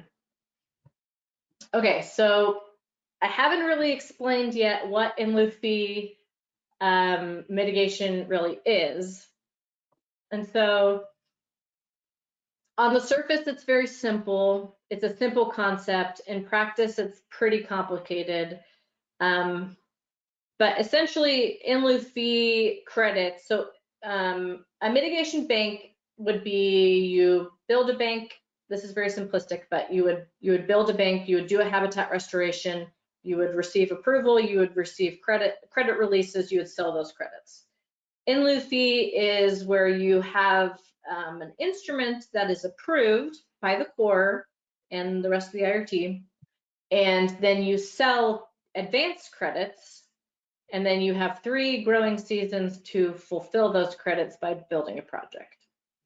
So if we're comparing, the transfer of liability is the same for both, for the permittee. Processing time is the same for both for the permittee. So if you're applying for a permit and you buy bank credits or you buy in-lieu fee credits, as long as it's deemed acceptable by whoever your reviewer is, doesn't really matter. It's not gonna, one or the other is not gonna slow you down. The program instruments are a little different. So a bank, you would just have a mitigation plan. You could have an individual mitigation standalone bank plan, or you can create an umbrella mitigation banking instrument. We have a few of those in like high demand watersheds. But for in-lieu fee, you have to have your service area instrument. And then underneath that service area instrument, you also have to have individual approved mitigation plans. So the program instruments are different. And in order to become an in-lieu fee sponsor, to go through the process to get this improved instrument, it's a pretty rigorous process. It's comparable to applying for a mitigation bank. So Stream of Wetlands Foundation, we have 4 we have 4 in-lieu fee programs. So we have a Huntington wetland, a Huntington stream, and then a Pittsburgh wetland and a Pittsburgh stream. So we have 4 different instruments, and we're going through the process actually of combining them all into one. But as part of that instrument, we have to include service areas, compensation planning framework, which is like a lot of justification for like the need to have a program, like the potential land use and industry and all of these things in that watershed. You need to establish the number of advanced credits that you are going to be allowed to have. You establish your prices. So it's this very detailed document. And once that is approved, then you would also have individual mitigation plans that are amendments to that instrument. And so the funding mechanisms, this is related, they're pretty different. So in a mitigation bank, very simplistically, you build it, then sell. In lieu fee, you sell, then build. So as part of that instrument for the service area, you could say, okay, the Upper Scioto service area in Ohio covers the Columbus area. There's a lot of industry. We've had Intel coming in, Microsoft, Amazon. There's a lot going on. We need a lot of advanced credits because there's going to be a high need. So as an example, you could say, okay, we would like to have 100 advanced credits. And what that means is we can sell up to 100 credits. And with each sale, you have a 3 growing season time window associated with that sale. And then once you get credits released, similar to how Victoria talked about with banks, you get credits released as you hit your goals. Once those credits are released, they kind of go back into that pool of like 100. So say we've sold 99 credits, but then we have a credit release at one of our projects of 30 credits. So that goes back in. So now we have 31 credits back available for resale. So it's kind of like these credits that you just kind of keep getting recycled out of your pool of credits. And so in theory, that seems kind of simple. Wow, what a great deal. You get to just sell credits and then you figure out what to do with them later. But it's infinitely more complicated than that, but that's the basics. So I would say between mitigation banking and in-lieu fee, that's the really big difference, is the funding mechanism, is how you're selling the credits. And then as far as mitigation plans, so I think I said this at the beginning, but just to reiterate, I think that Stream and Wetlands Foundation is unique. And I can't say for certainty no one else is like this in the country, but if there are very few that are bank and in-lieu fee sponsors. So we right now currently have 9 active mitigation banks, several more trying to get approved. And then I don't know what the exact number is of our in-lieu fee projects at this point, like 15. And then we've also done many PRM projects. We did one in Northeast Ohio for GM when they were doing an EV plant for their electric vehicles. And in that case, they wanted to do PRM because it was a very large project, a lot of impacts. They wanted it to be close to their site, something that they could kind of point to I guess good PR and whatever else. So we've done all of them, all banks, in-lieu fee, and permittee responsible. So when I'm speaking about the comparisons, I'm very familiar with both sides. So the IRT process for both, if you're proposing a bank or you're proposing an in-lieu fee site, it's the same process essentially. And there is some amount of, I would say, a little bit of suspicion on both sides between bankers and in-lieu fee sponsors, and thinking one has different requirements than the other. But at least for Ohio and what we are working on, I'm doing both sides of it, and it's the same process. There's equivalency. So you have to go through kind of the federal rule lays out sort of the parts that you need in your plan, and you have to go through a prospectus. It goes through a public notice process. You receive comments. You provide a draft instrument where you resolve those comments, a final instrument, you receive approval, and then kind of the process moves on from there. And I'll talk a little bit more about that. But so Victoria referenced a study that came out about really long approval times from the Corps. And I really, like, we have found it is very dependent on what Corps district you're in, sometimes even just the personalities at that district, because we have had one bank approved last year, early last year, in like 130 days. It was like the fastest that we've ever had.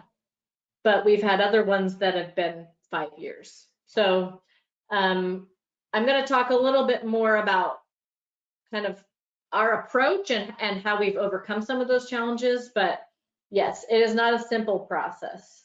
So like I said, prospectus, draft, final to get your IRT approval. And as part of the plan, you have to justify your site selection. You have to provide baseline information, your estimates of credit generation. You have to provide site protection, whether it's an easement, an environmental covenant, some sort of permanent site protection.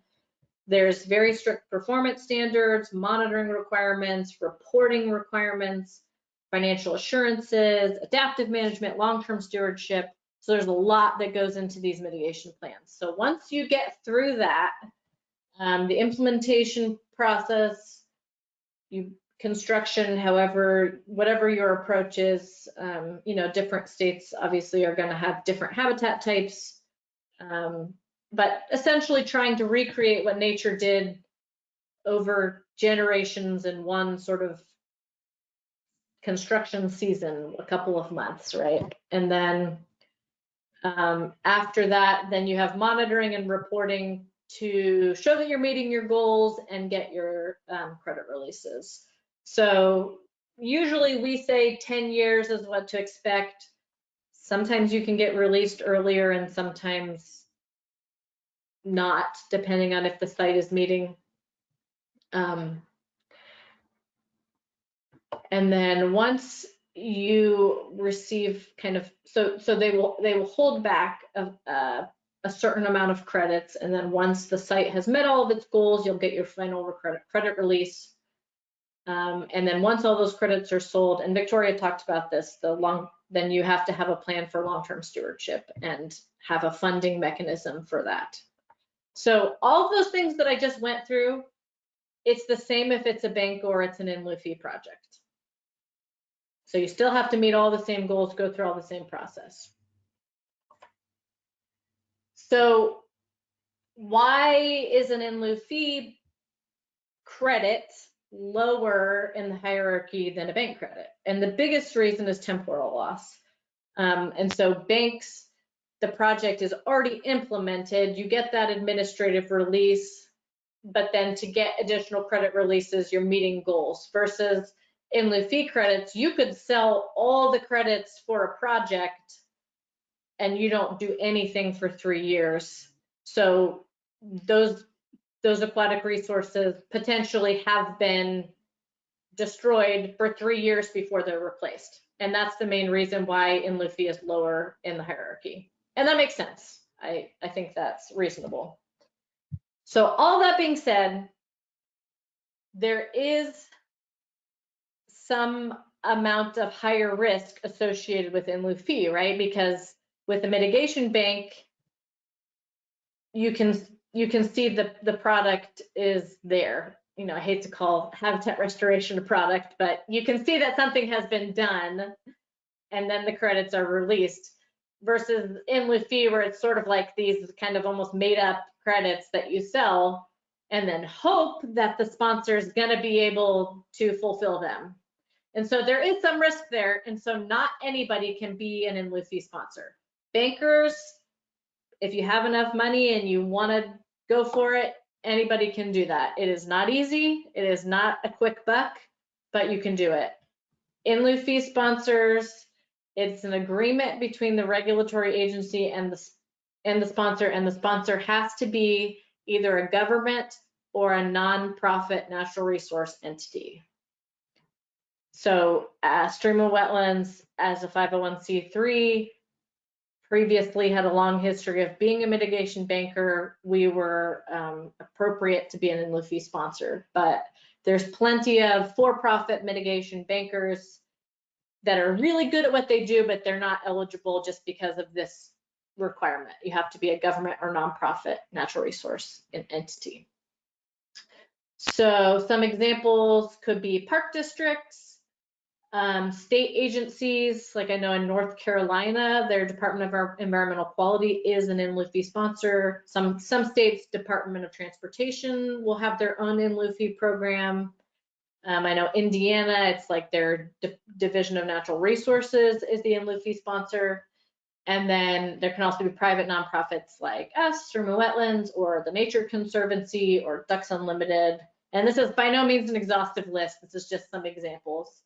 But each state and each Army Corps district manages their in-lieu fee program a little bit differently. And it sounds like banks are also managed a little differently, but it's interesting because there's a conference every year, and so I remember hearing in one of the sessions, and it's bankers and in-lieu fee sponsors. They're all at this same conference. They just renamed it to the Environmental Markets Conference, but it used to have a different name. And I remember hearing somebody at North Carolina DMS talking about how in their state, the in-lieu fee program is basically just viewed as a stopgap until banks are approved. And then they just fulfill those credits at banks. So like, for example, okay, we have a big port project and they need credits. None of the banks have credits right now. So they're gonna buy in-lieu fee credits. And then as soon as those banks have credits available, we'll just buy the bank credits and kind of swap them, right? So like we'll fulfill the in-lieu fee credits by buying them from a bank. And that's their goal, that's their plan, that's the way they run their program. In Ohio, that is like big no-no, like you are there, that's not the intent of the in-lieu fee program. You cannot fulfill in-lieu fee credits by buying bank credits, that's not acceptable.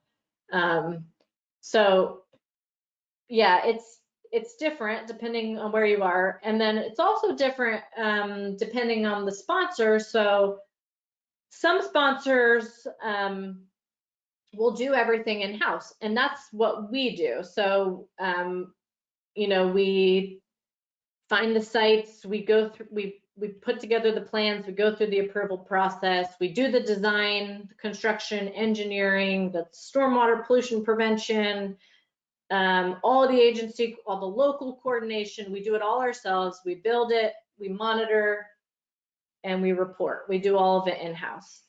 Other in-lieu fee sponsors may say, hey, like, we're a Department of Transportation, we'll be an in-lieu fee sponsor, but we don't actually really know how to do habitat restoration, so we're gonna just have a full delivery provider who will actually build the projects for us. We'll just be the sponsor.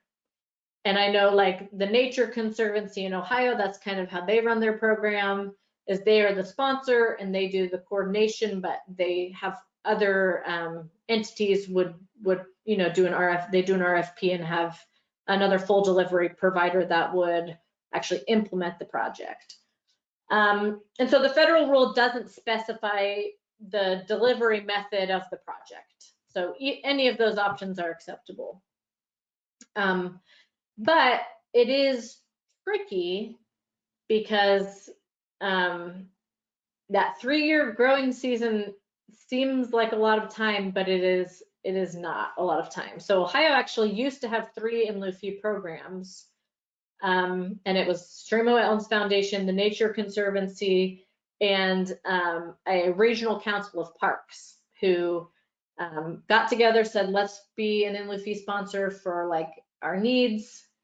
But they had a consultant that was actually doing the agency coordination and supposed to be, you know, implementing the projects. but they couldn't get any projects approved. And I don't know all the ins and outs, right? But like certainly the regulatory agencies can be difficult. That is well documented. I mean, they put out a whole paper about how slow they can be. But anyway, they basically got so frustrated they couldn't get anything approved, so they shut their doors. And the funds that they had collected, which was a lot of money, went to some sort of a standby trust, and now the Corps of Engineers has to figure out what to do, because those permits all had impacts associated with them. So there at this point is loss of aquatic resources, but the program shut down and the money's there, and somebody's got to figure out what to do to actually implement, to fulfill some of those credits that were sold. And so this is where In-Lieu fee can get a bad rap, right? When something like that happens.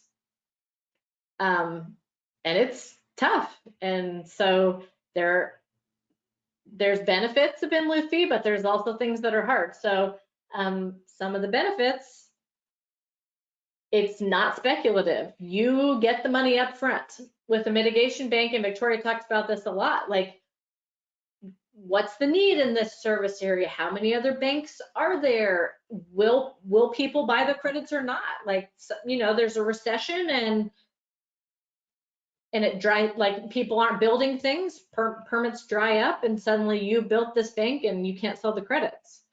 That's a risk. With In-Lieu fee, you get to sell the credits and say, okay, cool, now I have all this money, now I'll go figure out where to build a project. It's a good stopgap when bank credits aren't available. So not every watershed has a bank. I would say probably many don't, because it's not a simple process to, you know, put together a mitigation bank. And so that's something that stream and wetlands that we can do actually that makes us a little bit unique and kind of leverage our, I don't know, like our portfolio, if that's the right word, but you know, if we have a client that comes to us with a mitigation need, you know, we can say, all right, well, we have bank credits, great, simple, easy. Or we don't have bank credits, but nobody else has bank credits either, so we can sell you In-Lieu fee credits. Or, okay, there are banks, but they don't have any credits right now, or they don't have as many as you need because you have a really big project. Let's go ahead and just do a permittee responsible for you to fulfill that big need. So we're able to be creative and figure things out, but that's where like In-Lieu fee can be a good stopgap if there's no bank credits available and PRM is not preferred. Other benefits of In-Lieu fee, they're high quality projects because they go through the same full IRT process. And then they also conserve areas that maybe aren't feasible for banks, like small, low activity areas. But I'm going to talk to you on the next section that can also be a challenge of In-Lieu fee selling in small, low activity areas. So some of the challenges, yes, you get the money up front, but did you collect enough money up front? Because getting all that money up front means you can't raise your price later.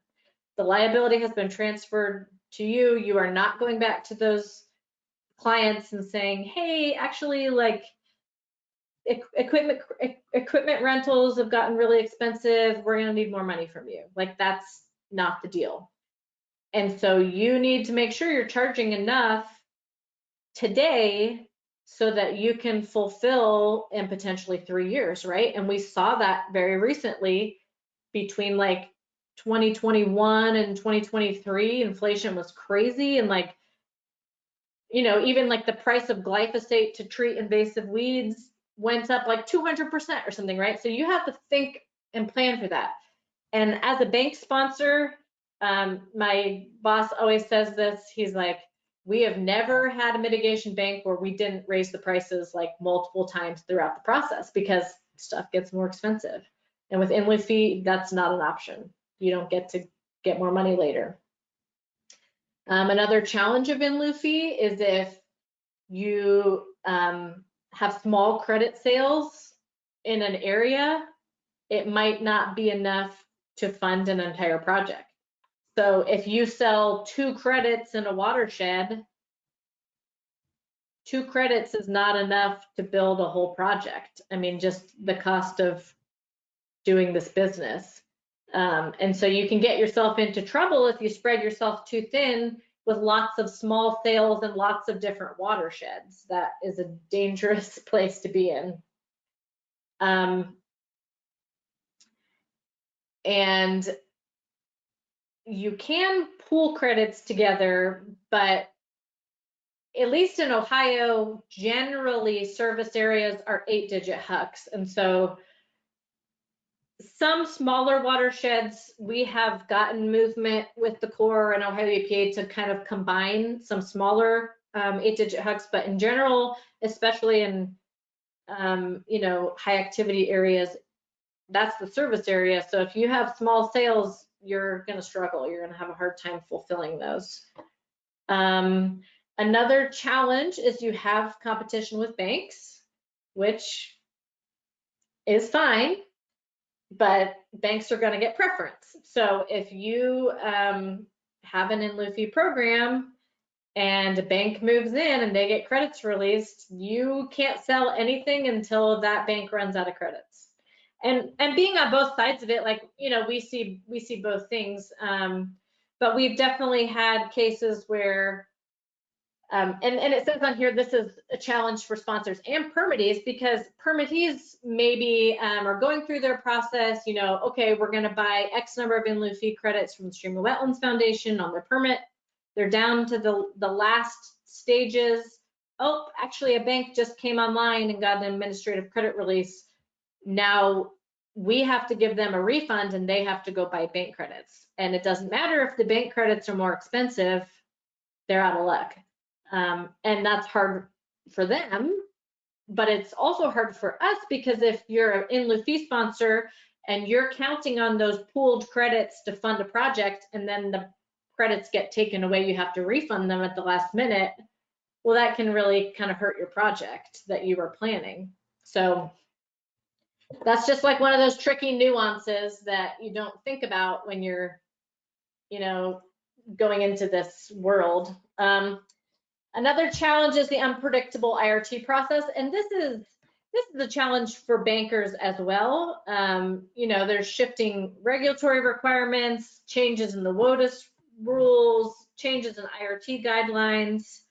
But the difference is that if you're a mitigation banker, that's not great. It's annoying, but you don't have the 3-year timeline that you're being held to. So you might be delayed, and you're delayed, and that's frustrating. But if you're an in-lieu fee sponsor and you're delayed, well, now you're out of compliance with your 3-year growing season. And, potentially if they want to be crazy about it, your program could get shut down. So, and then kind of the last challenge I have on here is it is fairly complicated to track an in-lieu fee program. So I talked before about that instrument that you have to get approved, and part of that instrument is like the detailed reporting of your program that you have to do every year. And that's like detailing every dollar that you took in and every dollar that you spent, every credit that you took on the obligation for, and have you fulfilled it? Where is it at in its timeline? And remember, every sale, no matter how small it is, has its own timeline that has to be tracked. So 1/10 of a credit has to be tracked, its 3-year timeline.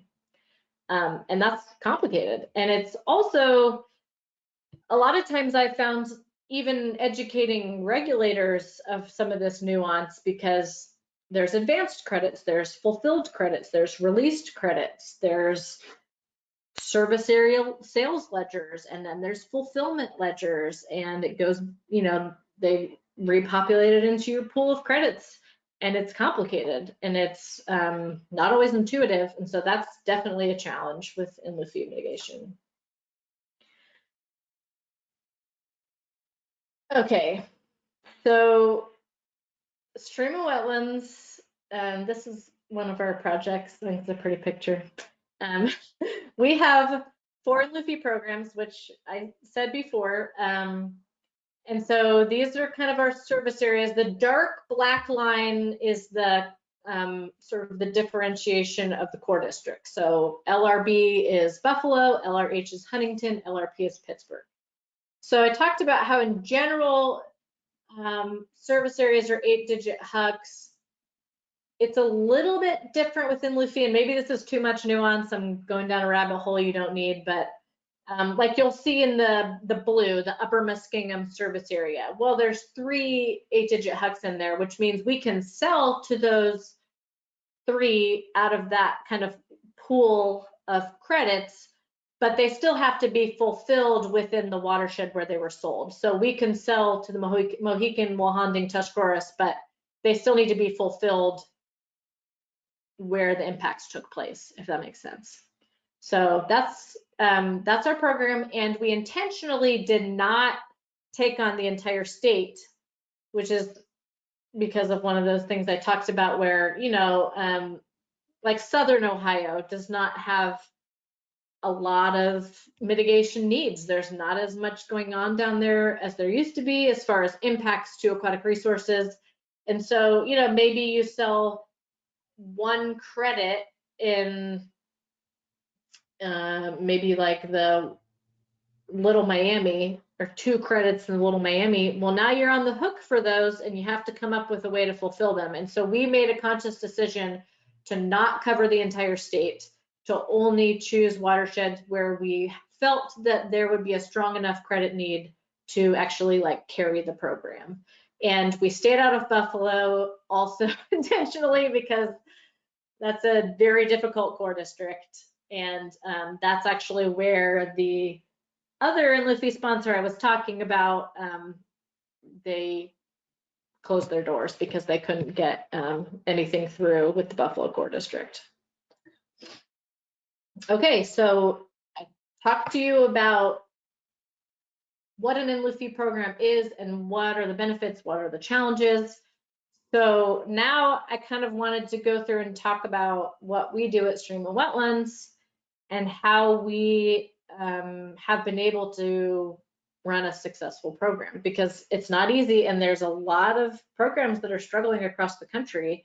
We get together at these conferences and a lot of In-Lieu programs are really struggling because they've brought in money, they've sold the credits, that's the easy part. And now it's the implementation that's tricky. And so one thing that I have not mentioned yet is that you bring in this money through your credit sales, you bring money into your program. That money is very tightly controlled. You do not just get to spend that money on whatever you feel like. That money has to, every bit of it has to be accounted for, and you have to get approval from the Army Corps to spend money, spend any of it. So for example, if you're proposing a project, you need to submit a budget of the entire project. So, you know, startup land acquisition and mitigation plan and permitting, and then construction, seeding, planting, financial assurances, all the monitoring, all the maintenance. So you put together a budget, and that is part of your submission of your plan. And so the Corps has a chance to review your proposal, and they'll say, okay, yes, we think this project has merit. We will release funds for steps 1 and 2 of your budget. And until you get that approval of release of funds, you can't spend any of that In-Lieu money that you've collected. And so that's really tricky, because if you're trying to buy land, or you're trying to pay consultants, or you're trying to do all these things, the upfront costs of a mitigation project, if you can't spend a penny until you get that approval, it's really hard. And so one way we've gotten around that is Stream of Wetlands Foundation. We kind of separate our In-Lieu fee program as its own kind of standalone thing. So it's its own full delivery provider. And so we will self-fund through our operations funds or, you know, money we've made from bank credit sales, right? Like we have funds outside of the In-Lieu fee program that we will purchase land. We will pay for a survey. We will pay for a title search. We will, you know, pay our employees, all these things.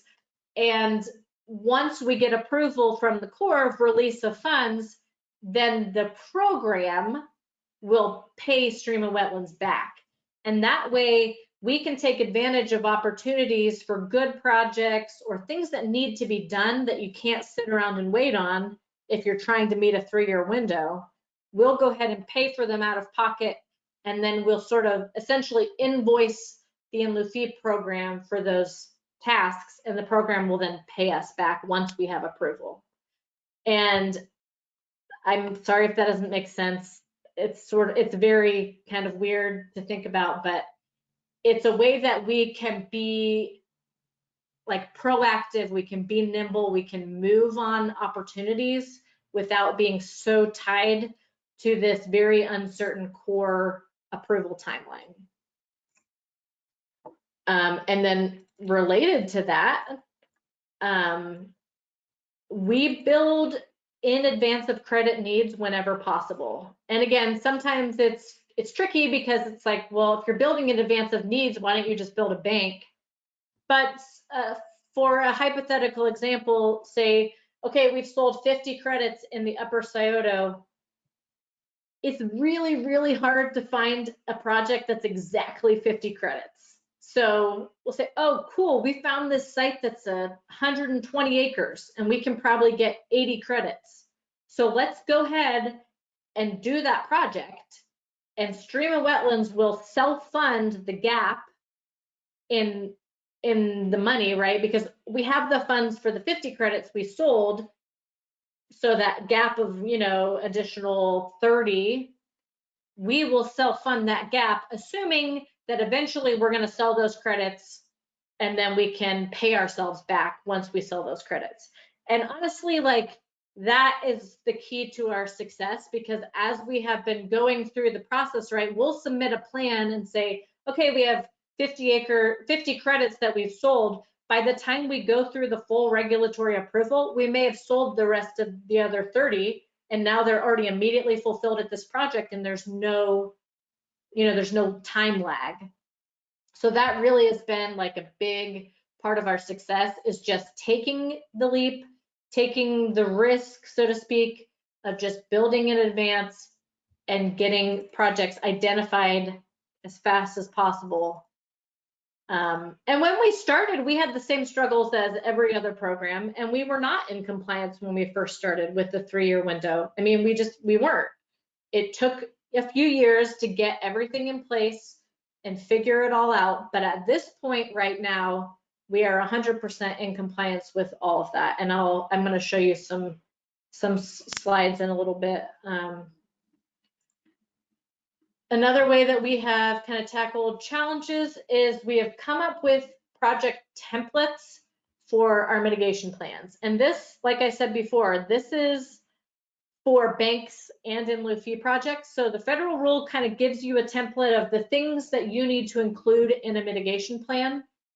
And we have essentially gone through and made as much of it as possible. Obviously, there's site-specific things, but as much as possible, we have kept template language. And this has taken a few years to develop because, you know, there's things that we had to work out with the court. Okay, is this performance standard acceptable? Is this type of financial assurance acceptable?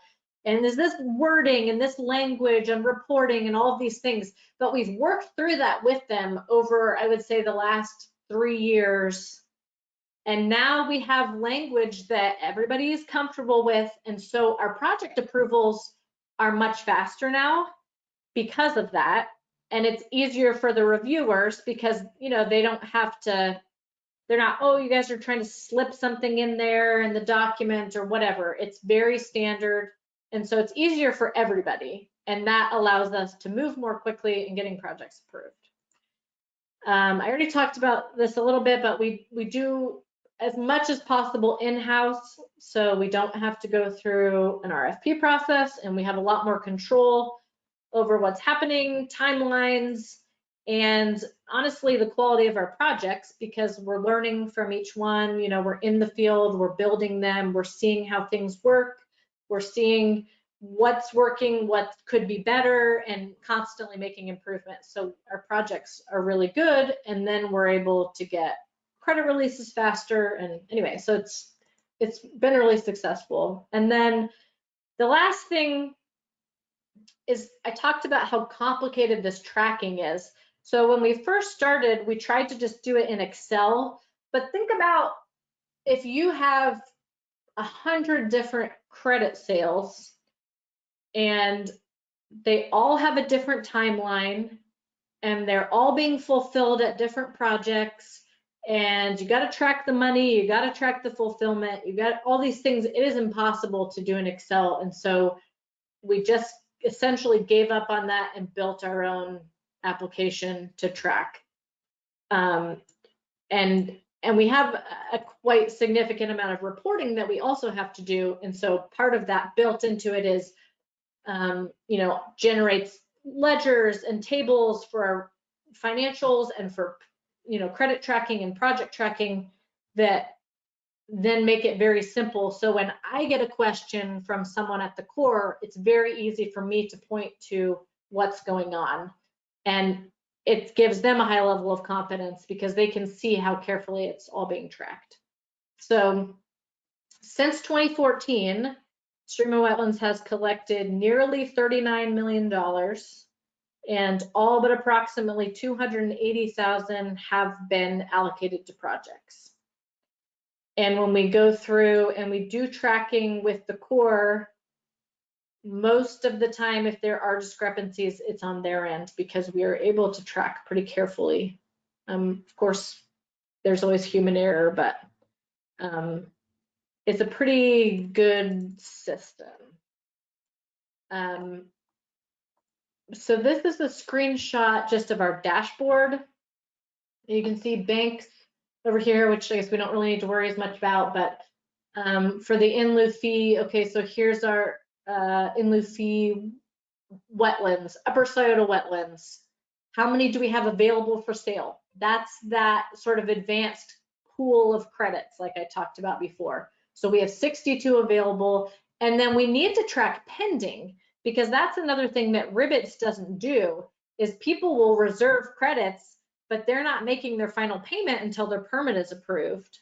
And so, like if you look over at our bank, it could say, you know, we don't have any credits of, well, so like Grafton Swamp, there's 8.3 available, but there's 49.7 pending. That means they're waiting on their permit to get approved, and things could change. Some of those could fall apart, get canceled, get refunds, whatever. So the pending is really important.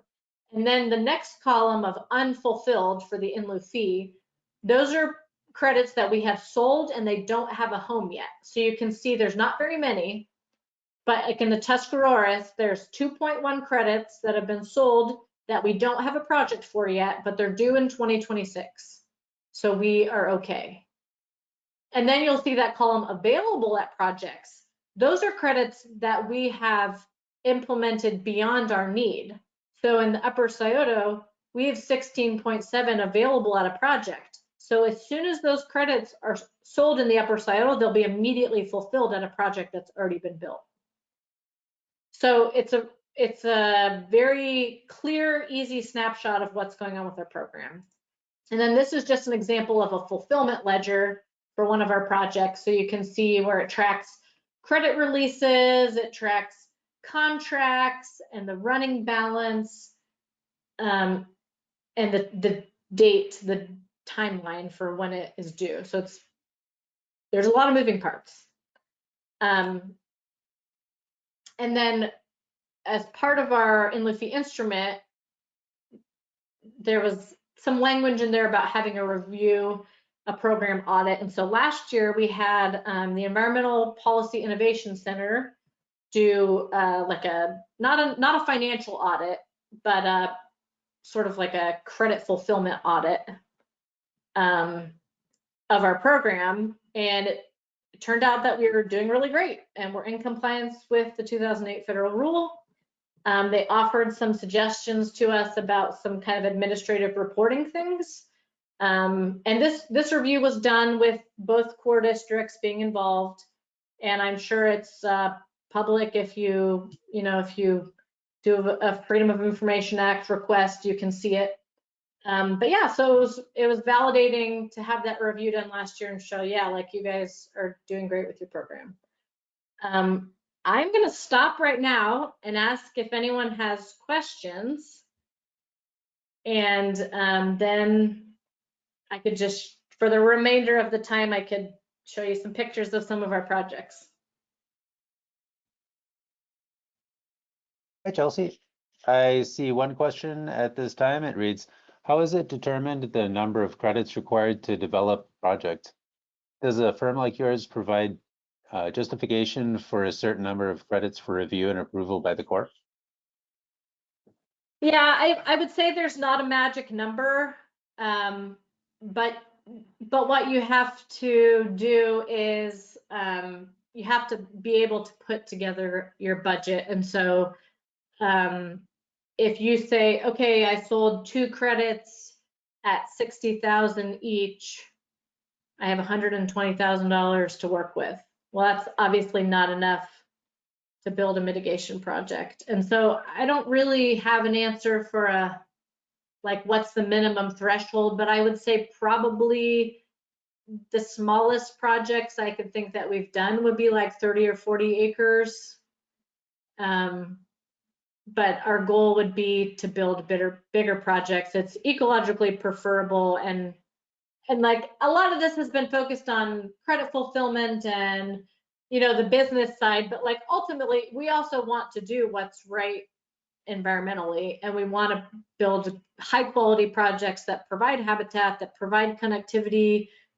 I know Victoria talked about trying to find projects like near other protected areas. We're always doing that. And so it's a balance, because you want to do a huge, amazing project, but you have to be realistic about the finances. And so at this point right now, that's a good question, because we have fulfilled so much of our program that we just have a couple, lingering credits here and there. And that's where it's like, well, now what do we do? What do we do with that 2.7? And yeah, so that's kind of the next phase of what we're doing. And maybe we do less in-lieu fee and we do more banking, but it's definitely a big consideration. I don't know, hopefully that answered the question. I rambled a bit. Any other questions at this point?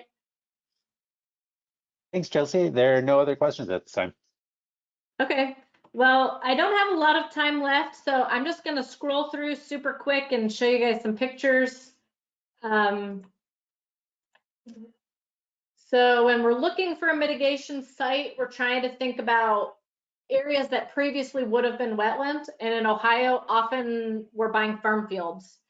We're looking for hydric soils. We're looking for areas that have been heavily drain tiled. We'll look at historic aerials. This is photos of people working to drain the Great Black Swamp, which is Northwest Ohio, putting in drain tile. This is an in-lieu fee project we did west of Columbus. So this is kind of pre-construction conditions. Soybean field with some ditched streams, lots of erosion. We'll put together a plan. We use ArcGIS.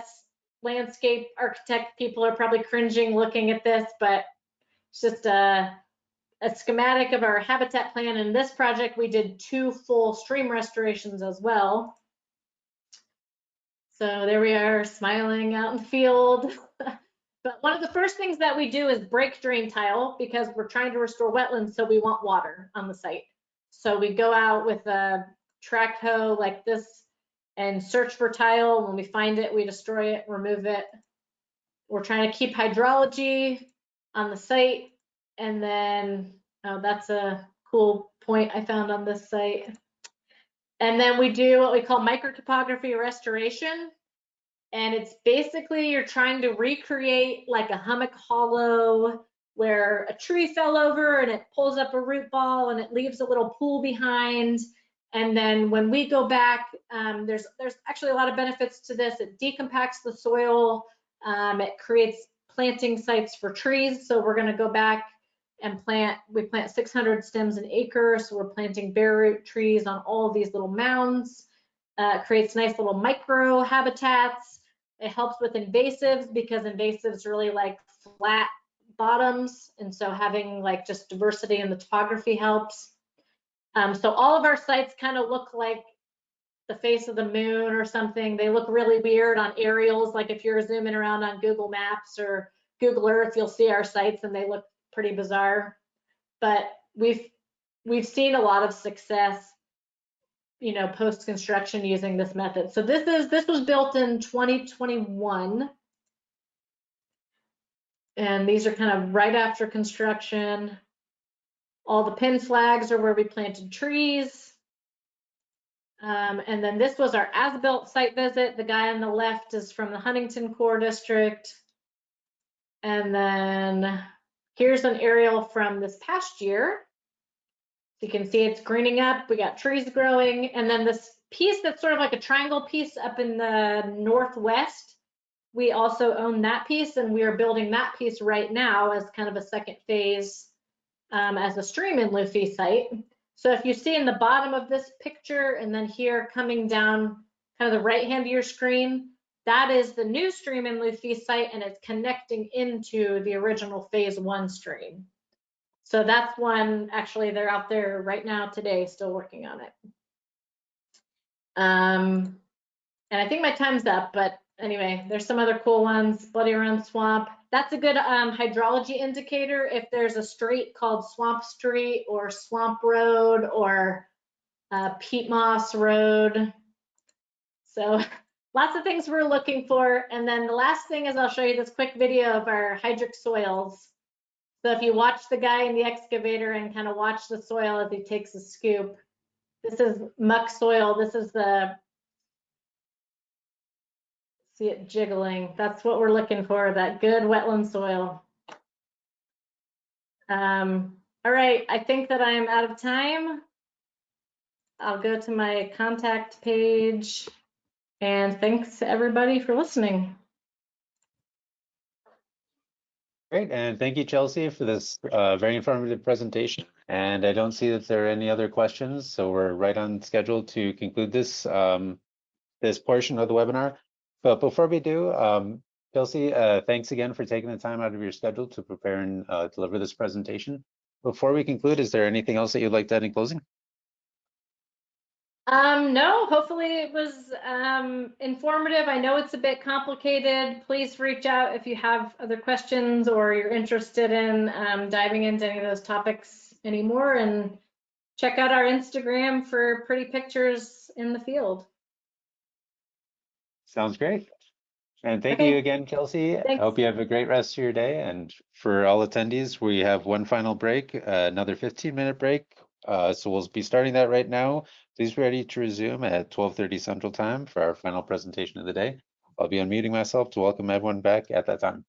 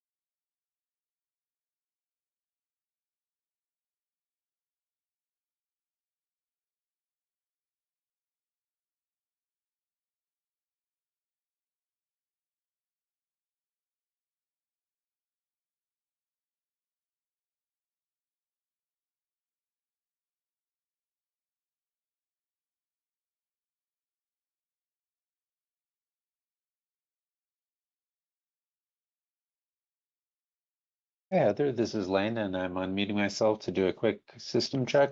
If you're at your computer and can hear me, would you mind unmuting yourself to confirm? I can hear you. Sounds great. Thanks for confirming. And I also wanted to mention that right now the shared view of your screen is showing the desktop of your computer. So if you have multiple screens and have the slideshow currently viewable on one of your screens, you might need to change the selection in the sharing tab of the GoToWebinar control panel. Do you currently have it open on your end? Yeah. Are you seeing my desktop that's a clear picture or the one with a ridiculous amount of icons on The one with the icons. it? Okay, yeah. So let me make sure. Can you see that? Yes, again. Okay, cool.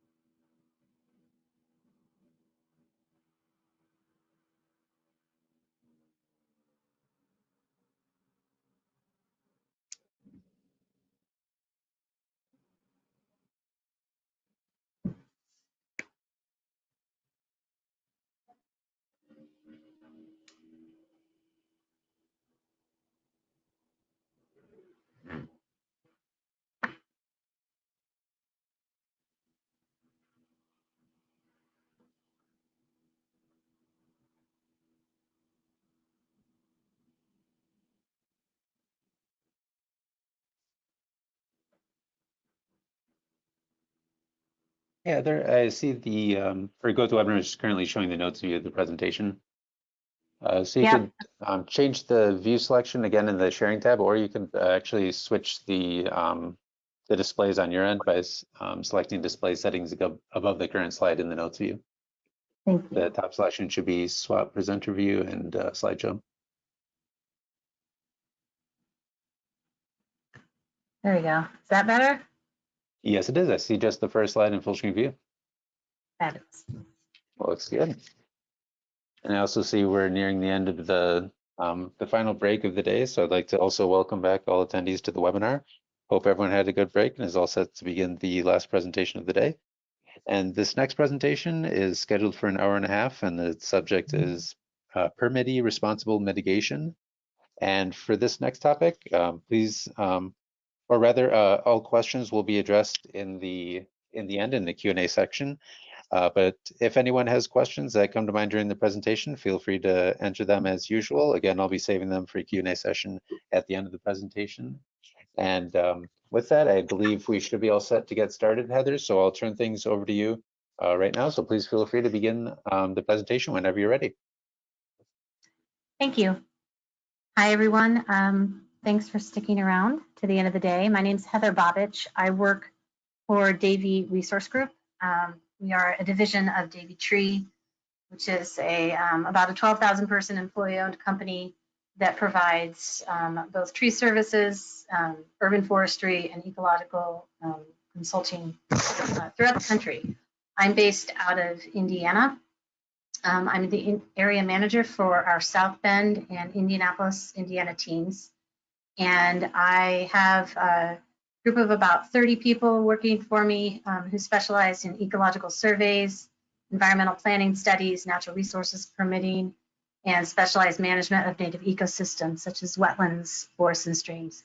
We do a lot of the Section 401, 404 permitting you've been hearing about today, as well as we work in mitigation banking. We work with the In-Lieu fee program, and we also do Permittee responsible mitigation, which is what I will be talking about today. I have a master's degree in landscape architecture, and I focused on restoration design rather than traditional LA work. And I've been able to use that in a lot of our mitigation design projects. And that's about all I have to say about myself. So I will just get right into the presentation. I also am going to turn off my camera while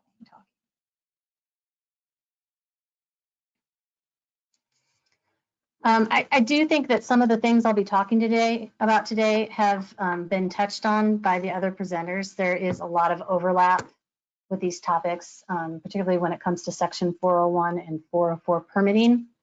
My computer's a little bit slow, so hopefully I can get these slides. There we go. Oops.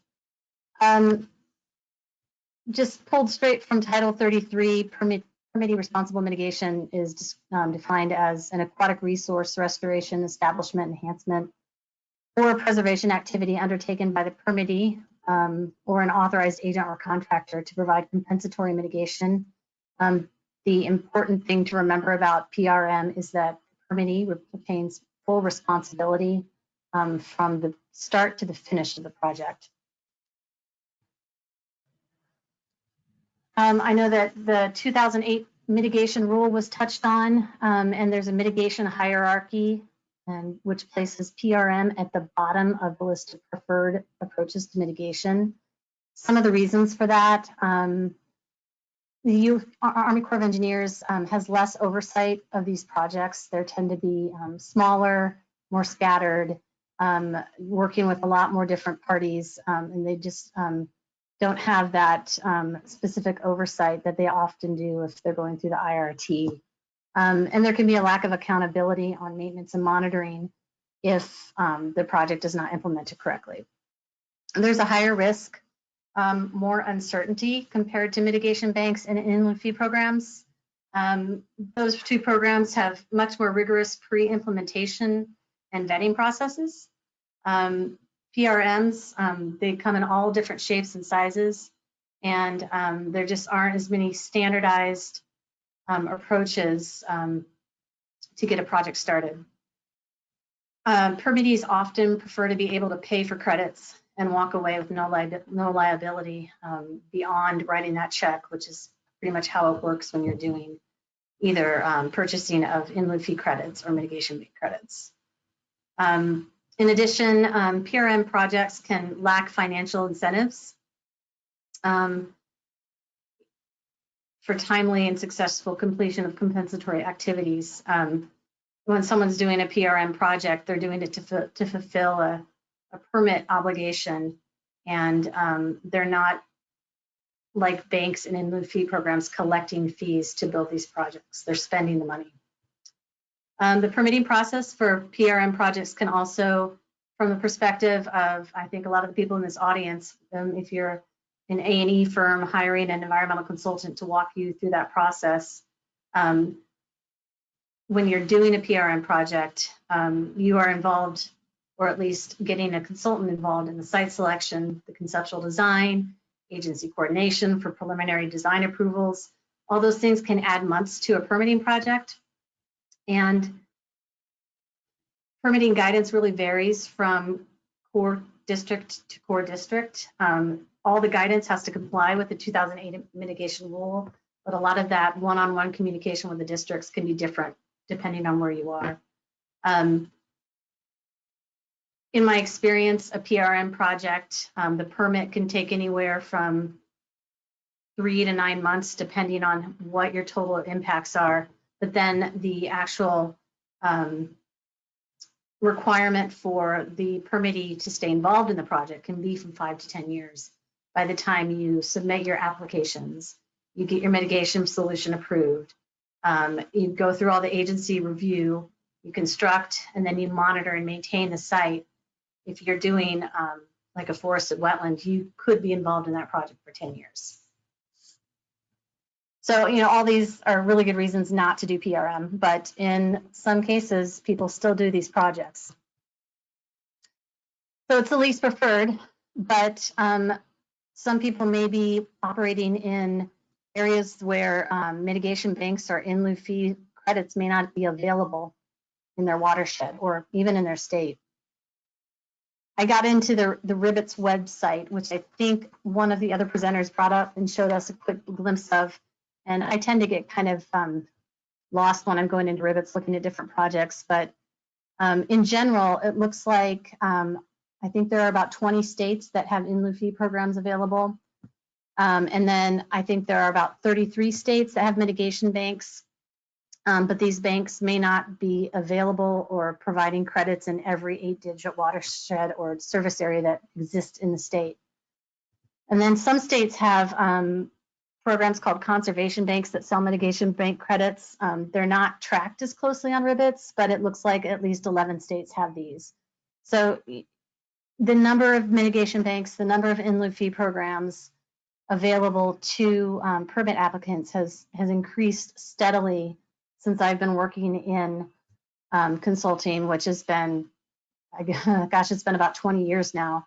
I'm in Indiana. We just got an in-lieu fee program implemented about, I think it was 2018. They've been collecting fees for years, and I think they're just now starting to get some projects in the ground.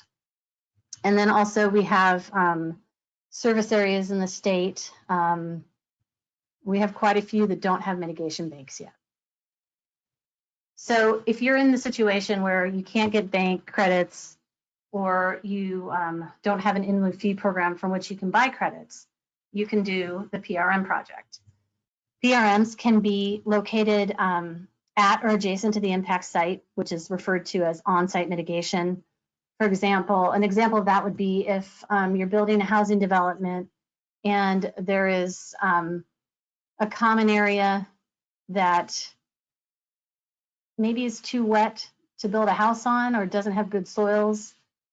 These common areas can be used for native restoration, and sometimes wetland mitigation sites can be built in those areas. We've had a few projects like those. When you're doing on-site mitigation, that permitting process tends to go a little faster because the agencies prefer that if you're going to do PRM, that you do it, if appropriate, as close to the impact site as possible. It supports a more direct and immediate benefit to the watershed.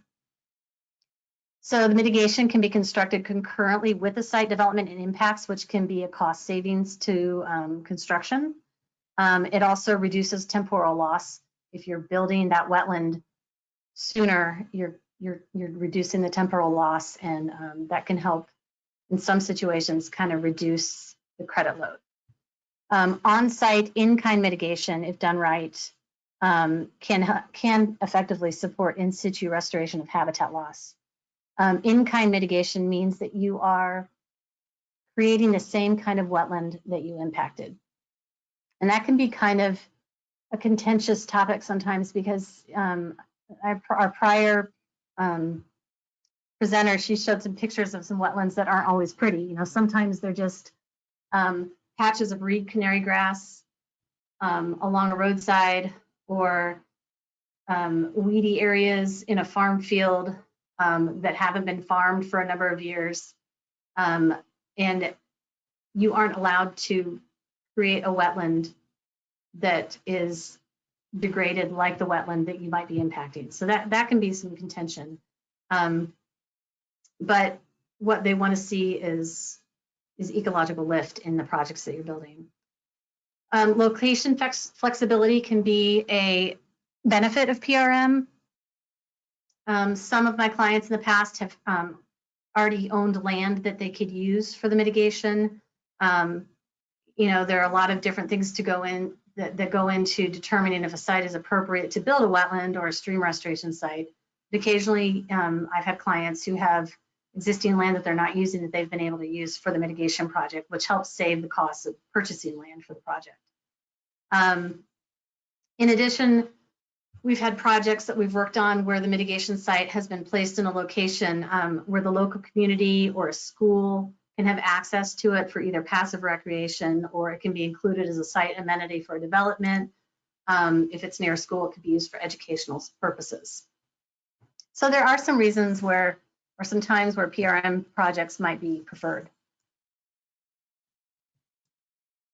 So if you decide that you do want to do a Permittee responsible mitigation project, there are 3 approaches. And I've heard a couple of the presenters talk about the watershed approach. Basically, the watershed approach considers the broader needs of the 8-digit watershed as a whole. In Indiana, our 8-digit watersheds, they vary widely in size. We've got the Little Calumet watershed up in Northwest Indiana, which is the portion of Indiana that abuts Lake Michigan. It's quite a small property. And then we've got the Upper White River service area, which stretches the entire width of the state, northwest of Indianapolis, down to the Illinois-Indiana border. So it's a large mitigation service area. The Upper White and the Calumet service areas are 2 of the highest demand service areas that we have in Indiana. So the watershed approach, your projects have to be within those 8-digit areas. And they allow you to think about, are there chronic environmental conditions in the watershed that could be addressed with your project? And I'm going to be going over a case study of one of the projects that we're working on now that can kind of talk about how that works. Another approach to your PRM project is one I've already mentioned, doing on-site and in-kind. It's meant to replace specific wetland functions at the point of impact. For example, if you're impacting a wetland that stored, a certain quantity of water and held it on the site and helped it infiltrate for a certain amount of time, you might try to replicate those conditions in another spot on the site. So, on that site level point of impact area, you're reducing both your temporal and your long-term impacts. On-site and in-kind projects often lead to small, fragmented restoration projects that have limited ecologic value. So that's not really an advantage. They can be very subject to damage and vandalism, which can be a cost prohibitive issue. And then they're also highly susceptible to changes in adjacent land use. If you are building a wetland in an area that is surrounded by farm fields, like one of our prior presenters mentioned that a lot of these wetlands end up being put in farm fields. And it's like that in Indiana. All of our soils are clay. Any place, I'm not going to say this is always true, but in Indiana, if you see a block of forest still standing in some farm fields, it's likely because it was too wet to farm. So a lot of the areas where we end up doing our wetland restoration sites are farm fields. And everything's been tiled, so you break tile and you do a little earthwork and you build that wetland. So on-site and in-kind, off-site and out-of-kind are projects which are, according to the Army Corps of Engineers, the least desirable PRM approach. They're often done when you just can't find any other projects. And this can be difficult in smaller watersheds, where land is expensive, where development is high, and there's just not a lot of ground left to be able to build those projects. That's where you might start looking for out-of-kind mitigation projects. You might look at doing a large-scale preservation of existing wetlands instead of doing a wetland construction. And in that case, you end up having to preserve a lot more wetlands than you would, like a lot higher number of acres than you would have to build. But, especially up in the Calumet service area in Indiana, the Army Corps of Engineers is starting to be more open to preservation projects as long as you're meeting those acreage criteria. Offsite mitigation still has to be within that same 8-digit watershed. So these projects can still be designed with the watershed approach in mind. So the project I'm going to talk about is a project that I've been working on for a long time. It's very close to my heart. It had everything go wrong that could possibly go wrong on a PRM project, and it also had everything go right that could go right. It's been an interesting project. So we had a client who, and this project started in a watershed. It's in a watershed that does not have a mitigation bank, and the project started before the In-Lieu fee program was active in Indiana, so the PRM approach was really their only option at the time. Originally, the project only needed wetland mitigation, so we had a site designed and ready to go, and they got their permits and ended up blitzing about 1,000 feet of stream that they didn't have a permit to impact when they went out and did the earthwork. So we had to put the brakes on everything and talk about what we could do to make up for these unauthorized impacts to the streams. So we originally just needed about 1.5 acres of wetland restoration, but then we ended up having to do 1,380 linear feet of stream restoration to make up for those impacts. And the 1,380 was kind of a negotiation for the fact that it was a violation. And then along with that stream channel restoration, by the time we added in the buffers, we ended up having about 3.85 acres of riparian restoration. So we had to find a site that had all these things available. So one of the things that we do when we're looking for PRM sites in Indiana is we reach out to our local soil and water conservation districts. We have them in every county, and they often have great connections for permit applicants to find people who want restoration done on their land. And that's kind of the main way that we pursue sites if we don't have anything already in mind. The objective in our mitigation plan, I've got it at the bottom of the screen, was to increase and compensate for floodwater storage within the same 8-digit HUC watershed by restoring a minimum of 1.527 acres of wetlands. So we were looking at the watershed approach. How much floodwater storage did we lose on the development site by impacting those wetlands, and how much could we gain by building a project somewhere else in the wetland? So this is an aerial of the site that we chose. And this aerial doesn't show the entire site, but what we had is south of this creek, there's a high school and an elementary school that had a big block of woods and grass areas that they were just mowing. So as part of the mitigation, we teamed with the owner of this property that it's a school for, it's basically it's a residential school for troubled teens. So we developed a relationship with this school where we talked about how this project could be used to help educate their students. We ended up swapping the services that we were providing with the mitigation for the use of the land. So our client did not have any land purchase or conservation easement costs, purchase costs. So it was kind of an interesting relationship, and we still have a great relationship with them where it was more of a quid pro quo for us. You know, you provide these natural area restorations on our property, and we'll let you use our land for free. So this is pre-construction. Basically, these ponds obviously are man-made ponds, and this is a kind of a steep bluff right here. And this pond outlets into this field, and the floodplain of this creek is kind of runs down like this.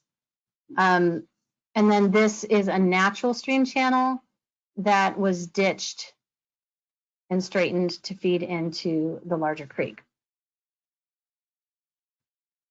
This is a post-construction aerial of the site, and what we did is we put some natural curves back into the streams. We pour out any concrete that had been in the channel prior, and then we excavated this area here to create an emergent portion of the wetland, and then we built a forested wetland in between these two stream channels.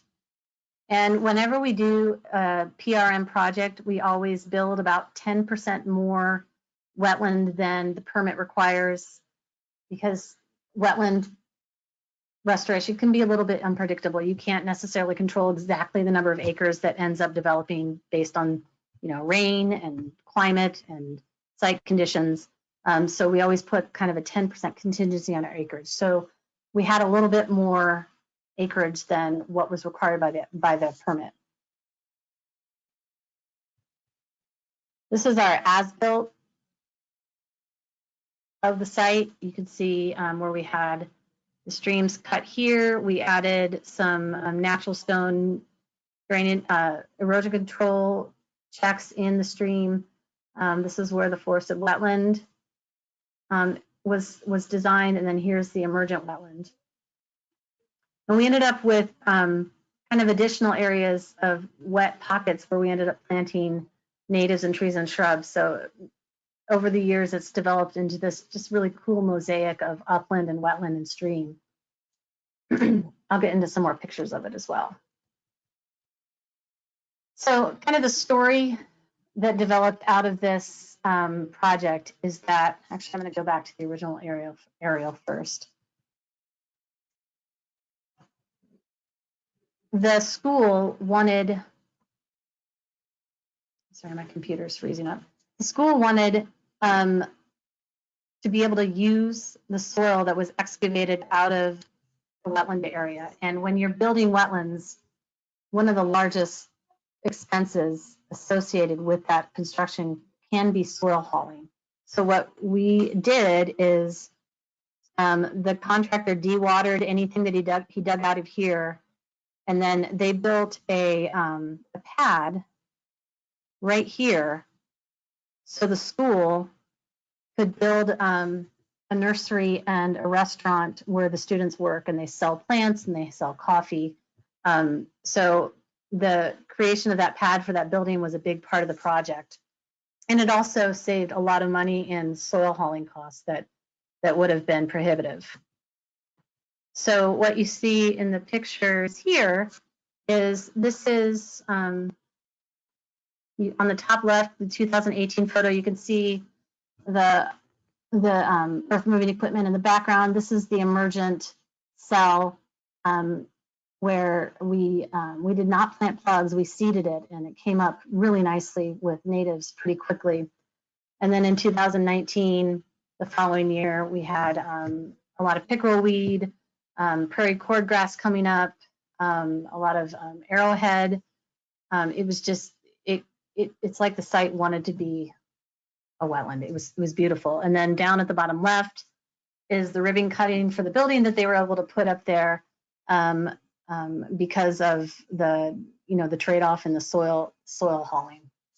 And then down at the bottom right is that site 2 summers ago in 2022. Here's some more pictures. This is 2018, the tree planting. They're never pretty when they're done. Just a lot of mud.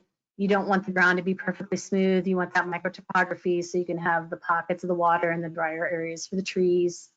2022, you can see we had really good tree survival. One of the things that's interesting about planting a forested wetland is trying to keep the deer from eating the trees. And we've had some predation out there, but most of the trees resprouted from the base if they were damaged by the deer. So we've had good survival out there.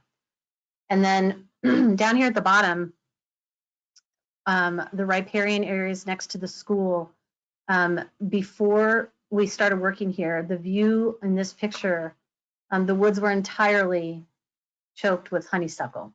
So part of our project was to remove the invasive species from the woods along the creek. And the school now has trails back there, and they take the students back and do environmental science and biology field visits right on their property. And the creek in this picture is a little bit high, but it's a really nice creek. It's really pretty out there. We've had natives recovering nicely once the honeysuckle was removed. We've got wild ginger all through there and lots of native plants. And then this picture with the post on the bottom in the middle is one of the areas along the school that was lawn that we planted in native prairie. And it's come in really nicely as well, and has also provided some really nice habitat and erosion control benefits along the creek.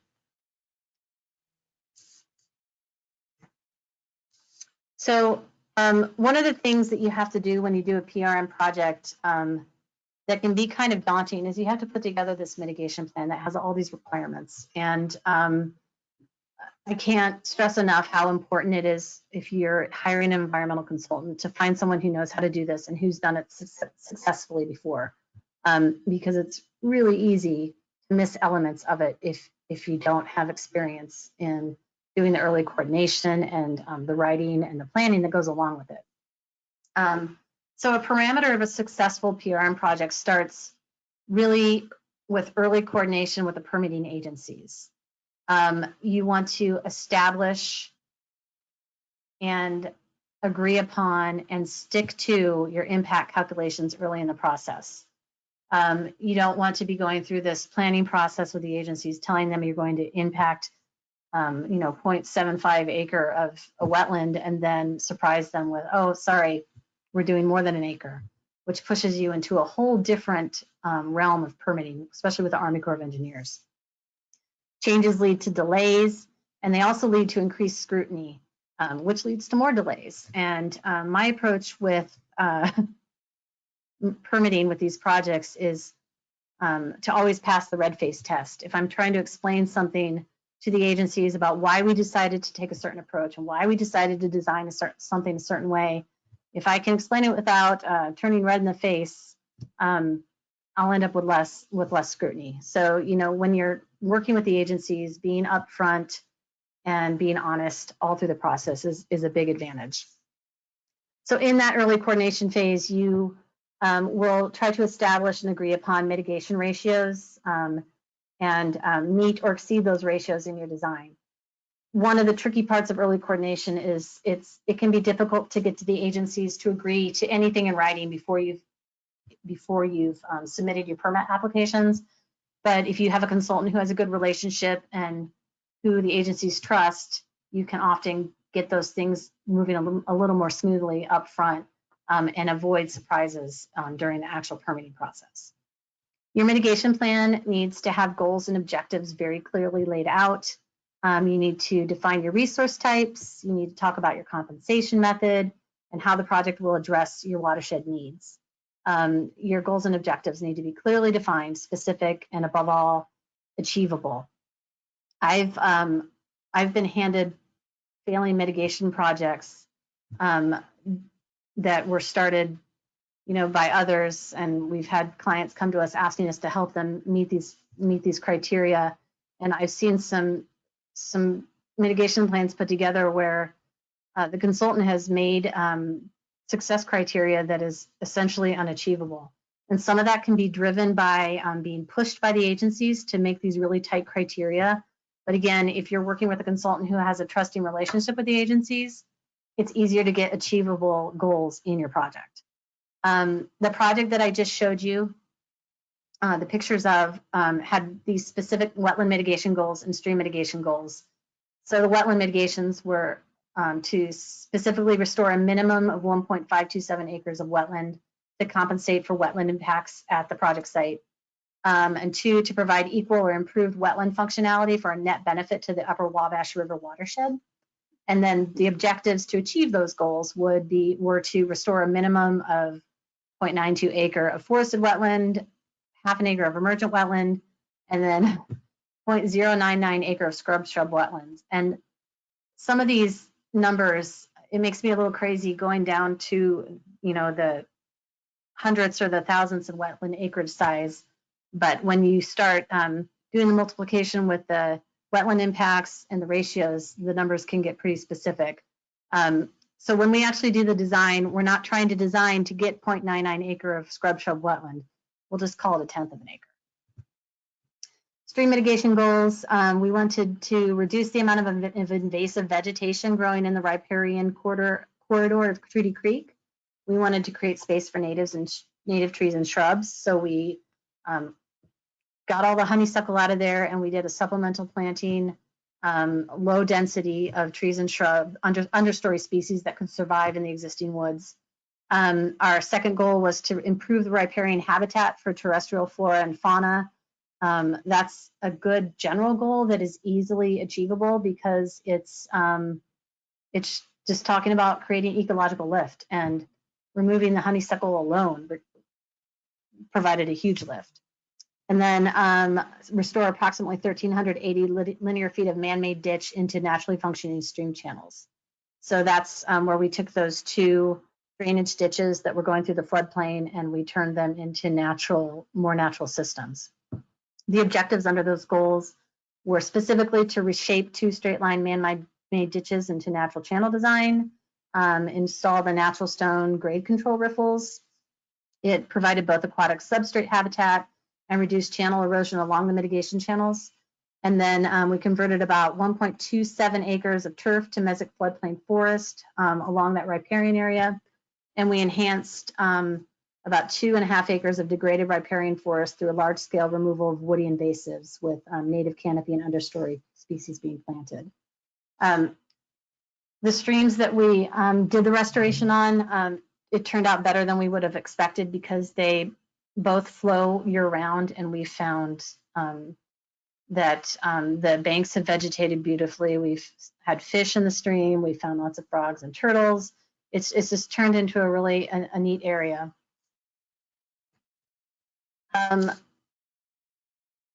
So this is where it can be tricky, the parameters of a successful permitting responsible mitigation project.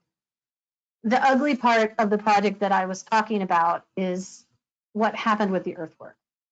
We have a well-established relationship with an earthwork contractor who does nothing but wetland restoration, and he's the contractor that we always use when we build projects. In this case, and I don't know the details of it, but our permit applicant client had a relationship with an earthwork contractor who, for some reason or another, I didn't get into it, owed him a bunch of free earthwork. So they wanted their contractor to build our wetland. So we put together a plan as specific as we could. We put a very specific project sequencing plan together on how to do the earthwork and then charge the wetlands and then charge the streams with the water. And we provided construction oversight, and he did not follow the sequencing. So what ended up happening is, you can see over to the right, is the site always had standing water, and the amount of time it took to do the earthwork was probably 3 times longer than what it should have been. So that's where that project, it got a little hairy with the earthwork, but it ended up getting constructed. You know, it all ended up fine in the end, but for a while it was a little frustrating not having the control over the earthwork contracting that we're used to having. So you know, in doing these projects, when you're hiring a consultant, make sure that whatever earthwork contractor you use to do something like that, make sure it's an earthwork contractor who has worked with wetland and stream restoration before, because it's a different animal than doing, you know, earthwork for a golf course or earthwork for a new neighborhood development. It's a very different type of work, and it's good to know some contractors who know how to do that work. So the parameters of an overall successful PRM project, you start with site selection. We already talked about the watershed approach. You need to understand the context of the wetland impacts and the mitigation sites in the overall larger 8-digit watershed. And you need to be aware of limiting factors when you're looking at sites: adjacent land use, possible chemical contamination, existing easements on the property, things like power line easements, gas line easements, county surveyor easements along streams can kill a project. You cannot double down on, you can't basically get mitigation credit for something you're building in an easement that already exists, because you have to be able to place a conservation easement on your site. I believe that one of our presenters already touched on the fact that the agencies love to see you building a project that is attached to other natural areas. It you know, it provides that connectivity for wildlife and for habitat.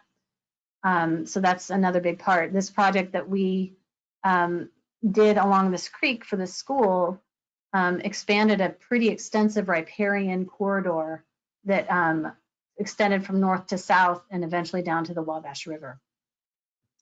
The site protection instrument is going to be very, very important, and you have to make it very clear to the agencies how that's being done. You have to establish legal arrangements to ensure long-term protection of the mitigation site. I always just use the Army Corps of Engineers template. They have a really nice conservation easement template that they're in the Louisville district that they've shared, and we typically use that as our boilerplate for conservation easements. And those easements, at least in Indiana, I'm not sure how it works in every other state, you have to go get it filed with the county clerk, so it gets added to the title of the property. And those easements have to, carry on with future landowners as the project, as the property may change hands. You need to provide really good baseline information on the selected mitigation site.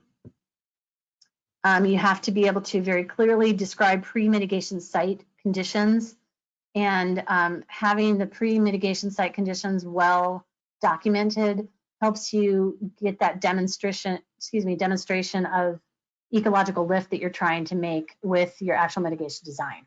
So if you can show, low quality habitat, your project is going to increase the habitat in this way, that's a strong argument for being able to use that site. You also have to determine the number of credits that you're going to be needing for your site. In this case, in the project I've been talking about, for the forested wetlands impacts, it was a 1-to-4 ratio. For the scrub shrub impacts, it was a 1-to-3, and for the emergent wetlands, it was a 1-to-2. So for every acre of impact, we had to build either 2 to 3 or 4 times more, based on the Army Corps of Mitigation and the state requirements for mitigation. And then we also had the stream credits, which are typically 1 credit per foot, but because it was a violation, they increased the ratio for the stream mitigation slightly. You also have to include a mitigation work plan in your mitigation plan. You have to talk about what you're going to do to prepare the site for the restoration. Are you going to treat it with herbicide? Are you going to mow it prior to construction? Are there construction staging areas? You need to have actual construction design documents showing all these things in your submissions. For earthwork, you need a general description of the site elevation, both pre and post construction. And then, in the narrative, you'll refer to the actual mitigation drawings for those details. And then you also, as I mentioned before, you always want to include sequencing for the construction in both the mitigation plan and the construction plans, to make sure that everybody who's involved has their eyes on the sequencing that needs to happen for that construction. You need to be able to talk about hydrology. What will be your hydrologic inputs? Sometimes a water budget or modeling needs to be done to show how much water is needed to support wetland conditions and whether you have enough water coming into the site. Is your wetland going to be fed by surface water? Is it going to be fed by groundwater? You need to understand how that's going to work prior to construction so you can get the results you're trying to get with the project. With planting, you need to be able to discuss the seasonality of seeding and planting. You need to be talking about the species, the spacing of trees and shrubs, the sourcing of the plants, the planting methodology, and the stock size that you're going to be using. Those are all important things to include in the plan. And then finally, erosion control. I know that stormwater rules vary from state to state to an extent. How will the site be stabilized? Do you need to get a stormwater permit at all? Will you include an erosion control plan in your design documents? Those are all good things to include. Then we get into the performance standards and the mitigation monitoring plan. The performance standards are one of the most important things that you can include in your mitigation plan, and it's so very important that those performance standards that the agencies agree upon with the permittee are achievable. the Army Corps of Engineers offers guidelines and can be very specific in addressing things like invasive species on your site, erosion issues, bare ground, diversity of vegetation, acres of wetland and linear feet of stream. And then basically, I know we had a much earlier presentation on basically delineating wetlands and the 3 criteria that are required for something to be considered a wetland. There's the soils, the hydrology, and the plants. You have to be able to meet all those 3 criteria with your site. And you need to be able to show the Army Corps of Engineers that you have met those criteria. The invasive species issues, depending upon the species with wetlands, they'll often have very specific rules around. So in Indiana, we have a big issue with cattail, with common reed, which is Phragmites australis. We have a lot of issues with purple loosestrife, reed canary grass. Those are all invasive species that tend to be specifically addressed in the Army Corps of Engineers performance criteria. Erosion, there are generally just statements talking about monitoring erosion and making sure the site is stable. Bare ground will often be a certain percentage of bare ground that you're not allowed to exceed. If you build a wetland and it ends up being a mud flat with no plants on it, then your site is failing. And then vegetative diversity is important.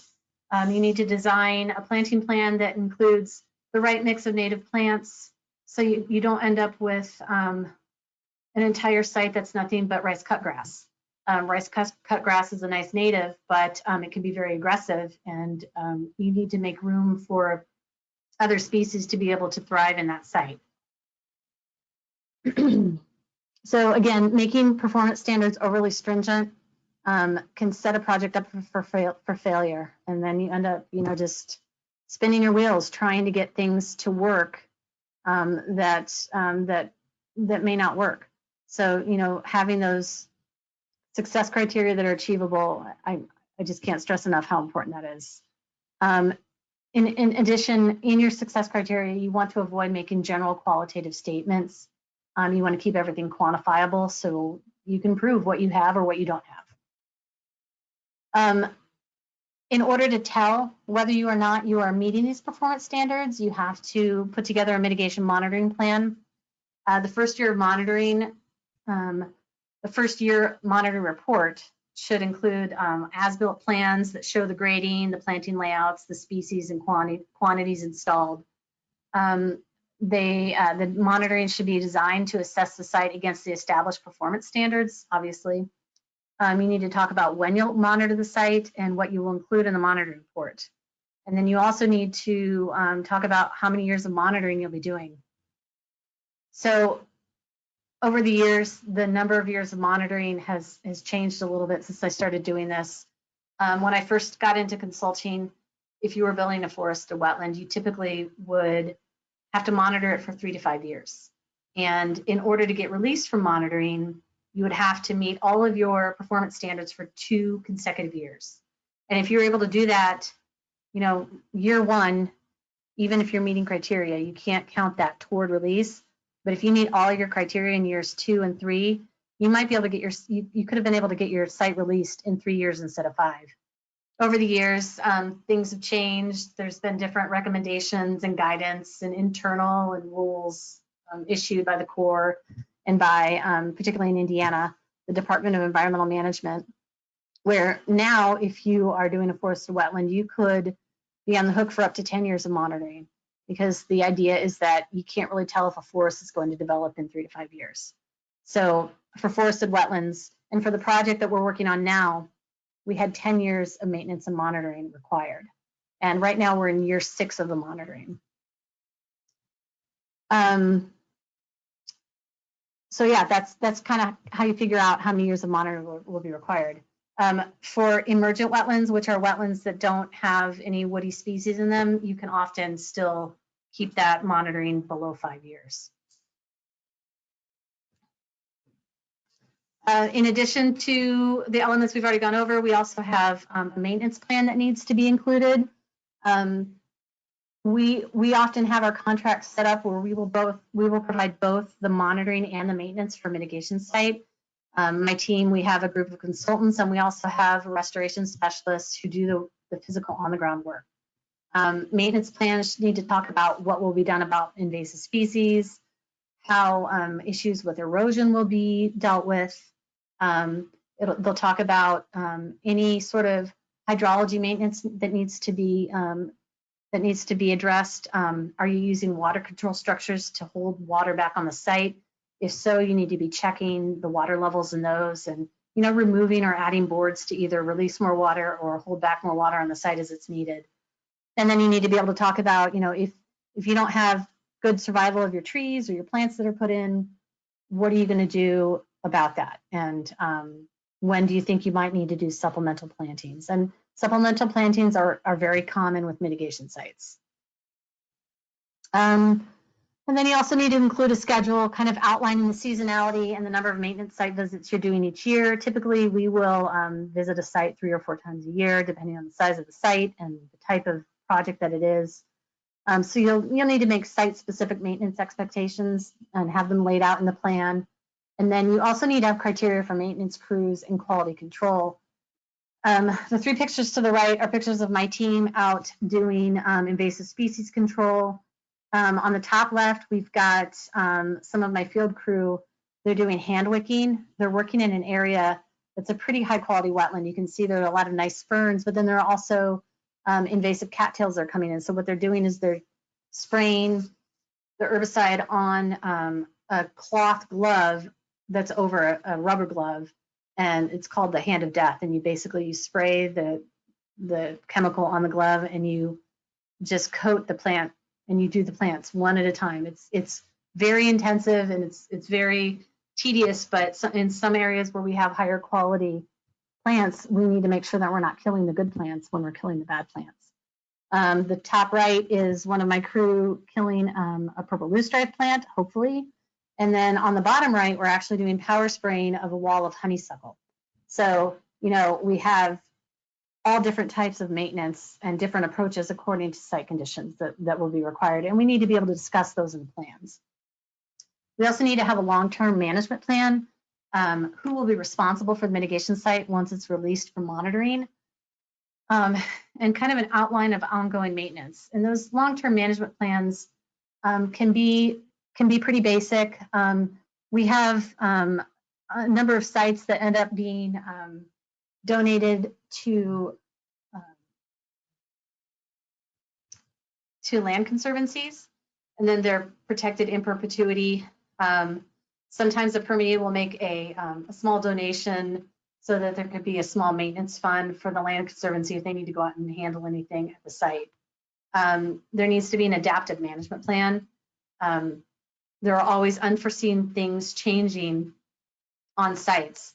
A big unforeseen change that we had at the case study site that I've been talking about is in 2022, we had a family of beaver move in and build a dam right at the outlet where the 2 streams converged before it flowed into the larger creek. And we were kind of losing our minds over that for a little bit. We were worried about there being too much water. And we ended up just kind of taking the wait and see approach. And what ended up happening is that we had a really, really dry spell in the summer of 2022.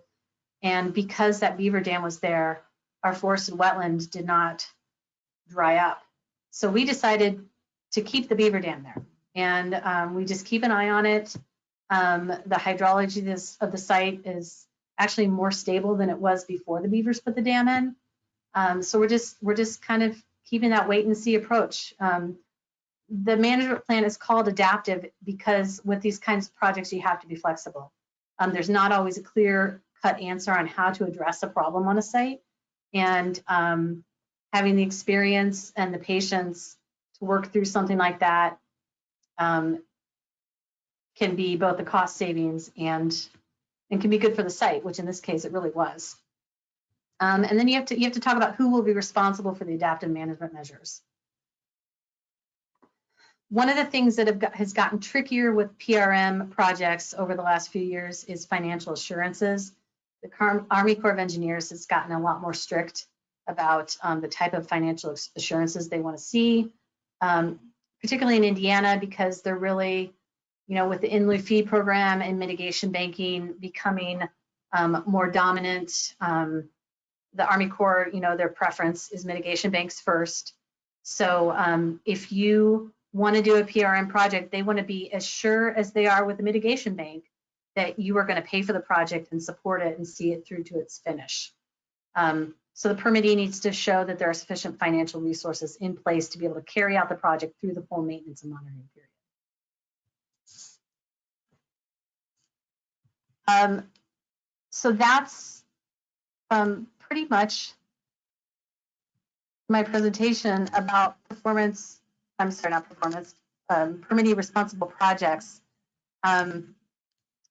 I know we still have quite a bit of time, but are there any questions that I can answer? Hey, Heather, I don't see any questions at this time, but as you mentioned, this would be a great opportunity to address any questions that people have. So I'll keep an eye out for questions, and if you'd like, I can bring them up for comment as they're entered by attendees. Okay, and I can also kind of talk about a little bit about the references that I used to collect a lot of this information. A lot of it was just kind of going through the Federal Register and looking for rules that have been established. I accessed Ribbits for a lot of the information. The Federal Highway Administration has an interesting document about mitigation banking that I accessed. Is that changing as I'm changing my screen? Yes, it is. Yep, it's showing the browser now. Yeah. So it's just kind of an in-lieu fee and mitigation banking frequently asked question. It's real general. And then I also looked into, there's an Army Corps of Engineers, an interagency regulatory guide about permittee responsible mitigation. And then the Army Corps of Engineers St. Louis District had a really good document on compensatory mitigation plan requirements for permittee responsible mitigation projects. With all the back and forth with WOTUS and what's being regulated by the feds and what's not, in Indiana, we have, like Ohio, we have a fairly robust isolated wetland regulatory program. I will say that over the past 3 or 4 years, they're kind of chipping away at wetland protections. At the time that the project that I used in this presentation was starting, wetlands and farm fields were being regulated by the state of Indiana as isolated wetlands. This particular project did not have any wetlands and farm fields, but now if we have a project that's impacting a wetland that is in a farm field that's in active agricultural production, there's a very good chance that it will be exempt and no mitigation will be required. So over the past few years, the Indiana state government has been slowly reducing protections to isolated wetlands.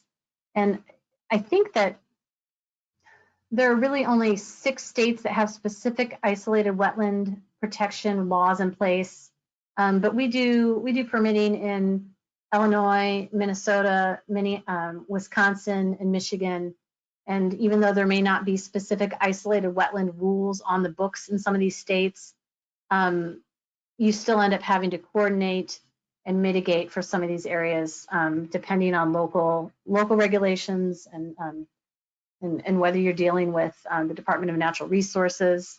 In Indiana, another regulatory issue that's not related to wetlands or streams is when you are working in a floodplain. And if you are removing forests in a floodplain, even if it's not a wetland forest, you still have to mitigate for it. So a very Indiana-specific mitigation type is non-wetland floodplain forest restoration. And that tends to be one of the areas where Permittee responsible mitigation is very cost effective. And one of the things that I wanted to talk about with my case study is that I did some calculations, and if this project had been eligible for the In-Lieu fee program, if the In-Lieu fee program had existed when this project started, they would have had to pay, in order to take care of all their credits, they would have had to pay about $675,000 to the In-Lieu fee program for their mitigation credits. Right now, in the service area where this site is located, wetland mitigation credits are selling for $80,000 a credit, and each credit is equal to 1 acre. And stream mitigation credits are selling for $400 per credit, and each credit is for 1 foot of stream mitigation or stream impact. So total cost of this project, had they gone through In-Lieu fee, if they could have, it would have been well over $600,000. I went through our contract and what we're contracted to spend through the next 10 years. And over the course of 10 years, the total project costs will be less than $300,000. And the agencies always say you can't just do PRM because it might be cheaper. That's never something they're going to encourage you to say, well, I'm going to do this because it's cheaper. And that's really the only reason. But sometimes in certain situations, PRM can be cost effective. Sometimes it's less cost effective, but in this particular project, it was highly cost effective.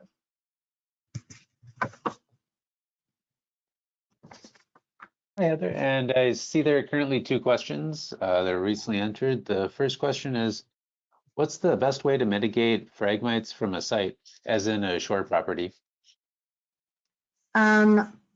As far as just removing phragmites from a site, is that what's being asked? I believe so, and that question's from Jefferson. Jefferson, if you, okay, and you responded yes. Thank you. Yeah, okay. You know what? I've got some time to kill, don't I? Yeah. So what I'm going to do is I'm going to get into a project that we've been working on. But basically, phragmites are huge issues, particularly in our sites up in the northern part of the state, up around the Great Lakes and down along the Wabash River, the Ohio River.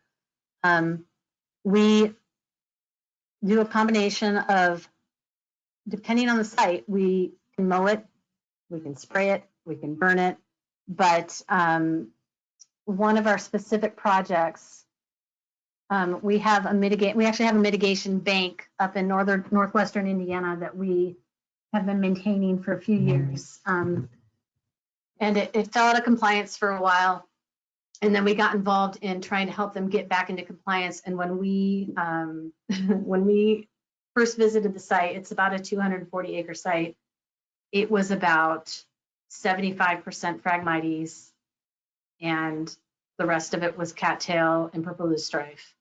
And it was a daunting thing to see. You couldn't even walk across the site because the Phragmites were so thick. So we came up with a plan. We did remote imaging to help map the invasive species because we needed to know acreages in order to put together a plan and a budget for this project. What we ended up doing is we ended up waiting till winter and using a marsh master to mow the entire site so we could flatten all the dead invasive vegetation and be able to actually get to the green stuff that came up the next year. With Phragmites, it starts to sprout in the spring and you'll watch it grow and you'll want to spray it. You'll really want to spray it because it's not a good thing. But we don't start to treat Phragmites until late summer. Through the summer, as it's pushing up and getting taller and taller, all of its energy is coming up into the leaves to produce more leaf mass. And then as it reaches its peak height and it starts to set its seed head and flower, it's starting to take things down into the roots again, and that's when we spray it. So what we will typically do is if we're dealing with an existing stand of cattails, we will physically knock it down over the winter, and then we will come back the following summer after it's been growing for a while, and then we will spray it. Typically, I think, I'm not an herbicide specialist, but I have lots of herbicide specialists who work for me who know how to mix the chemicals, but I think we typically use like a 3 to a 5% glyphosate mix. And we always use water safe chemicals because we're always working in wetlands. Does that answer your question about the Phragmites? Heather, and the person who asked the question also asked, would cutting the flowers only work? Phragmites, what we have found in our years of treating Phragmites is yes, they put out a lot of seed. The seed tends to be carried by the wind. It's very small, very light. And if you cut off the seed heads, your Phragmites are still going to spread like crazy because they spread rhizomally as well. So that's why being able to get that chemical down into the root is very important. Thank you. And I see there's another question, it reads, are mitigation banks and in-lieu fee requirements for determining success, monitoring, maintenance, etc., the same way as you described?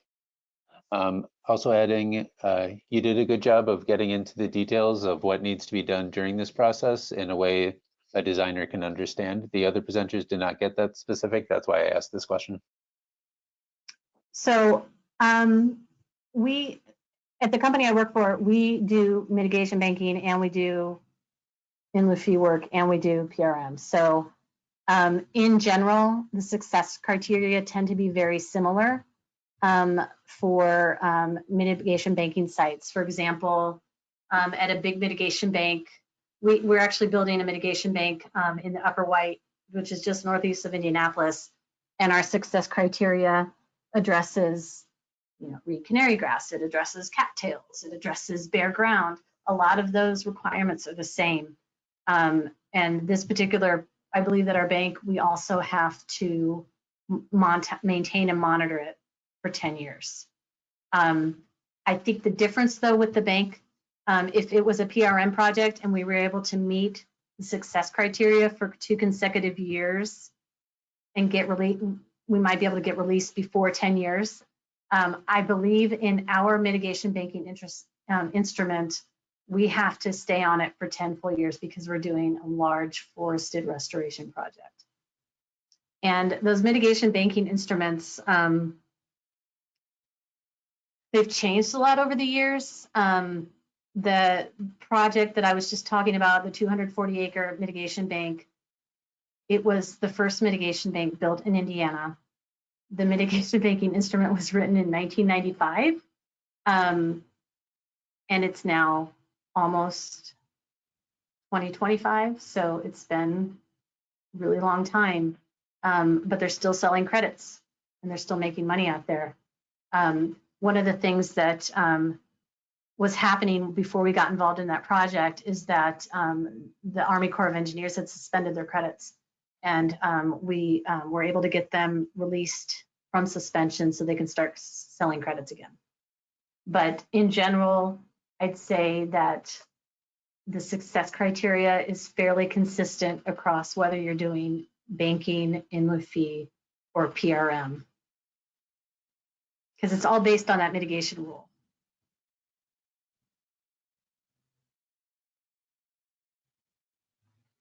Sounds good. Thank you for that information, Heather.